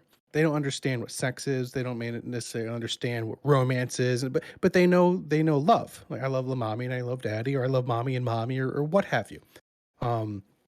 This is a long way to go, and I don't think that your Hitler, bringing up Hitler is necessarily a bad thing.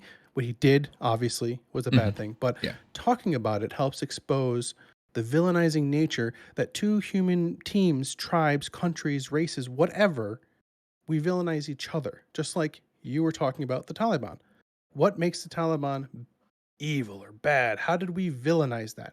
Just like America, how did we villainize marijuana? How did we villainize the war on drugs, the war on terror?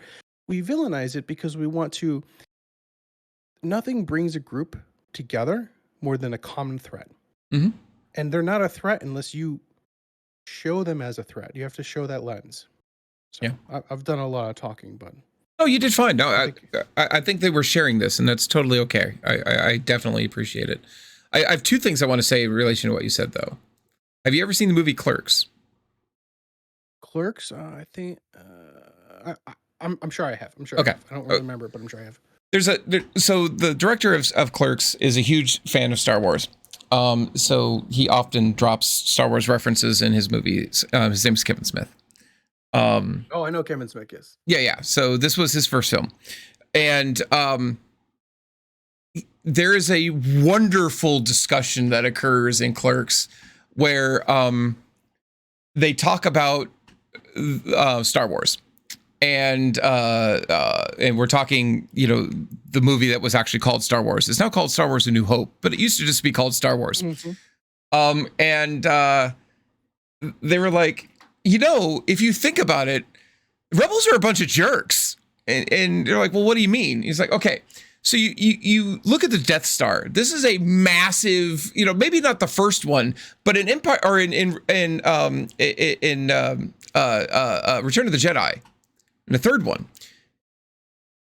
This is a problem. This is a weapon that is still being made. At least 90% of the people on that station, fully operational or not, are going to be contractors. These are just people looking to feed their families. They don't care about politics. They're told to go weld a joint over there. And they're like, all right, I'll pay you 1 billion space credits to go weld a joint over there. Shit, yeah, I'm going to weld a joint over there. And then you end up with a bunch of kids, in pod hoppers going over and blow the shit up. Who did they kill? Yeah, they killed the Emperor. They killed Darth Vader, but they also killed all of these innocent people. And then somebody else responds like, actually, they're not innocent. If you're a good contractor, then you know who you work for, and that plays a part in it. And then he tells another story. But I just thought it was interesting. Like from the Empire's perspective, the rebellion was evil. I mean, they brought peace, stability. Obviously the economy was doing well because they could build these fucking big battle stations.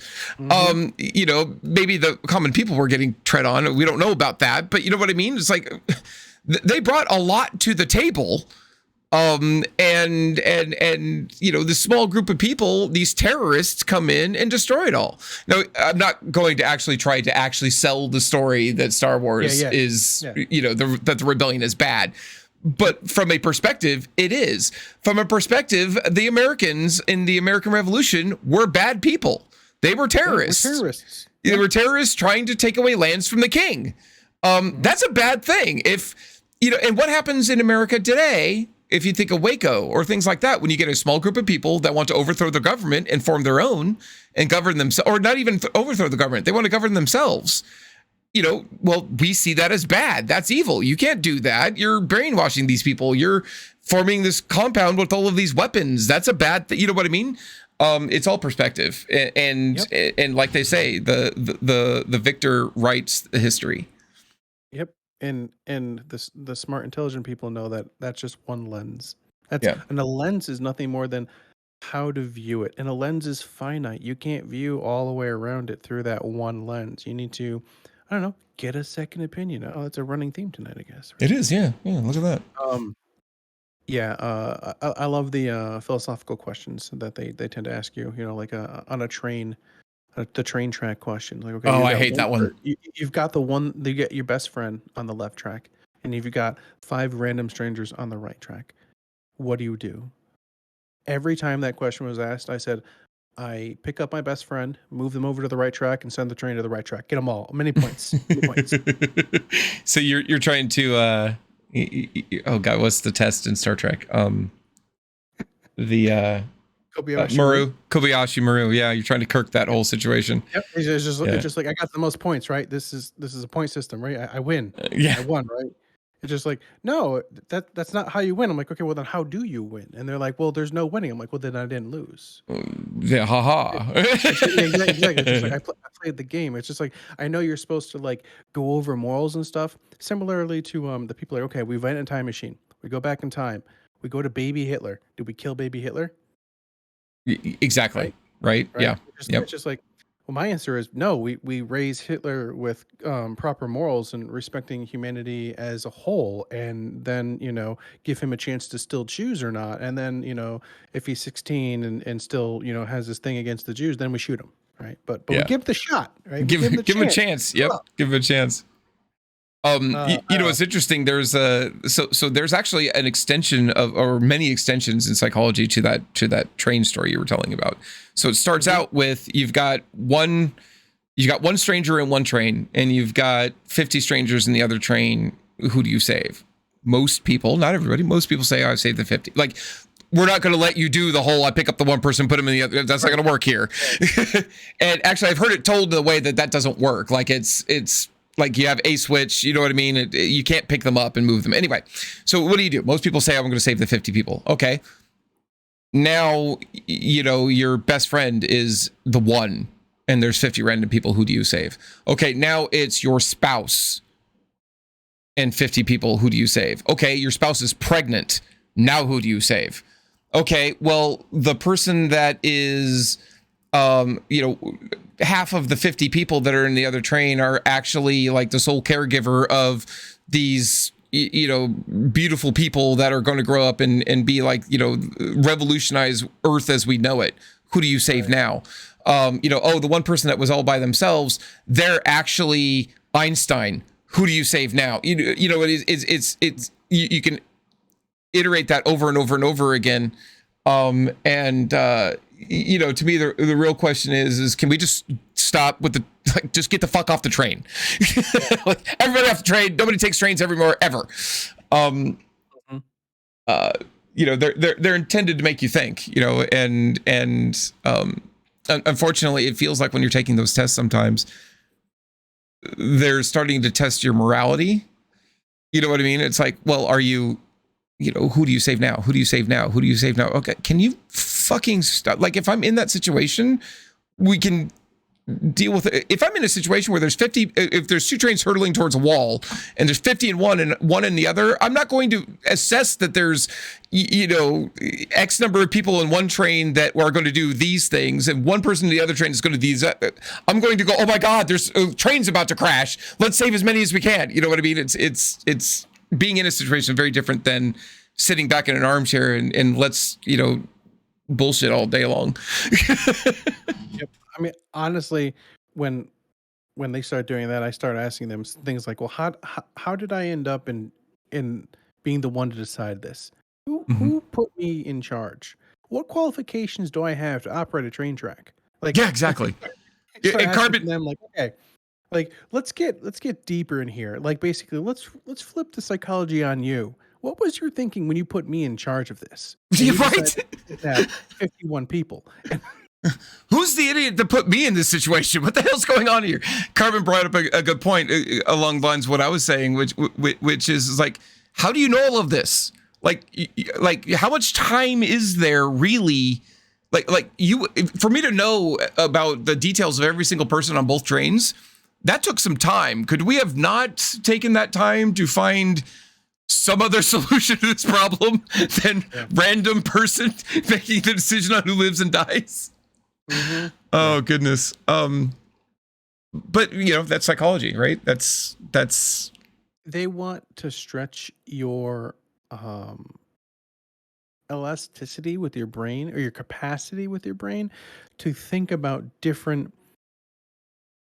I think what they're trying to do is they're trying to bring people closer to, honestly, where I want people to be, which is people are people, man. Listen, yeah, everyone's a hero, everyone's a villain. It depends on who's looking at the person at the time, because the people who are the bad guys, they're good guys to somebody. They have to be. They have good guys to at least themselves. Otherwise, they wouldn't be like. I don't want to bring up the topic that keeps coming to my head. Brain. We're not talking about that today. But there's like, that's too controversial. Brain. Shut up. Well, I have to know now. Like, you can't say that without telling me. Okay, so the people who decided on 9/11 to take and kill themselves on the planes, they thought they were heroes. They thought they were doing the right thing. Because otherwise, why would you? The human will to live is so strong. Why would you willingly go through with suicide bombing, like all these things that we classify as terrorist? But if you're an American in another country and then you go out in a blaze of fire, you're not a terrorist, you're a hero. Yeah. Right? Want to know something interesting about that, by the way? Yeah. Like 80% of the people that were involved in that didn't know that it was a suicide run. Oh, I see? This is another example of, it's like, Matt, my brain, I'm like, listen, brain, this is not a good topic. It's like, well, you know what? But it's applicable in this case. I'm like, shut up, man. I have conversations with my brain sometimes. I'm sure many of us can resonate with that idea. Oh yeah. But that's pretty much the end of all the questions, Alice. Oh my goodness. That was really the end of it. I mean, there was one last one, and this one's kind of like meh. My opinion is, yes, autism is my superpower. But the question, read as written, is: do you feel that being able to think, love, feel, and identify differently, if you qualify for any of those, gives you an advantage? And then basically, why or why not?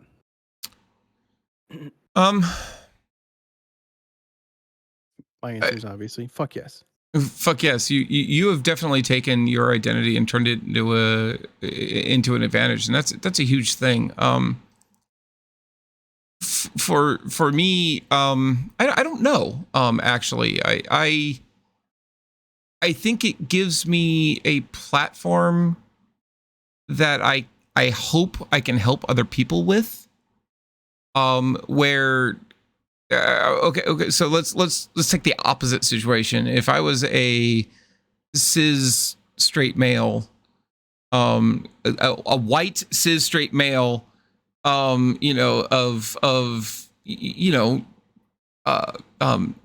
class wealth, and I'm up here telling people, and I'm preaching, equality, and we should all be nice to each other and things like that. The problem is I come from a place of privilege. And in the trans community and many other communities, privilege is a huge, like, hot button. Because a lot of people are like, I don't come from, yes, you do. You absolutely come from privilege. Whether you are treated with privilege or not is another story, but you come from privilege. If you are, a male employed in the United States, you will, in general, get paid more than a female doing the same job in the United States. Why? Because you have privilege. It's just what it is. And so if I'm coming from a place of complete privilege and I try to preach these things, I don't think I would have the credibility, You know what I mean? It's one thing for a person who has everything going for them to stand up there going, hey, you can do it. Keep going. Everything's fine. And it's another thing for somebody to go, hi, I literally, had this did not happen to me, by the way, but, I literally had both my legs broken because they found out that I have a penis instead of a vagina, and they didn't, appreciate that. But I'm still telling you that you need to treat everybody equally, cleanse the hate from your body, even from people that are like that. You know what I mean? Those same messages from two different people mean two very different things.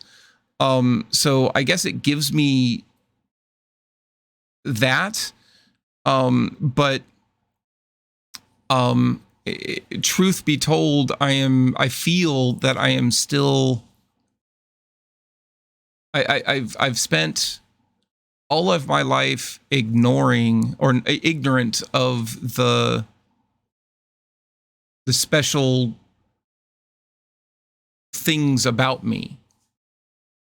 And then I've spent the last, 10 or so years ignoring the special things about me. That I can't form a superpower around it yet. It's very much like, Peter Parker realizing, oh, I don't need my glasses anymore. That's weird. Wow, I can climb this wall. What the hell does all of this stuff mean? I don't understand. Oh my God, the papers are sticking to my hand. You know what I mean? It's there. I have a lot of traits, but I don't have a superpower, if that makes sense. You need to combine those things. Puberty, the paper stuck to my hand too. It's okay. What's that? Never mind. That was going to go in a bad place. Never mind. But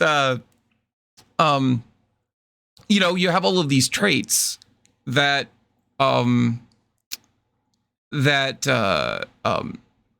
together form a superhero, but individually don't. You just did. Would you like to ask another? I would love. I would love to ask another. Excellent. Go ahead. All right. So, can you help me understand what you feel like? Asking this question is going to be. I tend to ask questions, and these are not the favorite way people like to be asked. I'm gonna roundabout way, and hopefully circumvent this. I'm gonna roundabout way asking you, what about your privilege could you not use toward good? What about privilege holds you back? Because if privilege is indeed something that puts you over other people, if privilege really is a benefit, then how can we not use and harness that benefit to push our agenda, to push our goals, to push, like, how can we not turn that into a part of it? Like, why are we not if privilege is so good, why do we choose? And this is not just you. I think a lot of people choose to hate that about ourselves when we have education, a background, stability, money. Why can't we use these things to change and impress upon kindness to other people? Why do we have to suffer? Why is suffering in our suffrage, going through beatings and growing up without privilege? There's a different race, different color, different sexual identity expression. Why is that the only way to push the envelope forward? That's my question I really want to ask. Why can't we use our status and privilege to move it forward?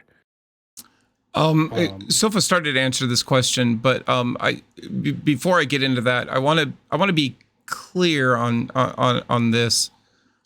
There is a marked difference between privilege in this context, by the way, not just the word privilege in general, but in the context we're speaking of it here. There's a big difference between privilege and advantages that you have earned. So when you're talking about, hey, we've gone to college, we've got good jobs, we've done these things, those are things that we have earned. Privilege is something that is either demand or people just give you regardless of your worth of that. So again, if you are and I'm really not trying to offend anybody here, please understand that. But if you are, in general, if you are a middle class white male in our society, then you are automatically viewed as being better than people that have disadvantages, people who are on the LGBT, somewhere on the flags, or autistic, any of these things. You have an advantage over them, one that frankly you have not earned. You might do actions that may give you that earn that for you, if that makes sense. But privilege in this case is your very existence grants you these special things. And the reason why, to what Sofa was trying to say, is you can't have somebody who is granted.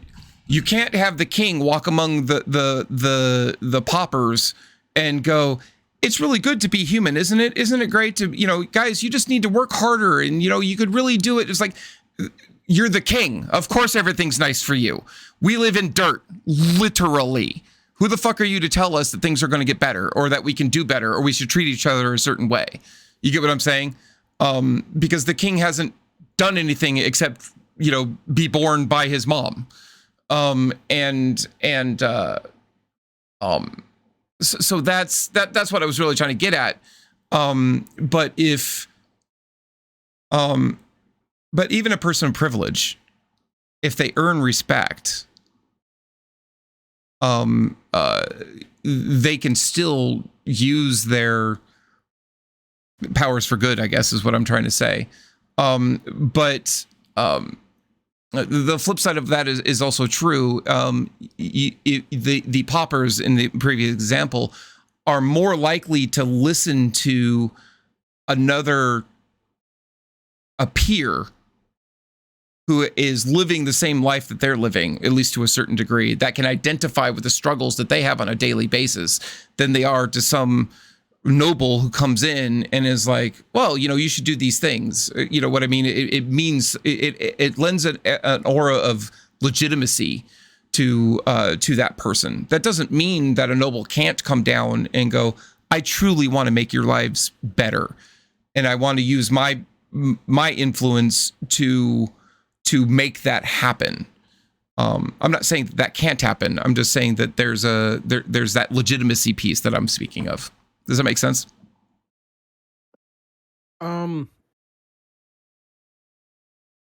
Yes, it makes sense. I don't necessarily I don't have to see agree what's with me. stopping the king from being Iron Man or Batman, the man with all the money that can put all his non-God given gifts, his social given gifts, his privilege, into reformation, into, I don't know, building schools, so building trade houses, building, creating jobs, stimulating the economy.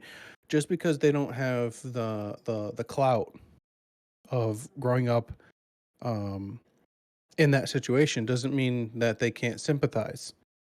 Now, a lot of individuals of privilege, they've never considered sympathizing because no one ever showed them it was an option. Maybe like, listen, here's a life of a silver spoon. Here you go. Here's your Ivy League college. Here's your automatic passing of all your grades. Here's your super easy, super well-paying job. Like, why do we automatically write some of those individuals off for making changes in the world, positive changes in the world? Why can't they, I just don't understand why anyone can't just decide that they want the world to be a more equal place, that they want the world to be a more loving place. Like, they can't have an experience with another human being and realize, wow, this human being had a hard time. I have the ability to make change in the world that would make another human being's experience similarly more positive. And I don't see how that's not a superpower that they could, or that's something they couldn't see or view as something like a superpower that they could affect people's lives positively. again, I understand the logic of it. I just, I want to understand more. I have a hard time following it. Maybe I need to read a little more of the what's over. 1 second. Okay. And then I have a response when you're done reading. Okay, ready. Okay. So you bring up good points, and I think we're speaking to different things slightly. There is, the answer to your question is, there is absolutely nothing stopping from somebody doing that.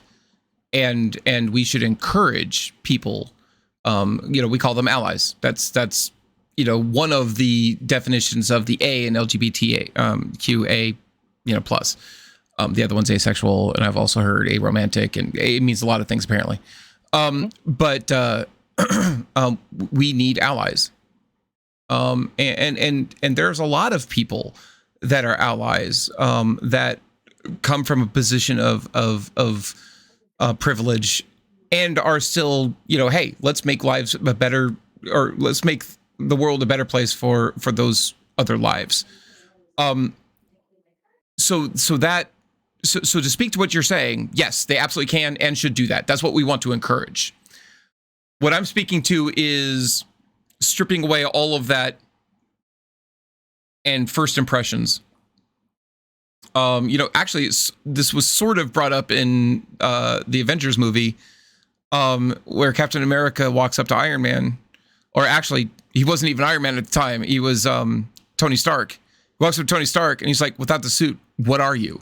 He's like, rich, handsome, well-educated, what to be beautiful.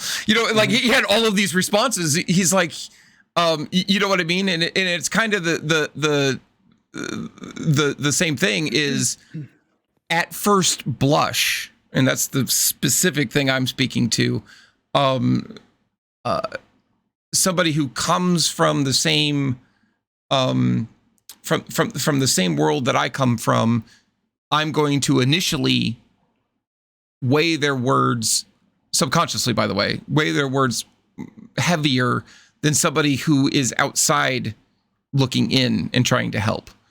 Now, that being said, the reverse can be true as well.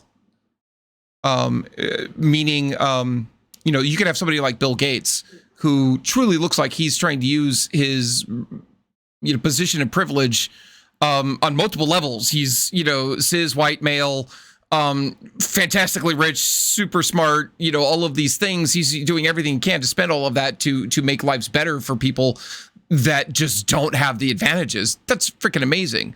But you can also have, people who are underprivileged, whatever that means, either, money or socially, or they're ASD, or, neurodiverse, or LGBTQA, whatever. Somehow they have lost advantage. That, they want to stand up and go, you should listen to me because I am gay and I know what I'm talking about. And you sit there and listen to them, and I'm like, you're a piece of garbage human being. I hate to tell you this, but you just are. You know what I mean? So they might start with an aura of legitimacy, but then you listen to them and you're like, no. And I've known people like that. People who were saying, hey, I used to be a gay basher because it was self-hate. I now am willing to admit and accept the fact that I was hateful to these people because I was loathing who I was, and now I don't. I embrace who I am. However, those bisexual people, bisexuality doesn't exist, and they're fuckers, and they are all that is bad with the LGBTQ community. I have heard this speech, I'm not kidding, from somebody. And literally looked at them and said, do you even hear the words that you're saying? What do you mean? You're taking the words that you used to say against gay people and now using them against bisexual people because you don't understand their perspective. And he just didn't get it. You know what I mean? So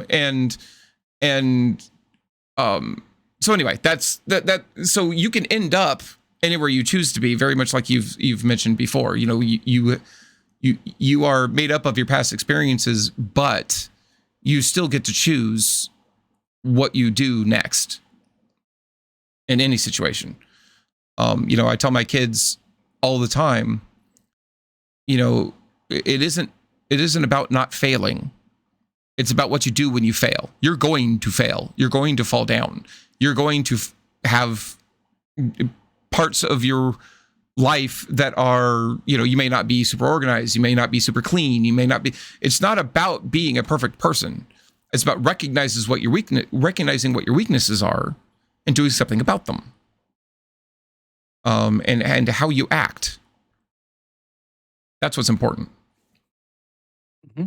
But I like what you were saying. I completely agree. Yeah, I very much like what you were saying. Yeah, that's a big topic here. It's just like,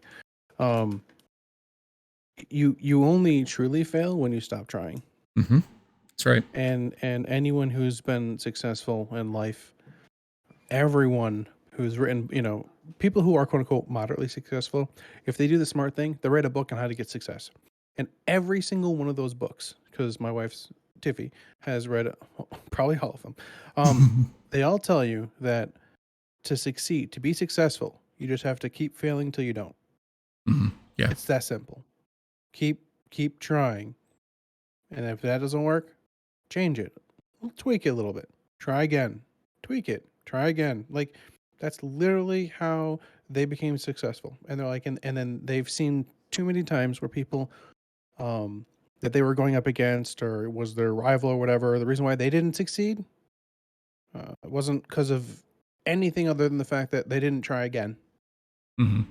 So yes, failing is a part of life, and it's an important part of life. It's how we learn.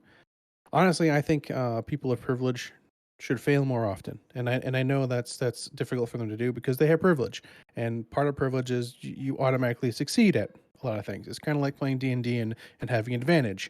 You get to roll twice, take the better of the two, mm-hmm. Which I understand, and I get that. And I guess my whole point earlier was, why can't we use that to the benefit? And I guess that's less the point and more the point that people use that to their own benefit, and then they choose not to do altruistic. They choose not to use that for the betterment of anyone but themselves, and oftentimes at the expense of others. And I get that, and I get that's how most people view privilege, and that's how it's gotten a negative connotation. I get that. I totally understand. But I still not going to stop me from challenging those individuals and everyone else.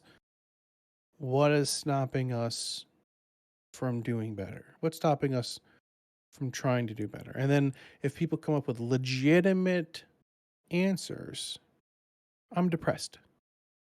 I don't have enough money. No one listens to me, or I'm a female in the male world, mm-hmm. or I'm aromantic, and maybe I'm an aromantic female, and guys and girls for that matter just don't get the hint that I'm not interested in that kind of relationship. I just want to have friends, or however they feel. Like, then we can start talking about real solutions. But I find often that people don't give themselves enough credit, and they don't even try. Like you're trying. You're here. We're talking. You're on. You're an individual of transgender experience, learning so much about yourself, unsure about even more about yourself, and you're putting yourself out there as an example. You're putting yourself out there. Doesn't matter if you were born a white male in America in a middle-aged family. That's not stopping you, and I'm very happy that's not stopping you, because it didn't stop me. I don't see myself as underprivileged in any regard, including my autism. Did it present challenges? Fuck yeah. Is it going to keep presenting challenges? Fuck yeah. But you know what? I'm working with what I got, and I think that's all any of us could really admit. But I'm working with everything I've got. I'm fully committed. I'm thinking about the positive as much as I can. Yeah. Sometimes I get mad. Yeah. Sometimes I get real sad. Sometimes I throw myself pity parties. Sometimes I'm not kind to myself. Sometimes I'm not kind to other people. And I fail. I fail a lot. But I just keep getting back up, and I keep trying, because tomorrow's another day. And if I'm around for it, I'm going to use everything that I have, and that is how I equate my autism to be a superpower. It's like, this is how I can benefit the world. These are the ways that I can uniquely, if I wasn't here, the world wouldn't rotate the exact same way as if I was. And that's not just because I'm overweight and I believe in gravity and science, but because of my impact that I have on people in general, especially since I started streaming. Especially since that, streaming is a great platform to interact with multiple people. Oh, I think earlier, hang on, what did Smiler said as asked what kind of advantage, and I wanted to answer that, and I can't remember exactly what I was talking about. If you have something to say, go ahead, because I have to mull on that question. Sure. No, that's totally fine. No, I like everything that that we've been talking about. And I remember when I first heard about people talking about privilege, and it was like, oh look, I'm white. I'm this is before my revelation. So I'm white. I'm male. I'm middle class. I had all these advantages, and I'm like, that's not fair. And what I was thinking of was, it's not fair that I have privilege. Like, I don't ask for privilege. You know what I mean? I don't want people to respect me more because of these things. I want people to respect me more because I deserve it. I have a good friend, Cassidy. She's been here many times. There's zero chance that she is awake or listening right now. But dear friend of mine, absolutely love her. But she works she works where she has to interact with people that construct things. I don't want to dox her or anything, so I want to keep it as generic as possible. But she knows a lot about her job, like a stupid amount about her job. And she's a project manager. It is her job to be able to walk up to people and go, this is how you need to build this lighting and this auditory solution that you want. It's going to cost you all of this. It's going to need all of this. And they don't listen to her.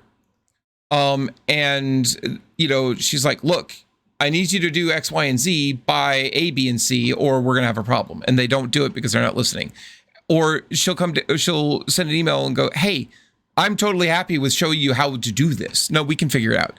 Well, it can be really confusing, so please let me help you out. No, we have it. And then, sure enough, they screw it up. They have to call her and go, we screwed up.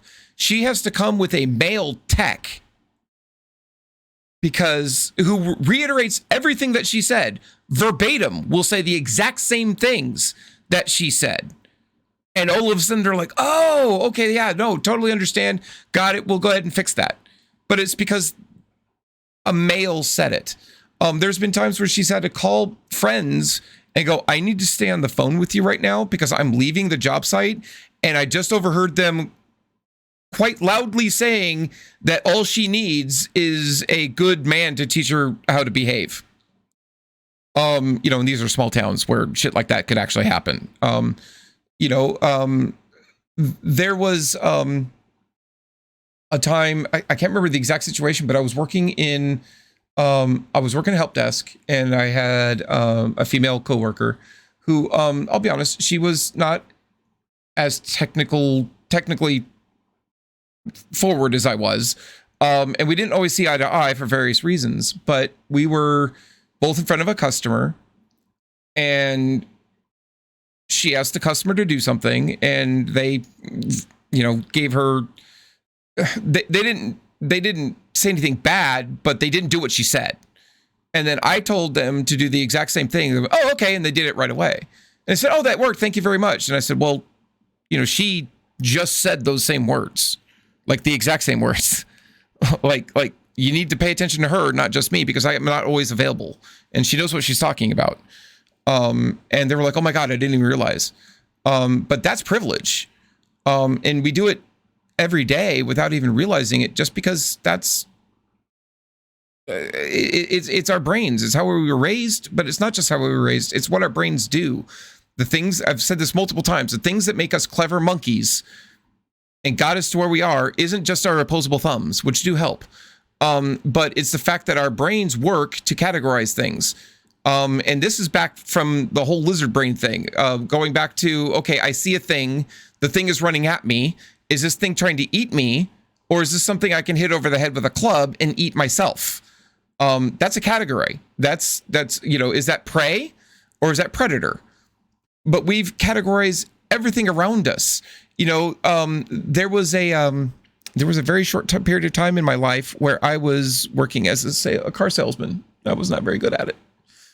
But we had a training class beforehand on it, and the guy doing the training class was talking about, he was working at a car lot somewhere, and this man walked up. He was wearing what was left of a business suit. It had been half torn off of him, and it was filthy. And he was kind of stumbling around and not drunk necessarily, but obviously inebriated a bit, and his hair was all over the place. He just looked like a bum, quite frankly. And all of the other salesmen were like, I don't want to deal with him, you deal with him. And so the trainer person stepped up and was like, okay, let me go help you. Let me find out what this dude wants. And he walks up and he's like, hey, I want to buy this Mercedes right over here. And he was like, well, are you sure? Because this costs, $100,000 or whatever it was. And the guy looks down at himself. He goes, oh, sorry, I just won. He worked the stock market, and he just won, something, happened, and he went from, $100,000 to, hundreds of millions of dollars overnight. And he's like, I'm filthy rich now. I want that car. But the first impression was that he was, not going to be able to afford the car, that he was going to waste their time. We do all of these things so quickly because of the way our brains are made up. That thing you kept talking about, Matthew, earlier tonight about, neurotypical people, that things don't even register with them. That's because of the way our brains work. Our brains work on two levels. Level one, and the reason why is because there's so much input that our brains can't keep up. Literally, it's just too much. And I'm not talking about, being autistic or not. I'm just saying there's so much stimulus we cannot keep up. And so level one of our brain is, do I need to worry about that? And that's actually way too many words for what actually occurs. It literally is a switch of, I'm going to investigate or I'm not going to investigate. So there are literally things that could be flashed in front of you that are really critically important, but your brain went, nope, and you will never even register it happened, even though it happened right in front of you. And that's just so we stay sane. But these categorizations I'm talking about work on that level. They're happening unconsciously. And that's why it's so important that we need to be aware that they exist, so we know that we're doing it, so that we can adapt to it. I may look at somebody who is of color and wearing torn jeans and has, a bandana. I'm just coming up with random shit. I don't even know what I'm saying right now, but, a bandana or whatever. He might look like, a page right out of or a movie, and he's a gangsta. I'm going to say it with an AH because that sounds cool, doesn't it? Gangsta. Anyway, shows how white I am. I might make a snap judgment. I need to protect myself. I don't know who this person is. They walk up to me. This actually happened to me. Oh my God. Can I tell you a quick story and then I'll let you talk again? Yeah. Okay. So this is a great story. I've told you guys about this person before, but I haven't told you the story of how I met him.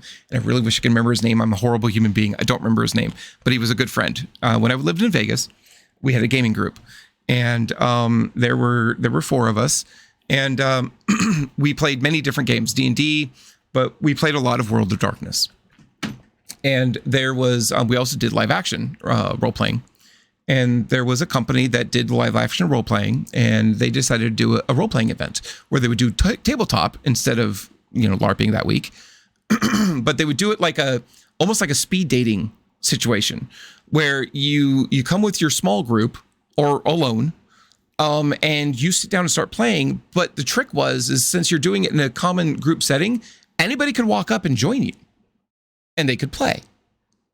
So we're playing vampire, and the scenario was basically like a haunted house type thing. We're walking in trying to investigate, I think we were even mortal. I don't even think we were vampires at the time. So we're investigating, trying to figure out what's going on. And I kid you not, the biggest, blackest dude I have ever seen walks up. And the first thing that went through my mind was like, ooh, this dude's going to murder us. Like, we are not going to make it through the evening. He just had that aura about him. He just looked menacing. But I didn't say any of this. I was like, hey, welcome to our table. I'm my real name. This is other people's names. Would you like to join us? And he's like, yeah, I'll join. So he sits, and he's got this defensive attitude almost. He wasn't nasty, but he wasn't giving me anything. You know what I mean? When you're, well, as an autist, I'm sure you do this a lot, where you're looking for, okay, please let me modify my initial reaction of you. Are you going to, in fact, murder me, or are you, just a chill dude?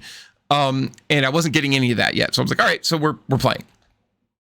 And so he joins the party. We're creeping up, or no, they hear a noise upstairs. I think I was DMing this because I'm always the DM. They hear a noise upstairs. I was like, what do you guys do? And he speaks up before anybody else does. He's like, oh no, I've seen this movie. Fuck that. Black guy, no, not going up the stairs. I'll stay down here. Voice said, get out. I'm getting out of the fucking house. And at first I was taken aback. I'm like, I'm not trying to. And he's like, no, it's really cool. Don't worry about it. I was like, all right. But as we played with him, he was fucking hilarious with the stereotypes, even rolling with them. It was like, oh no, here's where I get murdered and blah, blah, blah. And I remember distinctly rolling dice against him. I'm like, please don't let me kill him. Please don't let me kill him, because I'm going to make this stereotype come true and he's going to fucking kill me.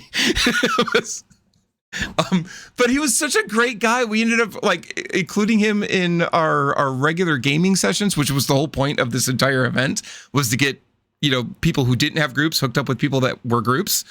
And he was like one of our best friends. He was such a great guy. We had such a great time with him. He taught me how to play Shadowrun. And just a really fun, hilarious guy that was essentially just nerds like us. You know what I mean? But it was that initial, I would have never known that if I rolled with that initial brain judgment thing. I guess that's my point. I need to read what Berg was saying and then you can go ahead. I realized something today. I was on the phone with my dad earlier and was talking about our Gen Con trip. Several times in our conversation, he had to say, I don't understand that. It hurts my brain. I do the same thing. It takes time for us to process things. Not that we don't want to understand, but that it takes time for our brains to rewrite themselves, since the whole trans thing just doesn't fit into our normal life or culture. It was a moment of realization that helped me understand how I think a bit. I like that, Berg. It also gives you a point of reflection where you're explaining it to your dad. I'm speaking for you. Hopefully this makes sense, but where you're explaining things to your dad that now you understand, but when you first started talking to us, you didn't. You know what I'm saying? So, and that shows you how far you've come with things. Matthew, I need more water, but I have my wireless headset on. So if you want to talk for longer than 5 seconds, then I won't interrupt you. I'm fine. I actually had dinner. It was great. Dinner was a bag of chips. Oh, good. Okay. A little concerned. No, it Quest chips, 19 grams of protein. Oh, okay. Okay. Yeah, shit ton of protein. So, Berg, one of your sentences, I'm not picking on you.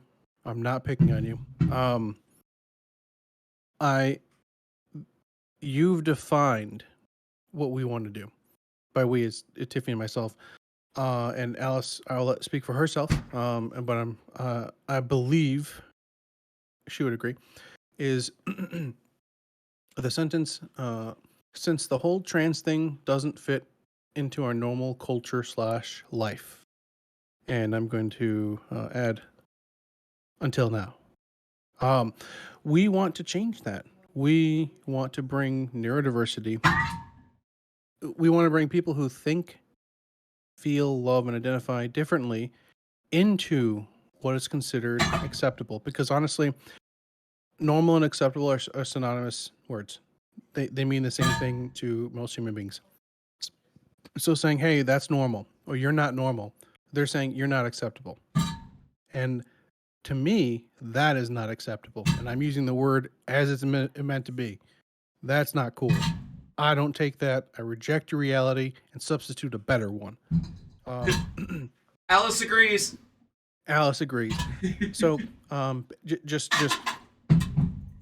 that is the world that we live in currently, and we are working, we are striving, we are doing what we can to change that, to use whatever God, social, and otherwise gifts that we've been granted.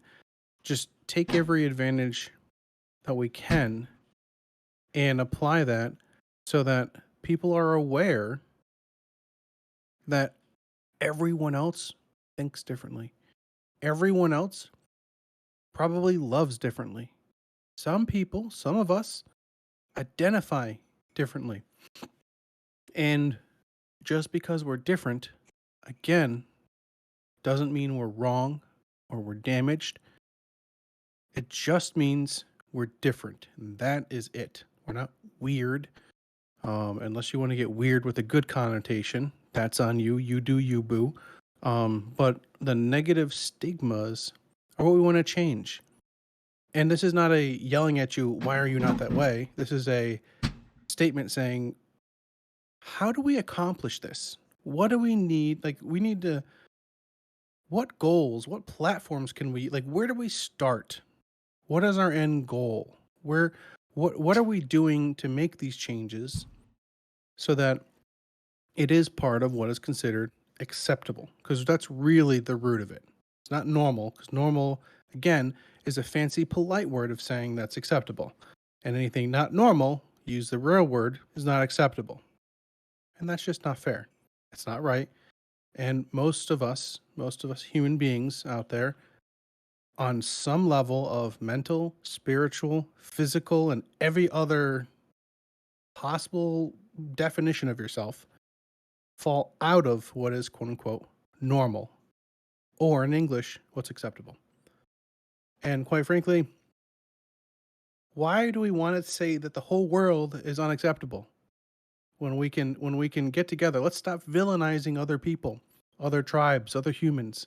We can get together and we can celebrate our differences together, learn about what's different. Part of the novelty that I like that Alice has is she's always exploring what's different. So talking about psychology, okay, basically saying this is what all the definitions are. It's like learning grammar. This is how you construct a sentence. But all those differences, that's when your poems come out. That's when someone starts writing a story, something different, exciting, and new is coming out. Those are the forget the you said what type of psychology it was. Abnormal. What's that? Abnormal psychology. That's where the meat and potatoes of the stories are. That's where the meat and potatoes of the differences. It's because they're different is what's attracting Alice. And that's awesome in my opinion. That's what I strive to do every day. And it's a decision I have to do. It doesn't come naturally. I don't naturally, I'm naturally curious, but I don't naturally want to walk up to somebody I don't know. I'm not going to ask, hey, can I ask you these really personal questions that I'm curious about? No, I don't want to do that. But I find opportunities to do that where I thought I would never. Like streams like this, Ask Alice Anything Fridays. Like I never knew about it until I found this opportunity, and then you just take advantage of it. You take advantage of the opportunity. You have a platform, use it. You have privilege of any way, shape, or form, use it. And I think it's important. Sofa mentioned that Alice's audience is underprivileged, and they don't, and that's why the underprivileged has more clout with them. But my opinion, hot take on this, could be wrong, it's just my opinion. I don't think our target audience should be the current people living in these conditions. We don't need to change the world with ourselves. We need to change everyone else's viewpoints. We need to help impact other people. We need to help show other people, encourage other people to learn about people who think, love, feel, and identify differently themselves. So if we have an advantage, then we should use that to talk about these topics. These being human, different aspects of being human. We want to share that with people who don't necessarily have those aspects, because those are the audience. That's how we're going to change the world. We need to talk to people who are more than autistic. We need to talk to people who are more than transgender experience. We need to talk to people who are more than on these spectrums, because number one, that's how they learn that they're maybe on some of these spectrums, and more importantly, how they learn to deal with those individuals who are on those spectrums, like me, like Alice, like a lot of you out there in Chatland. We need to target a broader audience than just the people that we talk to in the chat. So that if someone randomly comes in because, hey, listen, I want to look at Cold Waters, this is a cool ass game. Oh wow, I didn't know anything about person with transgender experience. Hey, I had a good interaction. Upbringing wasn't such a good upbringing after all, and that one opinion I gotten from my parents or my pastor or whoever was wrong or not quite right on what it means to be a person with transgender experience. Let me explore that. That's how we're going to change the world. One person, one mind, one interaction at a time. That's my hot take on that. That's actually beautiful, and I'll be honest. The idea behind Ask Alice Anything, a lot of the idea behind my channel in general was exactly what you were talking about, because I've experienced the same thing. I'll realize somebody is different in some way. And what I also quickly realized when I was a kid is they don't like it when you point that out and ask them all about it. They tend to get really offended and angry. And when I was young, sometimes they were violent about it. So I stopped doing that, and I'm laughing about it. But at the same time, people have a lot of questions. People have a lot of questions about transgender people. You did. You probably still do. But a lot of people were like, okay, so wait a minute. How does this work? Are you planning on, lopping the thing off and just walking around with a hole? I mean, how do you have sex? What do you want to ask all these questions? But amazingly enough, transgender people are human beings just like any others. And what's going on in their pants or behind their bedroom doors aren't any of your business. They're just not. I mean, you would not walk up to a cisgendered straight guy and go, so how big is your penis? At least not normally. Some of us who have the ASD spectrum may, but typically you don't do that. You know what I'm saying? And you would probably get, punched in the mouth. Now, and I'm talking about complete strangers here. To be honest, what I'm saying is like, what we say, especially when we're drinking or we're cutting up with our friends, or what I mean, that's a completely different story. But what I'm talking about is when a person who's curious about what's going on walks up to a transgender person, finds out they're transgender, and is like, I have questions. Well, it's none of your business.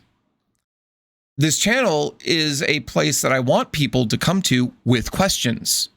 I may not know all of the answers, but I will absolutely answer the best way that I can, as long as, again, you follow the 3 rules. And that's why I've kept my rules so loose. A lot of people, have put it, and I don't judge them for it. A lot of people, it's like, there's no politics, there's no religion talk, there's no this, I don't want to ban any topic, but you must follow the 3 rules. And if you can't, then you don't get to talk about that thing. And if you keep violating it, then you don't get to talk at all. You won't be here. But I want people who are without privilege, or whatever we want to call it, neurodiverse, LGBTQ, IA plus, people with Tourette's, people with whatever. I want them to come here because I want them to know that it's a safe space. But equally as important to me are people that are neurotypical, that are cisgendered, that are straight, that have no problems whatsoever along those lines that they need to deal with. I want them to come too. I want them to ask questions. I want them to realize that they can come and talk to us, because there is no us. unless you're talking about all of us. And yeah, I mean, it dismays me to look up to see, hey, there's eight people watching right now. I want that to be 50. I want it to be 100 people. Part of it is because of ego, and I really want to be a successful, channel, and I want to be a Twitch partner, and I want all of these things that go along with it. But a big part of it is I want to know that I'm talking to more than Berg and Smiler and you and Tiffy and people who get me already and get this already. I want you to be here, and I don't want you to ever go away because I love you guys. But I also want as many other people to come in as possible, because frankly, this is the most talking I've done on stream probably in a month. Simply because I energize off of this. We've talked about that before.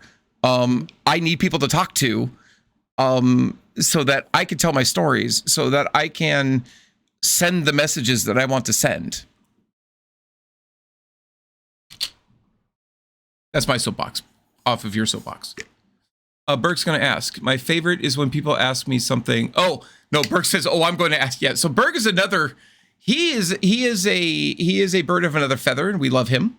I don't think we found all of the labels that we want to put on Berg yet, but he's got a couple, and that's totally fine. But Berg, I will say, is a very special individual. I mean this in a loving way, you know that, Berg. But there's a lot of people that say, I don't care what you are.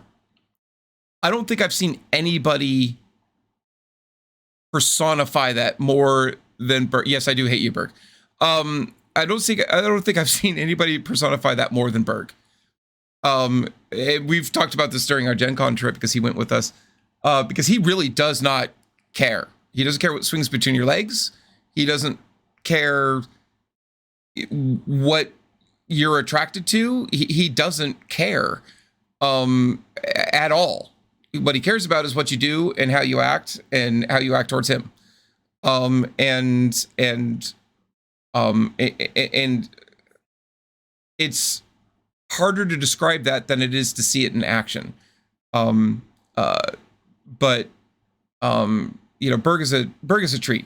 I absolutely adore Berg in many ways.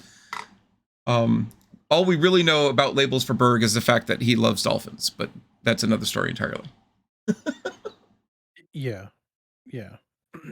Has oh, Berg, I don't want to put you on the spot, but I'm going to do it anyways. Has Berg shared with you the Book of Berg? No, not yet. No. No, I know that it happened, but I did not get to. Oh, Berg wants the limelight now. Jesus. No, he has. Oh shit. Meant to send it to Sofa. Oh, okay. Yeah, Berg, I never asked, but if you're willing to share it, I would absolutely love to see it. Okay. What the fuck, Berg? Working on the Book of Berg. Currently, we did a giveaway on my birthday because we had a Hobbit birthday. Awesome. And Proxy Posse got the next book, so I'm working on it.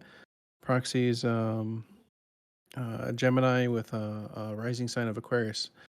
Tiffy's a Gemini, so I'm excited to work on Gemini as the main sun sign. But I've also never had anyone who's a rising sign Aquarius. So the important parts of those two things is number one, your sun sign, the sun that everyone probably knows, that's like your underlying theme. That's like the base you. And then there are different aspects, houses, and things like that further define and sometimes refine you. For example, maybe it says that you're a penny pincher and you're very frugal. But in the aspect when it comes in relationships and love, you're very forthgiving and you spend a lot of money, right? If your sign says you're frugal, but then there's a more specific sign about your love life or your romantic life, that'll overwrite your main line, your main thing. Sure. And in your ascendant, the basically when you're born, if you look directly into the sky, like a line directly from the center of the earth going through where you were born, going straight into the sky, whatever constellation is above you. That's your ascendancy sign. And your ascendancy sign is important because all the other ones are based off of it. But it's how you first appear or how you come off when you are first introduced to somebody. It's like the mask that you wear.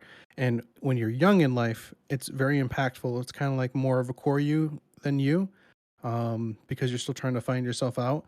And then as you grow older, your mask tends to fade away and is only there when you first meet people. For example, my mask is a Leo, or my ascendant is a Leo. Leo are known for their showmanships, but I'm a Virgo. Virgo's not known for showmanship. Virgo's not known for going out of the ordinary. So like, I may come off as a very charismatic individual, but if you got to know the real me, you know that I'm a very private, quiet individual. But Leo the lion is loud and proud. So Love it. I love that. when you meet me, I'm loud and proud, and I'm like the life of the party. And you go home with me, and you realize that, man, I really need to fucking recharge because that was a lot. Mm-hmm. Mm-hmm. There's so many more different aspects of your natal chart or the sky chart above you when you were born. It tells you a whole lot of fun and interesting information.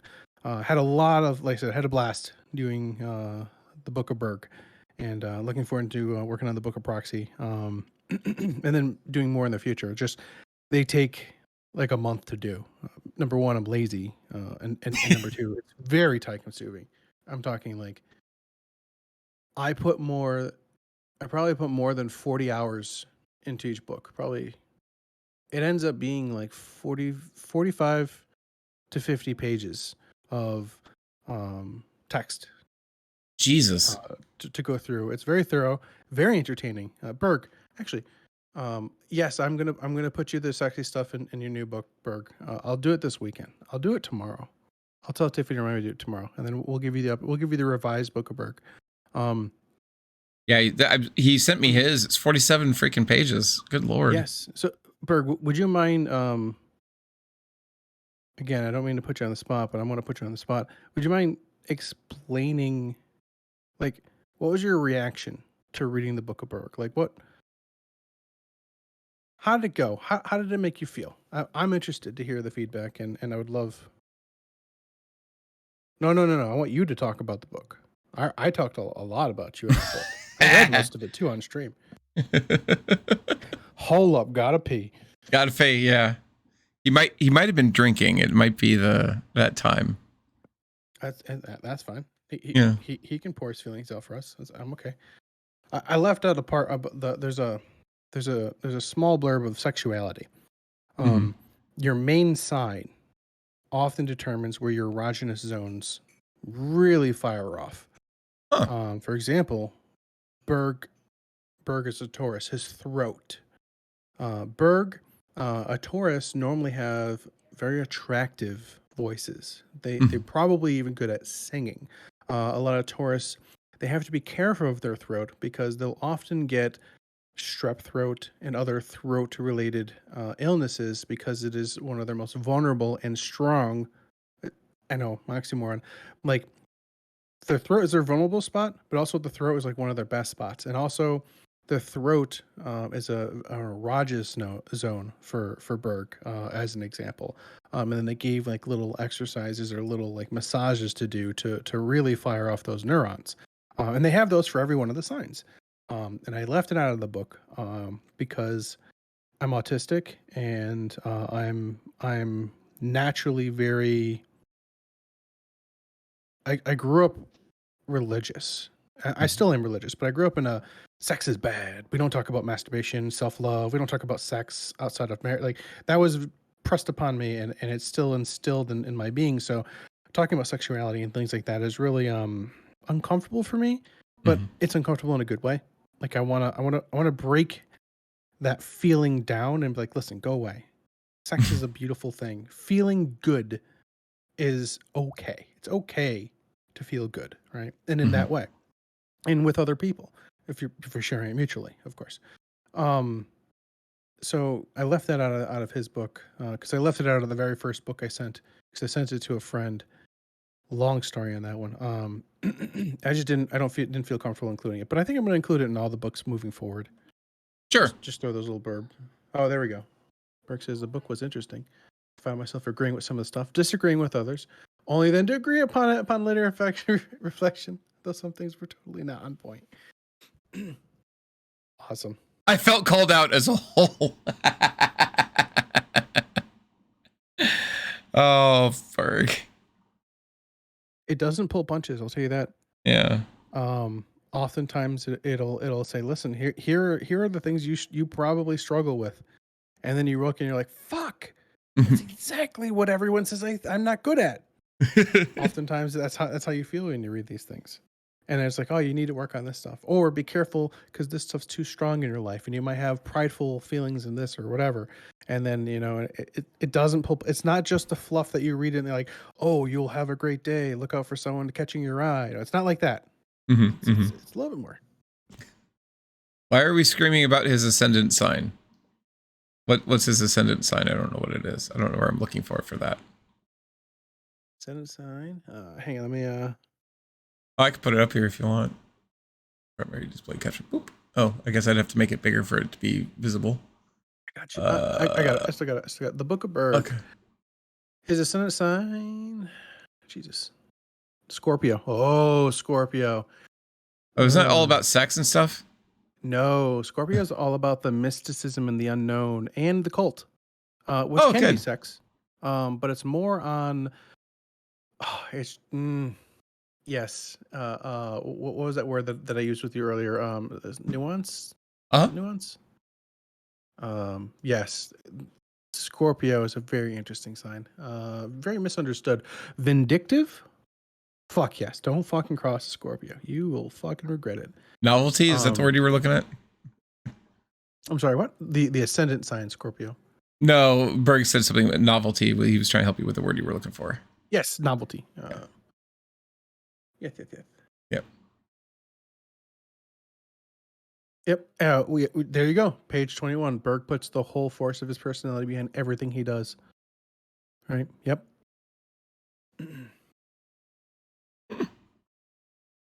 Yep, that's awesome. They're really fascinating, interesting reads. I would love to be able to make a living creating these. The only problem is I could probably only do like one a week. Yeah, because it takes so long to research. Yeah, well, Carbon and I have been talking about trying to make it, programming it, so that if I gave him all the entries and stuff, because there's only so many combinations, and if I were to make it he, she, they, then we could have 3 different versions. We could fill it out, and it could basically auto compile. I would just need to do all of them in the 3 different formats once, and then I could use it to generate, which is what a lot of websites do. And they do charge for it much cheaper than I would have to, because that's a lot of work. But currently I'm not charging. I'm just doing them because I love people, and I really care about and find it fascinating the time. They don't realize it. Berg didn't realize it, but I got to spend a lot of time with Berg doing this. Number one, he was in my mind when I was working on it. And number two, there's a lot of things in there that help me as a person who's autistic learn about Berg that I would never think, have the courage, or whatever to ask, to talk about. And a lot of them are accurate. Not all of them are, but a lot of them are accurate. And it gave me a good overall picture and a good starting point of the essence of Berg. Sure. It's interesting, things like this. So off the bat, and I don't think this is going to shock anybody at all. I am not a person that follows astrology. That being said, so I don't know if you changing tack from astrology. I don't know if you've heard of the I Ching, but it's known as the Book of Changes, and has its roots in Chinese philosophy and religion and mysticism. But basically, it is sort of like the tarot, and the idea is that you concentrate on a non-yes or no question, and then you cast these trigrams, and there's different ways to do that. And trigrams are just symbols. of basically they're symbols of broken or solid lines. And what I found interesting about doing it, because I used to do it kind of religiously for a while, and I don't know that I ever believed in it, because it's very difficult for me to believe. Faith is not a thing I do very well. Let's put it that way. And we don't have to delve into that, but very scientific minded. What I did find a lot of use out of it, though, because reading that and the tarot for that matter, I used to be able to read tarot as well. A lot of people believe these things to be a matter of, okay, I'm having a problem, I'm going to read the tarot. The tarot is going to tell me step by step what I need to do to fix it. Or the I Ching for that matter. And that's not how these things work. What they're supposed to do, and this is different from astrology, I get that, but mysticism in general, I guess. But what they're supposed to do instead, and the value I think that they bring, whether you are scientific minded or not, is they give you a perspective to look at something that you may not be looking at them already. If that makes sense. Jam. That's my fucking jam. And they really help with that. And I don't. So what was really cute was one of the I Ching books that I owned at one point in time, way in the past. I don't own any of mine anymore, but one of them was, it tried to bring a scientific mind to what was going on. And so traditionally, there's a grass called yarrow in China. And you have these yarrow stalks, and you, or yarrow, I don't know how to pronounce it because I have never literally talked to anybody who has seen it before. But anyway, you cast the yarrow and that tells you how to form the trigrams. Well, amazingly enough, in America, yarrow is not like, on the corner store. You just don't freaking get yarrow stalks. So what you do instead is you get 3 pennies, and use those to cast your trigrams. We don't have to go into details on how, but what this quasi scientific explanation is that you would take the pennies, and you should ideally pick pennies that are either like newly minted or pennies that for some reason or another have some sort of significance to you. Hey, this is my lucky penny. This is the penny that my wife gave to me on my first transaction when I opened my store. Whatever. And you take the 3 pennies, you put them under your pillow, and you sleep with them for a month. And then when you wake up, you put them in your pocket, you carry with me all day long. So they just kind of, basically the idea is that they would absorb your energy, not your aura, because that's not scientific. Your energy. So basically your position in time and space would become in tune with these pennies, or vice versa. And then what you would do is when you were casting the trigrams, you concentrated heavily on the trigrams while you were holding, or on the question, I mean, while you were holding the pennies, so that you were again trying to tune your position in space and time and this problem with these pennies, and the pennies would then be able to divine what was going on based on that. Not that it's a mysticism thing, but it was a tuning type thing, like a resonance, which is a lot of words to say it's mysticism. But I really appreciated that, and that's what gave me the value out of it in the first place. First, it was just done as a novelty. I've never heard of it before. And it's based loosely on Taoism, which is a philosophy that I absolutely love and adore.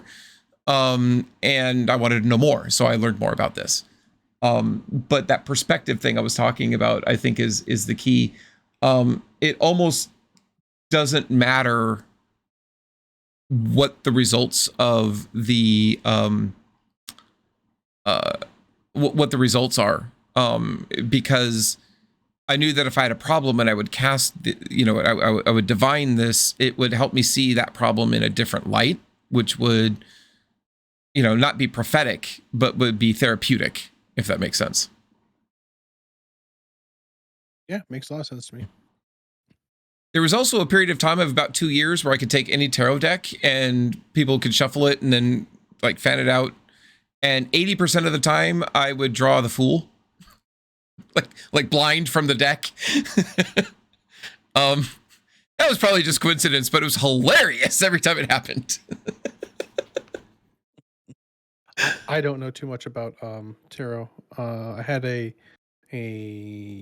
Viking tarot read to me by Rose about a few weeks ago. Oh, that's that was cool. interesting. That was a lot of fun. Yeah. I think it was Viking. I find these things really fascinating. I really do. Norse. But yeah, I also found that there was a warning, and you'll find this with tarot as well, that it's kind of like the magic 8 ball. Don't be a jackwagon and keep like doing it over and over again, because then it's just going to start making fun of you. And that seemed to hold true the 1 or 2 times that I actually did that. I cast the thing, I asked the question, and like a couple hours later I'd ask it again. Eventually I just started getting like completely ridiculous things that just didn't apply. Again, a lot of that's probably psychological, but I found that equally fascinating, if that makes sense. Oh, again, novelty. Yes, that makes a lot of sense. Yep. Sounds like a more complicated way of flipping a coin, which I actually use to make decisions often. I don't always go with what the coin says, but the coin forces the decision to be made. It's interesting. The difference there, Carbon, is flipping a coin is a yes or a no. Whereas these particular ways of doing things actually won't answer a yes or no question. They are not set up to do that. So if you have a yes or no question, you have to figure out a way to phrase it where it is not a yes or no question, and then do that.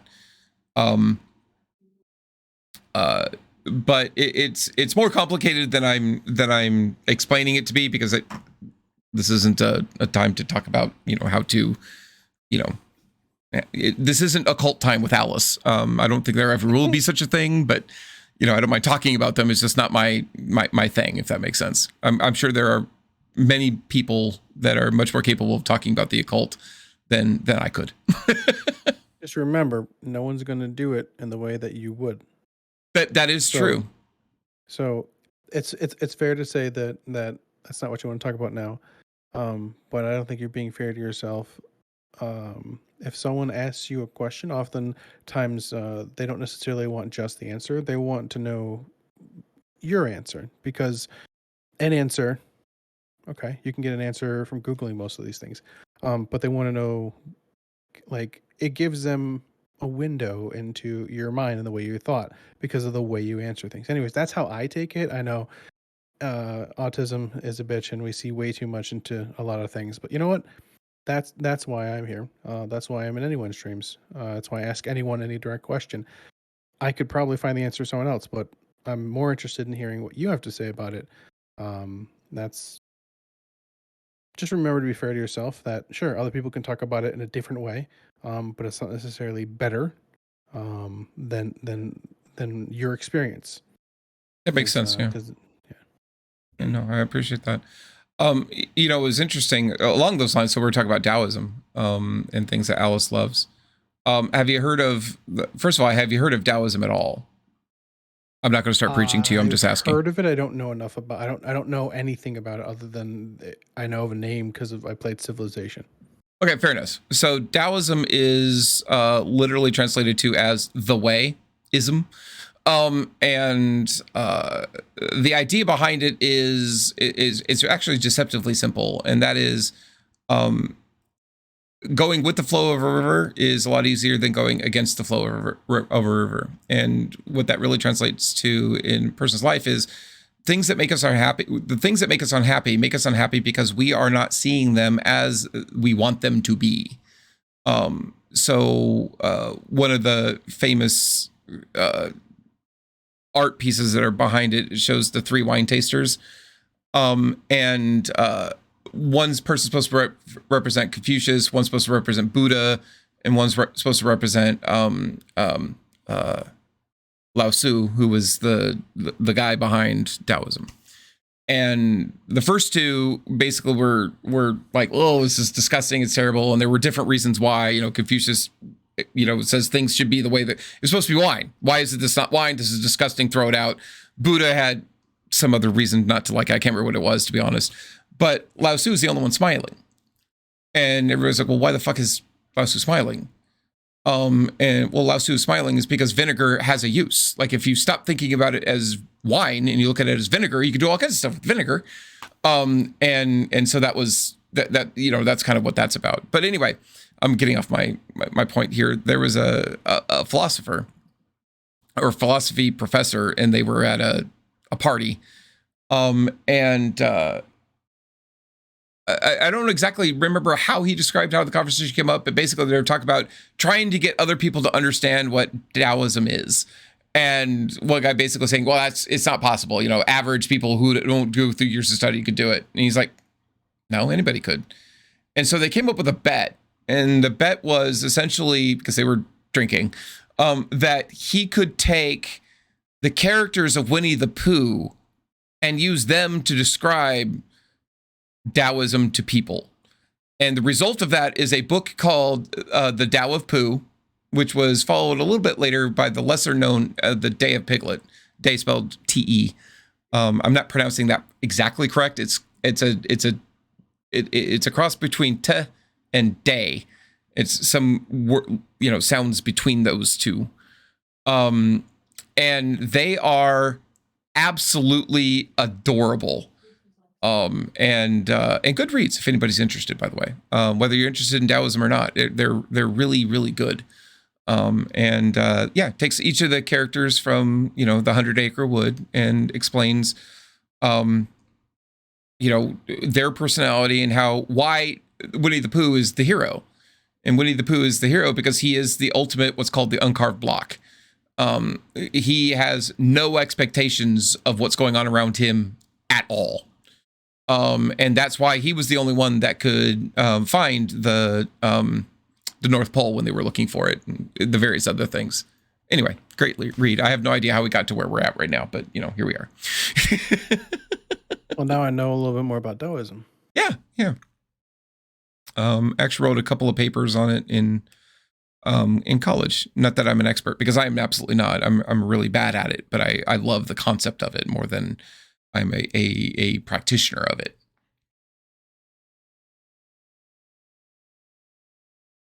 No expectation sounds like enlightenment to me. It is absolutely, Smiler. That's actually the whole point, is when you go into something with no expectations, then one, you're not disappointed because you had no expectations. And two, it affords you a unique way of looking at life or situations that you would not have otherwise. And there's very practical examples of that Matthew and I have talked about in these talks. If you go into a situation expecting to see something, you're most likely going to see that. You're also most likely going to miss all of the things that contradict that thing, but you will see that thing because that's human nature. Yeah. Or, walking into a room with a full cup, you can't fit any more in there. You can't take any water or tea with you out because your cup's already full. Yeah. That's a good point as well. I was going to say something because you said that, but I have something fun to tell you. So there was a motivational speaker. Oh, what? Sorry. No. Carmen reminded us how we got here. Oh, B.O.B. What was B.O.B.? Book of Burke. Book of Burke. Sorry. Book of Bob. That's fine. Book of Bob, astrology, coin thing, Taoism, Tao of Pooh. I love how you spelled Tao. It's hilarious. T-A-O. But no, I like the way you did it. The way you did it is absolutely perfect. But anyway, so you were talking about filled cups, right? So there was a motivational speaker that was hired to come and motivate these young alpha these people were destined to be CEOs. They were power players in business, and they anyway, you can imagine the type of people that we're talking about here, I hope.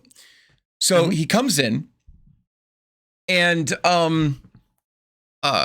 he comes in and he goes, okay, so he brings in this giant mason jar, and then he brings in like this large, I don't know, basket full of rocks of various sizes for some reason. And he starts talking, and then he gets to the point of the mason jar. And the first thing he does, he takes these big rocks and he puts them in the thing until it's full all the way up the top with rocks. And he goes, I have a question for you. And they're like, what? And he goes, is this full? And they go, well, yeah, you can't fit anything more in it. So he's like, mm-hmm. So then he takes out a glass or a bag of gravel and pours it in there until it's filled up to the top. And he goes, now is it full? And they're, of course, suspicious at the point where like, no. And he's like, correct. So then he gets a bag of like soil or dirt or sand. I think it was sand. And pours it in there until it's totally full. Mm-hmm. And then he's like, is it full? And of course, now everybody's in on it like, no, it's not full. And he's like, that's right. And he gets a glass of water and he pours it in there until it's now all the way up to the top. And he goes, what was the point of that? And they all had all kinds of answers, like, even if you think you've given everything that you could still do more, was the common answer. There was one of hey, there may be, thinking outside the box, all of these different things. And he goes, no, none of you are right. He said, the point of this exercise was to tell you that if you don't deal with the big things first, they'll never fit into your jar. You have to put the big things in first. Mm-hmm. Then you can get the smaller things. So remember what's big in your life and deal with that primarily, which I think was a wonderful way to describe or to display that particular message. Yeah. I remember hearing about it, and then he specified saying if you'd put those in any other order, it wouldn't work. Yep, exactly. Yeah, yep. He's like, and that's why we start with the big things first. So Matthew, you have been a wonderful, supportive, gracious guest. At any point in time, did you want to reverse these roles, and I would come onto your stream and talk? If you'd like, sure. Yeah. I'm not. We'd have to schedule it out, but absolutely would love that. Which is funny because normally we'd ask you these questions on our channel as we've done it before. But I don't know. Well, it's important to me to know that this is a two-way thing. I also am respectful of things that you've messaged me before about, being, you may not be comfortable with that scenario. And I am totally okay with it, but I want you to know that if you were wanting to do it, I am, it doesn't have to be one way. It doesn't have to be you coming to me and asking me questions, I guess is what I'm trying to say. Right. So another common theme in my life is I grow very fast. Sometimes too fast. But he's a growing boy. Exactly. Since we spoke last, chatted last, I feel a lot more confident, especially in your channel, talking with you. The familiarity has really helped take the edge off, take the worry. I've proven to myself that I'm not going to fumble up and mess myself up by talking. So I think those fears of that I had before, not fears, maybe concerns, I don't necessarily have them anymore. I feel like a completely different person, and that's literally a few months ago when I wrote some of those messages and I had some of those concerns and feelings, and let me tell you and Chad, challenging yourself to try to learn something about someone who loves, feels, identifies, and or thinks differently than you. There are opportunities every single day. Really helps you get more perspective. Mm-hmm. And more perspective, and I think is where we get better wisdom. Not necessarily more wisdom, but maybe better. The more angles you can look at a problem, the more solutions you might be able to come up with, or start with, and then chain down and come up with a much more creative one later down the road.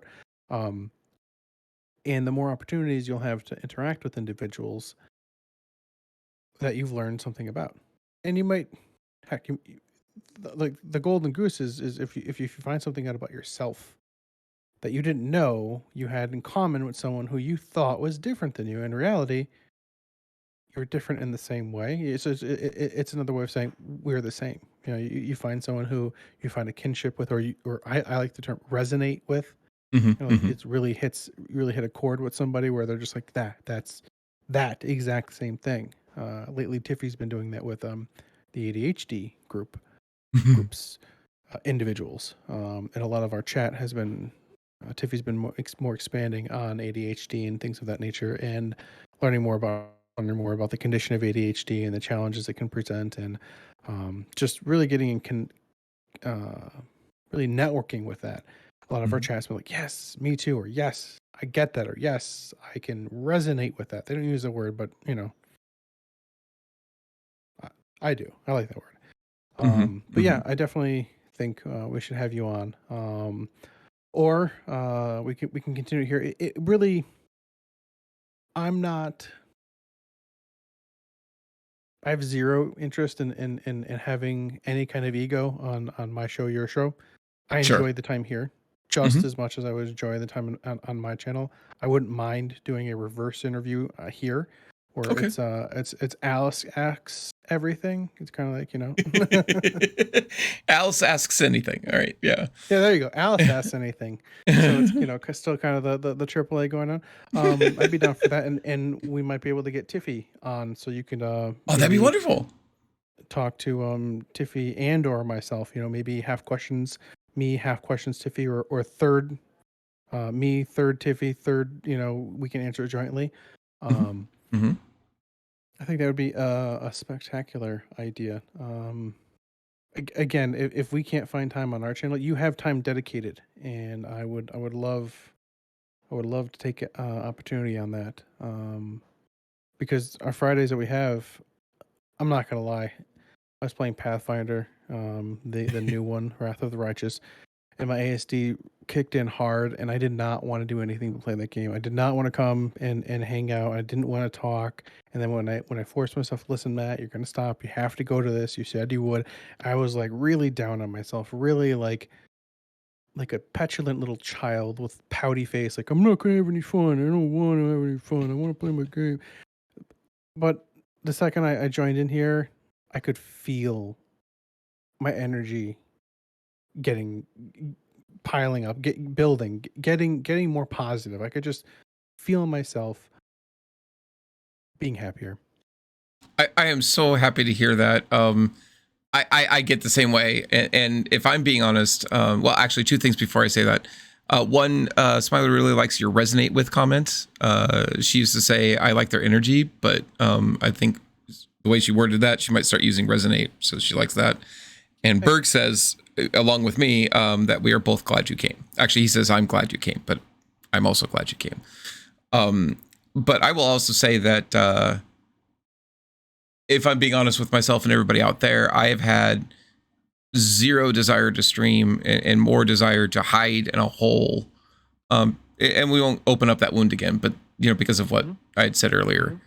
And I really needed that. I knew I needed this, and I knew based on us what we both have said before of, man, I'm really tired. I could just like call this off. I don't know. I have something off afterwards. Man, I'm having a great time. Afterwards, I'm just like all pumped up and having a great time. So I am not ashamed to say that I took advantage. I needed this, and thank you. Well, thank you for asking. Honestly, I've been dragging my feet for a while. Actually, I think we already. Honestly, I think we asked these questions the last 3 twice. I think we did it last time and this time. But you know what? I enjoyed this time probably more than last time, and I enjoyed last time a lot. And I needed it. I didn't realize how much I needed sitting down and talking with you. I didn't realize how much I needed Alice time, but I did.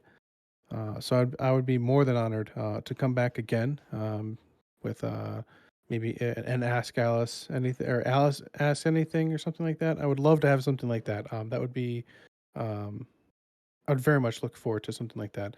And probably having it on your channel, because having it on our channel, we're still trying to find our legs. We're still trying to find out where we want to be. Tiffy and I we have an opportunity, and this is probably the only opportunity we're going to have in our life. We have about talking about too much information probably, but we have about like 6 months that we could realistically comfortably afford to try to give streaming a go, to be full-time, to be able to support us, as well as on top of develop skills so that we can do in like side gigs, looking into 3D modeling and things like that. And just there's a lot of content creation that we would love to get into, because again, I don't want to speak for Tiffy, but I kind of do, because it's our channel and she's, part of the group. We really believe that we have a chance to make a difference in the world. We really believe that there is a niche. People need positive affirmations. People need kindness. It's sad that we live in a world like that. And I don't want to just say it's sad. I want to do something about it. So we're going to make a go of it. But we're having I don't know, not difficulties, but like we're having the same streamer stuff that you ran into, where you don't know what to stream, you don't know when to stream, like you don't know what you're doing is actually helping or hurting. Does game hopping hurt things, or does game hopping bring in more people? And are you adding to your core audience, or do you just need to go cast a wide net? Like what works? And we can't necessarily pick and choose what we like. We have to pick what we want to, or we need to make it work, if we want to do this in 6 months. Because after that, then one of us has to return to work. And that would probably break up the show, to be perfectly honest. We might be able to do it occasionally, but it definitely, realistically, I couldn't mentally handle doing all that with my neurodiversity and everything. I get you. It would just break me. I wouldn't be able to do it at the level of content creation, and it would kind of be. I'm sure you already know exactly what I'm talking about. Going back to work and then trying to do content creation, it's like you don't feel like you're at your 100% best. You feel like, I don't know.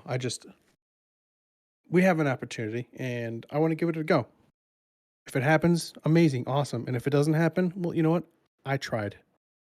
Right. That's an important attitude to have. I tried it for 6 months, and it did not.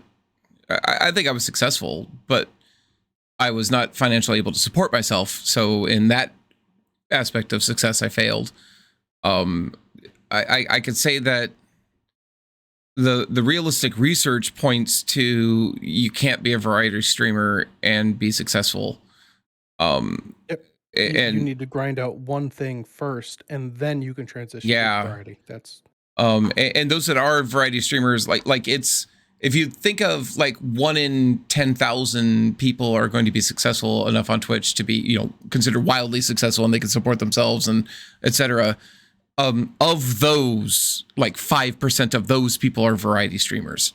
You know what I mean? Or content creators, depending on what platform you're on. Which is like that's there's playing the odds, and then there's, okay, I'm just, you know what I mean? Yeah. And this is actually something I'm struggling with. I've been going for 2 years, and I'm no bigger than you guys are. I'm really not. My community is huge. I've got a ton of followers, but if you're looking at who is watching, how many people are watching me at any given day, I'm as big or a little smaller than you at times. And I don't know if there's advice in there or not. But it is something that I'm looking at, and constantly trying to figure out. And that's why I wanted to talk about this. Somebody who's in my shoes. Yeah, yeah. Somebody who's got the skin in the game the exact same way, or has already had been this in the, basically you've been in the spot that I've been exactly. So Tiffy and I are taking a hard look at Hearthstone. We've seen unbelievable success with other streamers who are as talented, maybe a little less talented than I am at the game. I'm not very good. I'm not amazing. I'm good. Right? I'm not top 100 leaderboard, but I'm good. And if I put more time into it, I could not easily, but I could earn top 100, talking about referencing back to the privilege thing, like I could earn it due to my skill set and the way that my brain works. But our core audience, the ones that actually hit the subscribe button, the ones that actually hit the tip button, they weren't really fascinated. They didn't really like Hearthstone and the content there. So Tiffy and I are just, we're in that spot where we're wondering, is there another game out there? So like, honestly, if you're looking at metrics, the two best games right now to stream, if you're looking at streaming, chess and Hearthstone. Did not know that. Yep. If you're good at chess, stream chess. You'll go big. Oh, I'm horrible at chess. Oh, okay. I'm not horrible at chess. I am really good at chess if you're an amateur. Because I know just enough. But if, like, I will beat the pants off of you if you're an amateur. But if you know, if you are ranked at all, you will destroy me in chess. And you know what my biggest problem with chess is? What's that? As I was playing, this is going to sound so conceited. I'm not trying to be. It's okay. But for me, once I started getting into chess, there was a point where I was actually getting to a point where I could be rated. And I could be rated, not top 10 by any means, but I could be rated master, not grandmaster. So I was pretty fucking good at one point. What frustrated me about chess was there's nothing new with chess. That's why computers can beat humans at chess. It's all, for every new thing that you want to do, or for every position that's been played, there is an answer, and that answer has already been discovered and has already been done. So once you get to a certain point in the game's over. It's a finite complexity. Yeah. High bar, but finite. Yeah. And I was good enough to recognize that I was never going to be good enough to know all of them. I would just be frustrated by the fact that I knew they existed, and I was either going to be completely bored because I was just tremendously better than other people, or I was going to be completely devastated because I was so much worse than everybody around me, depending on where I was floating. And I just said, I'm good. But I will tell you this. This is the only advice I can give, and that's because I'm in the same situation you're in right now, and I'm still trying to find that answer. But here's what's tumbling around in my head with no answer yet, if that makes sense. Yep. And that is, I'm not good enough at any game to feel that if I streamed that game, that I would bring something that nobody else brings. How are you going to be successful on any platform? You need to bring something that is entertaining and that somebody else isn't doing. And I don't mean you're playing a game that nobody else plays. What I mean is, if you play World of Warships, you've got to bring something to World of Warships, because we already have the best players of World of Warships out there. We already have the funniest players in World of Warships out there. We already have the people that do all of the testing of World of Warships out there. You get what I'm saying? It's like, I need to bring something new. What brings people to my channel and gets them to stay, I believe, and guys, you're here, so if you feel that I'm wrong, please let me know. But it isn't the games that I play and how good I am at it. Some people may. Some people like the knowledge I have in Cold Waters. But, you know, Subbrief, the guy I was telling you about, he's an ex-ownerman in the U.S. Navy. I can't touch his knowledge. I'm really knowledgeable, but I'm not that knowledgeable. Somebody asked him what one of the bumps was on the skin of the submarine he was playing, and I went, I don't know what the hell that is. I thought it was just a bump on the model. He's like, no, that's the window for the sonar, for the high frequency sonar that detects things like debris in your way or mines or something like that. Oh, that's what that bump is. I would never know that. I'm not even sure which bump he was talking about, so I still can't tell you which one it was. So it's not It's not that I'm really good at games. We know I'm not. It's not that I'm very knowledgeable about a game or even a couple of games, because I'm not. And I'm funny sometimes. I'm self-confident enough to say that I'm funny sometimes, and sometimes I'm just bloody annoying. I get it. But what brings people to my channel is, one, I hope the message. And I don't know how much the message gets out, but that's one thing that's important to me. But two is personality and community. That's why people are here. So what's going around in my head is, if that's what it is, then I need to play games that emphasize that. So it isn't the fact that I can't be a variety streamer. Again, I'm actually spitballing this as I'm telling you, but this is just what's been tumbling around in my head without vocalizing it. So I'm still working it out. But if I'm going to be a variety streamer, which is already a huge mark against me, I have to play games that I can either pause, which is annoying, or I have to play games that allow me to focus a lot of attention on chat at times. Because I can't be one of those streamers that, one of the things that's frustrating about Subbrief, and that I have vowed to avoid as much as I can, is he misses probably about 70% of his chat. Like, if you ask him a question, like I've asked him a question 6 times in his chat and then just stopped because I didn't want to spam. And he's never seen it. And that's why this is nothing against him. He's a Twitch partner and he has hundreds of people watching him every day. So I am not criticizing this individual at all. I'm just saying that's not how I want to run things. Especially if me interacting with the audience is what's going to get people to watch me, then I can't afford to do that. Right. So that's not advice, but that's what's tumbling around in my head, those types of things. Hearthstone works for that because it allows you to, within reason, pay attention to chat. And that's actually why you have such an advantage over me streaming, is because you have Tiffy, or vice versa. Tiffy has you. I was like, honestly, just clone yourself and have Alice too. Just look at chat and then talk about chat. And then you just switch. One person games, the other person wrangles chat. That is the only way that I believe that I, as myself with ASD and Tourette syndrome and dyslexia, could possibly stream. I need Tiffy. There's no way I could do it without her. And Tiffy feels the same way. There are things I bring to the table that she feels there's no way she could do it without me. And I acknowledge there's a huge advantage. And I am privileged to have a partner so supportive. But I plan on fucking using that privilege. Hell yeah, I'm gonna abuse the shit out of it if I have to. Yep. Because it allows us to do a lot of different things. So, I guess. So if you stream one game, you're gonna get a lot of people with that one genre, right? You can build that way. But for Tiffy, she cannot stream one game. ADHD will not let her. Yep. If she streams one game, she gets really fucking bored. And like, we did this for like 2-3 weeks, Hearthstone. Tiffy was not happy. She didn't. She was just not her bubbly self. So we had to do something else.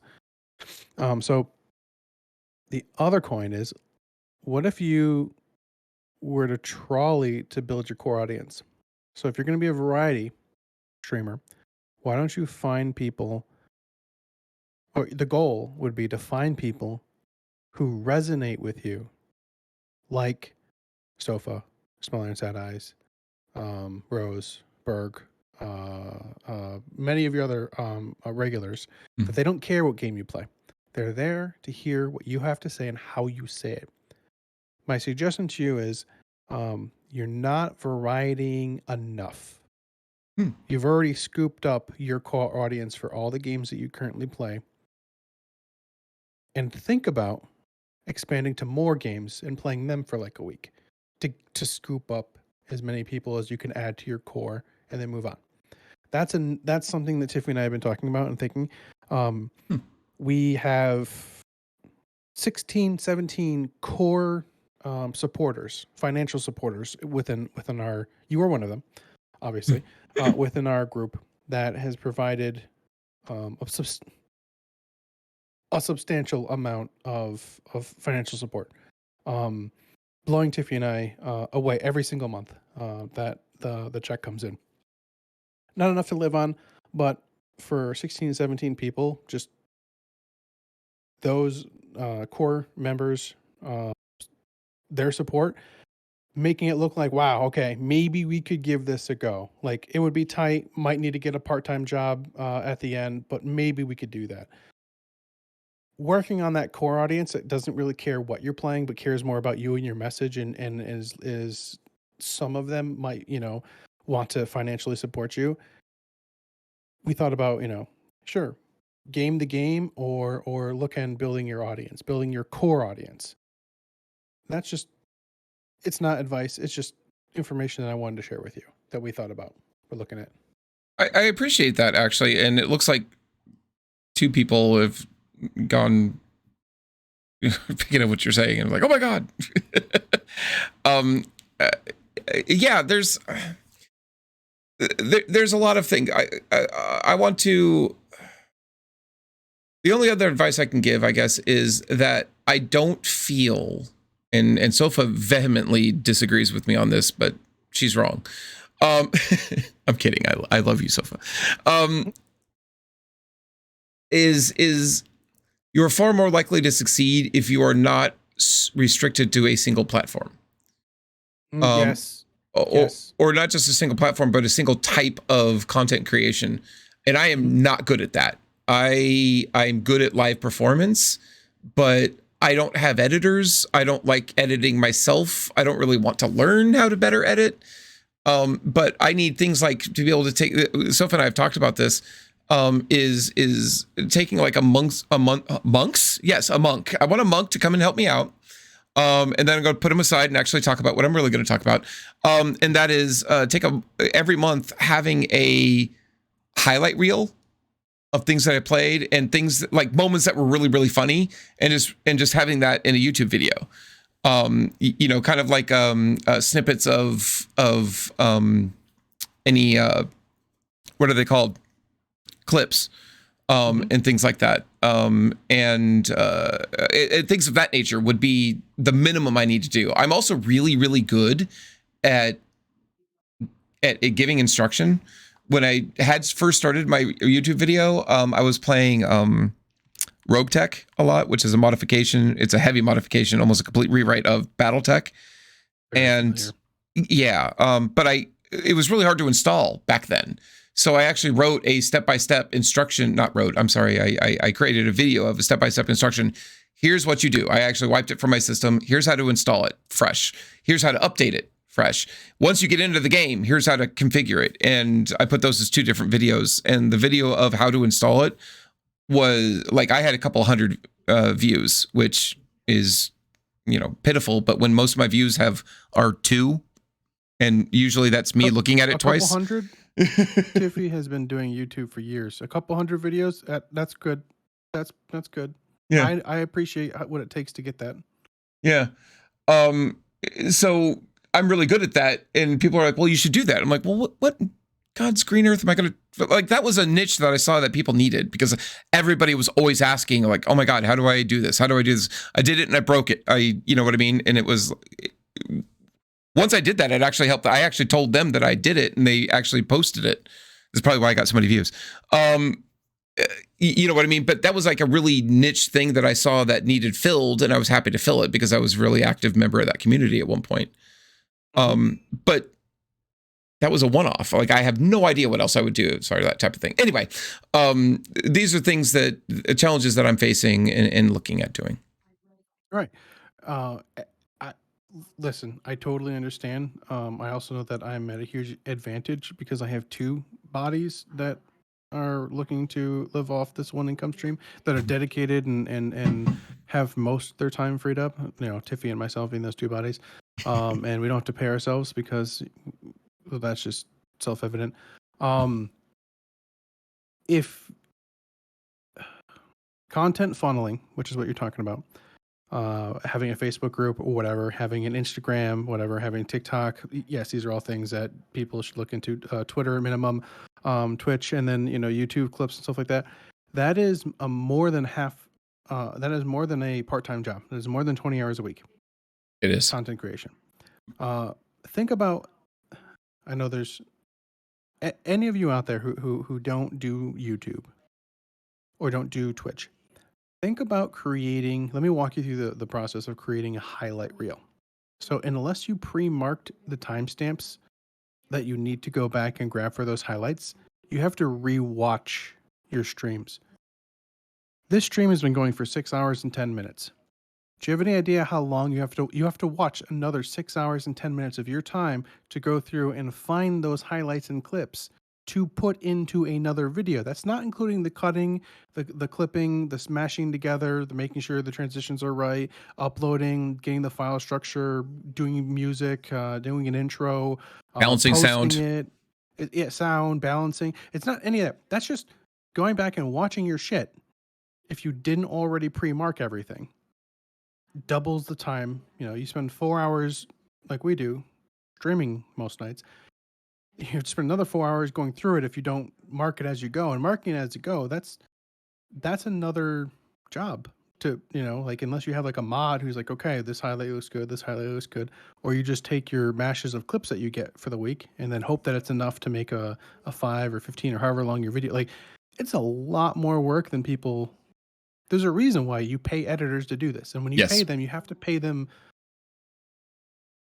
People don't do it out of their kindness of their heart. Yeah. They want to live. So it's pretty expensive to get this stuff done when they have to put in 20, 30 hours a week on your videos. So not having a job, quote unquote, people who are doing content creation, they're working their fucking asses off. And that's for content. Content planning is even more. Thinking about what you're going to stream, work, you know, like some people take it really far, like myself, my personalities. To start YouTube, we would have to come up with 100 different video ideas. So that way we could narrow them down and get 30 good ones. Well, then if we post one a week, then I have at least 30 weeks worth of content already set up, predetermined what I need to do, and then I just need to do the work for the week. But that type of stuff, that's hours of planning and thinking and brainstorming. And then if you're exhausted when you go home from work, or if you're exhausted after doing a stream, like when do you find the time to do this stuff? Goes back to the, you know, put the big things in the jar first. So like, well, what are the big things? Like, yeah.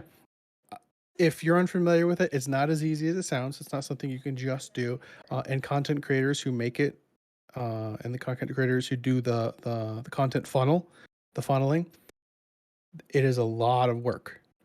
So whenever there's a Patreon or something, or whenever there's a, you know, the Twitch button,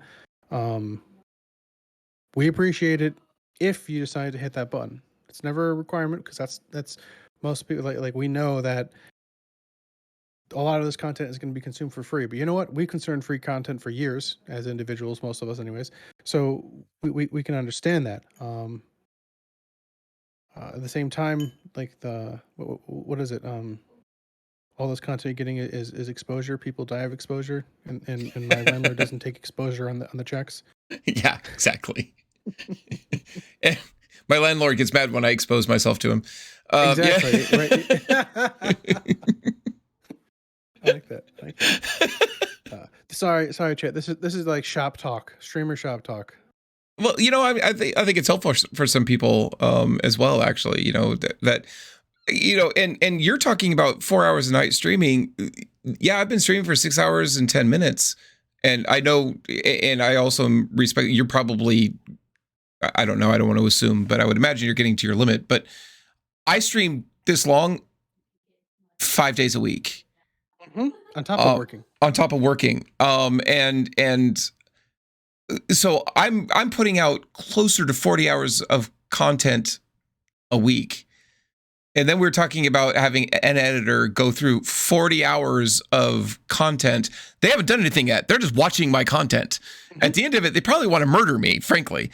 And I can't pay an editor to do that, because now you're talking not a part-time job. Now you're talking a full-time job. I can't afford to pay somebody $20 an hour, which is not enough, by the way, for an editor. I'm just saying, you know, minimum wage. I can't pay minimum wage, you know, to do that. I can't. It's one of those situations where I need money to do this so I can pay the money so I can become successful, hopefully. Step one. To make the money. Quit my job so I can do this full time. Wait, step 0 is get a second job to pay for the person to help you do the first one. Exactly. Wait a minute. Now I don't have a job. What do you mean second job? What happened? Oh, I have no time again. Damn it. Yeah. I mean, like, Sofa brings up a good point. She's here all the time, but she's not going to watch all of this again. I'm not going to watch all of this again. I can't stand watching me on stream. I abhor watching my streams. I look at everything. I'm like, oh my God, I touched my nose again. How many times am I going to touch my nose? Why don't I just like dig a hole in my nose and like just show that on stream instead? Or touch my face. That was the first thing Mrs. Wonderland saw when she saw me streaming was I always found a reason to touch my face. I was always like wiping my mouth. I was, I had an itch. I was scratching my head. I was always touching my face. I'm like,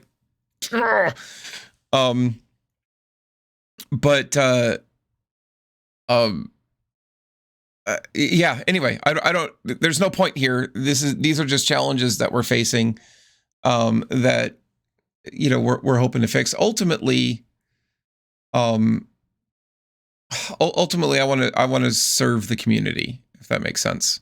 I want to build the community. I want to serve the community, and I got to figure out how to grow the community and do that. Mm-hmm. Yeah. So one of the things that I don't want to do, but I'm willing to do. I don't want to have to get a diagnosis and to have to go on disability for autism. Mm-hmm. Well, one, pride's a bitch. Two, I find it easier to talk about how neurodiversity is my superpower when I'm not claiming the checks for it to be a hindrance. I don't look down on anyone who does it. Listen, it's your life. If you need the help, get help. Mm-hmm. First of all, get help. And I will get help if it comes down to that. I prefer not to be on disability due to this, but that's a preference. I like to think that I'm very much committed. I'm wiser to know than to give absolutes. I try not to do that anymore, because sometimes those come back and bite you in the ass. But Tiffany and I really, really want to help people who live, love, think, identify differently, and feel differently, and make the world a place that's better designed for them. Make it so that, again, normal is, what was the word I was using? The C word? The C word. Correct. There was a synonymous. Okay, I can't talk now. There's a word that I substituted for normal. Correct. Sorry. That making it being, feeling, loving, identifying, thinking differently is included in what's correct. Mm-hmm. Because right now it's not, and that's not fair. It's not right. And I think through very cordial conversations, we can change a lot of hearts and minds. And that is going to trickle up effect, because trickle down doesn't ever work. We saw that with trickle down economics. Triple up effect, where we're going to have more people who understand there are people out there who are different than them. Matter of fact, I hope to go as far as understand everyone will be different than them. That nobody is quote unquote the old normal, and we're going to get rid of that word normal, and we're going to just start what's acceptable, because there are things that are not acceptable. Sociopathic, murdering, rape, not acceptable. There's no, never will be. But thinking, loving, feeling, and identifying differently, those are all within the realm of acceptability, and not just my opinion. A lot of other opinions, and we're hoping to really make an impact on that. Can we make a living off of it? I think so. Tiffy thinks so too. But how many times we got to fail before we succeed, right? We talked about that earlier. Mm-hmm. And you don't always succeed on the first time, and that's okay, because you're going to learn a lesson that you might need later, right? You're going to learn an important lesson you might need later. Streaming, working on one game, working on many games, we're learning a lot of lessons. We're failing a lot every week, that we don't quote unquote make it on Twitch, and that's okay. We're going to need those lessons. We're going to need those ideas. We're going to need those things that we can take away from this later on. Mm-hmm. So that's how I see it anyway so far. No, I think you make a lot of good points, and we will continue helping you guys out any way we can. Love talking you guys up. You're some of my favorite people on Twitch, and I don't take that lightly. So I definitely wish you guys good luck in that, and let me know if I can help at all. We'll do. Yeah. I mean, you just showing up pretty much every day when you do, that helps. Knowing that I can hang out with Alice, that you are there available on the streaming, that you have your community running, that helps. Good. So not to put an extra burden on you, but I want to keep, turning my computer on. Okay, I'm an IT guy. Let's not talk about that. My computer's always on, never turned off. When I sit down in here, I want to see an Alice stream, because it's a place that I want to go. I want to hang out. I want to watch cool things, like, all the MechWarrior games that I can't find the time to play. Yeah, the expansion just came out. We had a good time with it yesterday. Good stuff. I bought the expansion. I have yet to play it. Pathfinder, why? So I have one last quick question, and then I have to go. Okay. But that is, so Pathfinder. Obviously, you're enjoying it. What can you tell me about it? I've looked at it, haven't bought it yet. Have you played any of the Divinity Original Sins? Or are you familiar with the CRPG gaming genre? Yes, I am familiar with it. I have played a little tiny bit of Divinity, and that's it. I actually never got into it for some reason. It's weird. Were you a fan of the Baldur's Gate games? I never got into them. Okay. I fell out of gaming right about the time that they came out, so I'm aware of them. And I've played approximately 5 minutes of Baldur's Gate. Okay. Yeah. This Pathfinder, you don't need to play the first game, Kingmaker. It's completely different stories. There's one or two references to the previous game, but they're just passing lore references. You don't need to play that. It's one of the best games in the genre to dip your feet into. The Pathfinder system is based on D&D 3.5. Yep, I know Pathfinder. Perfect, because when D&D went to 4, a lot of diehards are like, listen, we like the system. It's not fucking broken. Let's not change it. And they created Pathfinder, and they incorporated a lot of things over there. The game does a very good job of taking most of the things and applying it to the video game. Most of the things in the real book. There's a mod that I use to bring everything else that they didn't include in, including classes and feats and things, and like sorcerer bloodlines and stuff like that. If you enjoy this, I personally like the turn-based, because the real time with pause or whatever it's called. The story is good. I wish there was more voice acting. The reason why I don't feel the game's great to stream, you have to do one of two things. One, you have to read all the dialogue. And then I think it's a good game to stream if you're good with reading all of the dialogue. And there is a lot, and it is pretty well written. Because if you don't, then there's going to be a lot of dead air, a lot of dead space while you're reading. And and honestly, let's admit it, some of our users just use us as a podcast, as a radio. They throw us on in the background. They enjoy our beautiful, luxurious, silky, sexy voices, and they go about their day. And they feel like they're body doubling. While we're working on something, they're doing something. While we're playing a game, they're playing a game. While we're talking about things, maybe they're working on a project or something. Body doubling is a powerful thing. It's something that we've learned in the ADHD community is essential for a lot of individuals with ADHD, and they do it naturally. Interesting. But without going too long-winded on this one, I think it's a great game for the genre. I would wait for it to go on sale. Okay. 10% off. I would pick it up at, minimum 10% off. I bought it full price. I don't regret my purchase. I do regret that I have to wait for the patching, because all the patches come out, and then they change things, and then there's bugs, and like the first sale should give you, I don't know, 60 or 70% of the bugs fixed by then, hopefully.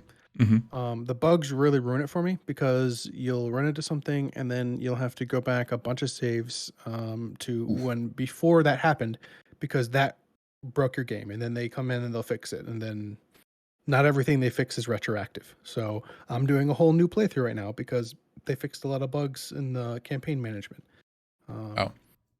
So I would wait on it, let it percolate. Like Kingmaker, same thing. When it came out, bugs galore. But if you bought it after most of the bugs are fixed, amazing game. But you don't need to buy that game. This game is actually arguably better. A little bit more voice acting, a lot more customization, a lot more. Let me put it this way. There's 21 base classes, and every base class has at least 5 or 6, maybe 7 subclasses. There's like 121 different classes you can be. And you can multi-class Good Lord. all 20 levels if you want. Wow. I actually do have Kingmaker. I didn't realize that, but I went and looked, and sure enough, I've got it. No, Kingmaker is a great game too. They just they don't have as many classes, but it is very well, like very little bugs. Interesting. Solid game. But Wrath, in my opinion, is a categorically better game, and you're looking at a minimum 100-hour playthrough. Ooh. So buckle up for if you want to rush it, 80 hours. Wow. I don't rush things. Exactly. Me neither. I go to every camp, explore every corner. That loot bag is coming with me. If I got to go back and come back and get it, I will. Yep. I got a every year at Gen Con, and this is my last one. I will get off, I promise. Every year at Gen Con, there seems to be a theme with the shirts and the swag and stuff, even from different companies. And this year's, and I bought one of the shirts. It says, what game is 80 to 100 hours? The new Pathfinder game, hun. Anyway, it says, I'm not procrastinating. It's a side quest. And they were laughing at me at Gen Con because of it, because I play, like when I play games, I go through all of the side quests. And they're like, please, for the love of God, we've done the side quest like 30 times. Like, nope, gotta go do the side quest. Like, all right, fine. Like I'm playing Sweater, Star Wars: The Old Republic with them. And same thing, you know, I'll go and do all the planet quests. Even when the quest is like literally, you're going to get 5% of the XP because it's just about to go gray. It's still barely green. Even if it is gray, you're going to still, you're over leveled. You don't need to do it. The gear it's going to give you is way under leveled, but you know what? Still got to do it. Got to do it. Yep. Wouldn't be prudent. Have to do it. Yep. It's we've had, I wouldn't say arguments, but we had heated discussions on when I was streaming SWTOR, of like, we're going to go do this quest. We've already done that quest. I'm like, yes, but we haven't done it on stream. But I've done it with you 30 times. I know, but we haven't done it on stream. Fine. This character hasn't done it. We haven't done it in heroic mode, Chad. Exactly. Oh my God, the number of times I've done, what's the first group dungeon you have to do in SWTOR? It's the on the Sith side. Yep, the Black Talon. Yeah. Yep. But it's that's on the Jedi side, right? On the Sith side, it's called something else. Because it's the other ship involved, right? Right. But anyway, the Black Talon, and we've done that so many times with so many variations, because I really like SWTOR's idea of, okay, light side, dark side, but whoever makes the decision, like whoever wins the roll it goes in that direction. So you get to see like multiple sides. Even if you're staying light side, you get to see the dark side because you lost the roll. It's really cool. Yeah, they did really well at that game. It's the best single player MMO on the market. That is a really good way to describe that. Yeah, very much so. Oh goodness. Chat, thank you everybody for being here and sharing time with us. I definitely appreciate it. Matthew, thank you very, very much for your time and your kindness and your here we go. You can't hear this, but there's stuff going on. You're getting shouted out. Thank you very much for being a supporter of being here and sharing your thoughts and feelings and asking me questions so I can share my thoughts and feelings. You are amazing, as you already know. Guys, if you have not already, head over to twitch.tv/McKaysPlay. Give their follow button a little tickle. They might tickle something back. You have no idea. You don't know. You won't know because you haven't done it yet. You have to go do it. Go do it. Right. And I will be streaming tomorrow during the day. And then, oh Lord, 8 o'clock Eastern, I will be hosting another channel because I will be playing a new role-playing game called Rupture. And I'll be playing alongside the lead designer as a player. He's going to be playing with us. We met these people. DM? I'm not going to have to DM. Yeah, we met these folks at Gen Con, and they were great and wonderful people. We absolutely loved them. We love supporting them. There's a shout out to them. I highly recommend going over there. They have a Kickstarter coming out on October 5th. If you're at all interested in what you see tomorrow, and you better be, I hope to see you guys then. So in the meantime, have a great evening. Let's find somebody we're going to raid. Let's raid the McKays. Oh, wait, no, he's here. Let's raid Kegel streaming. We just raided Kegel yesterday. Let's do Nemo. We haven't raided him in 5 ever, and he's doing Satisfactory. Raid at M. Oh, good Lord. Nemo meme. What's funny is when I saw his name, I thought it was a play on the word anemone, like, a sea anemone. So I thought he was Menememe or Menememe. And itself was like, why do you fucking say it like that? That's weird. And I'm like, well, that's what his name is. And he goes, no, and she goes, no, it's Nemo meme. And I'm like, that's dumb. And he's like, no, it's Nemo meme. I'm like, oh, never mind. It's a great name. Sticking with it. That's dumb. That's autism for you. That's right. That's a dumb thing. Oh my God. Somebody write down, I have to tell Matthew a story. I've told the story before, but I don't think Matthew's heard it. I know some folks that are in to some alternative lifestyles, if you will. And part of that is dominance and submission.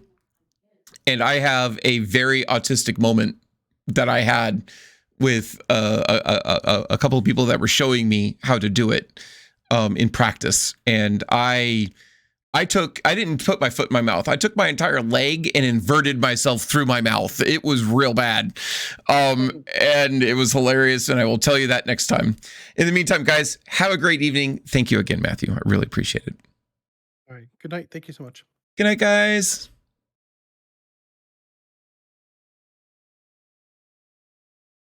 And we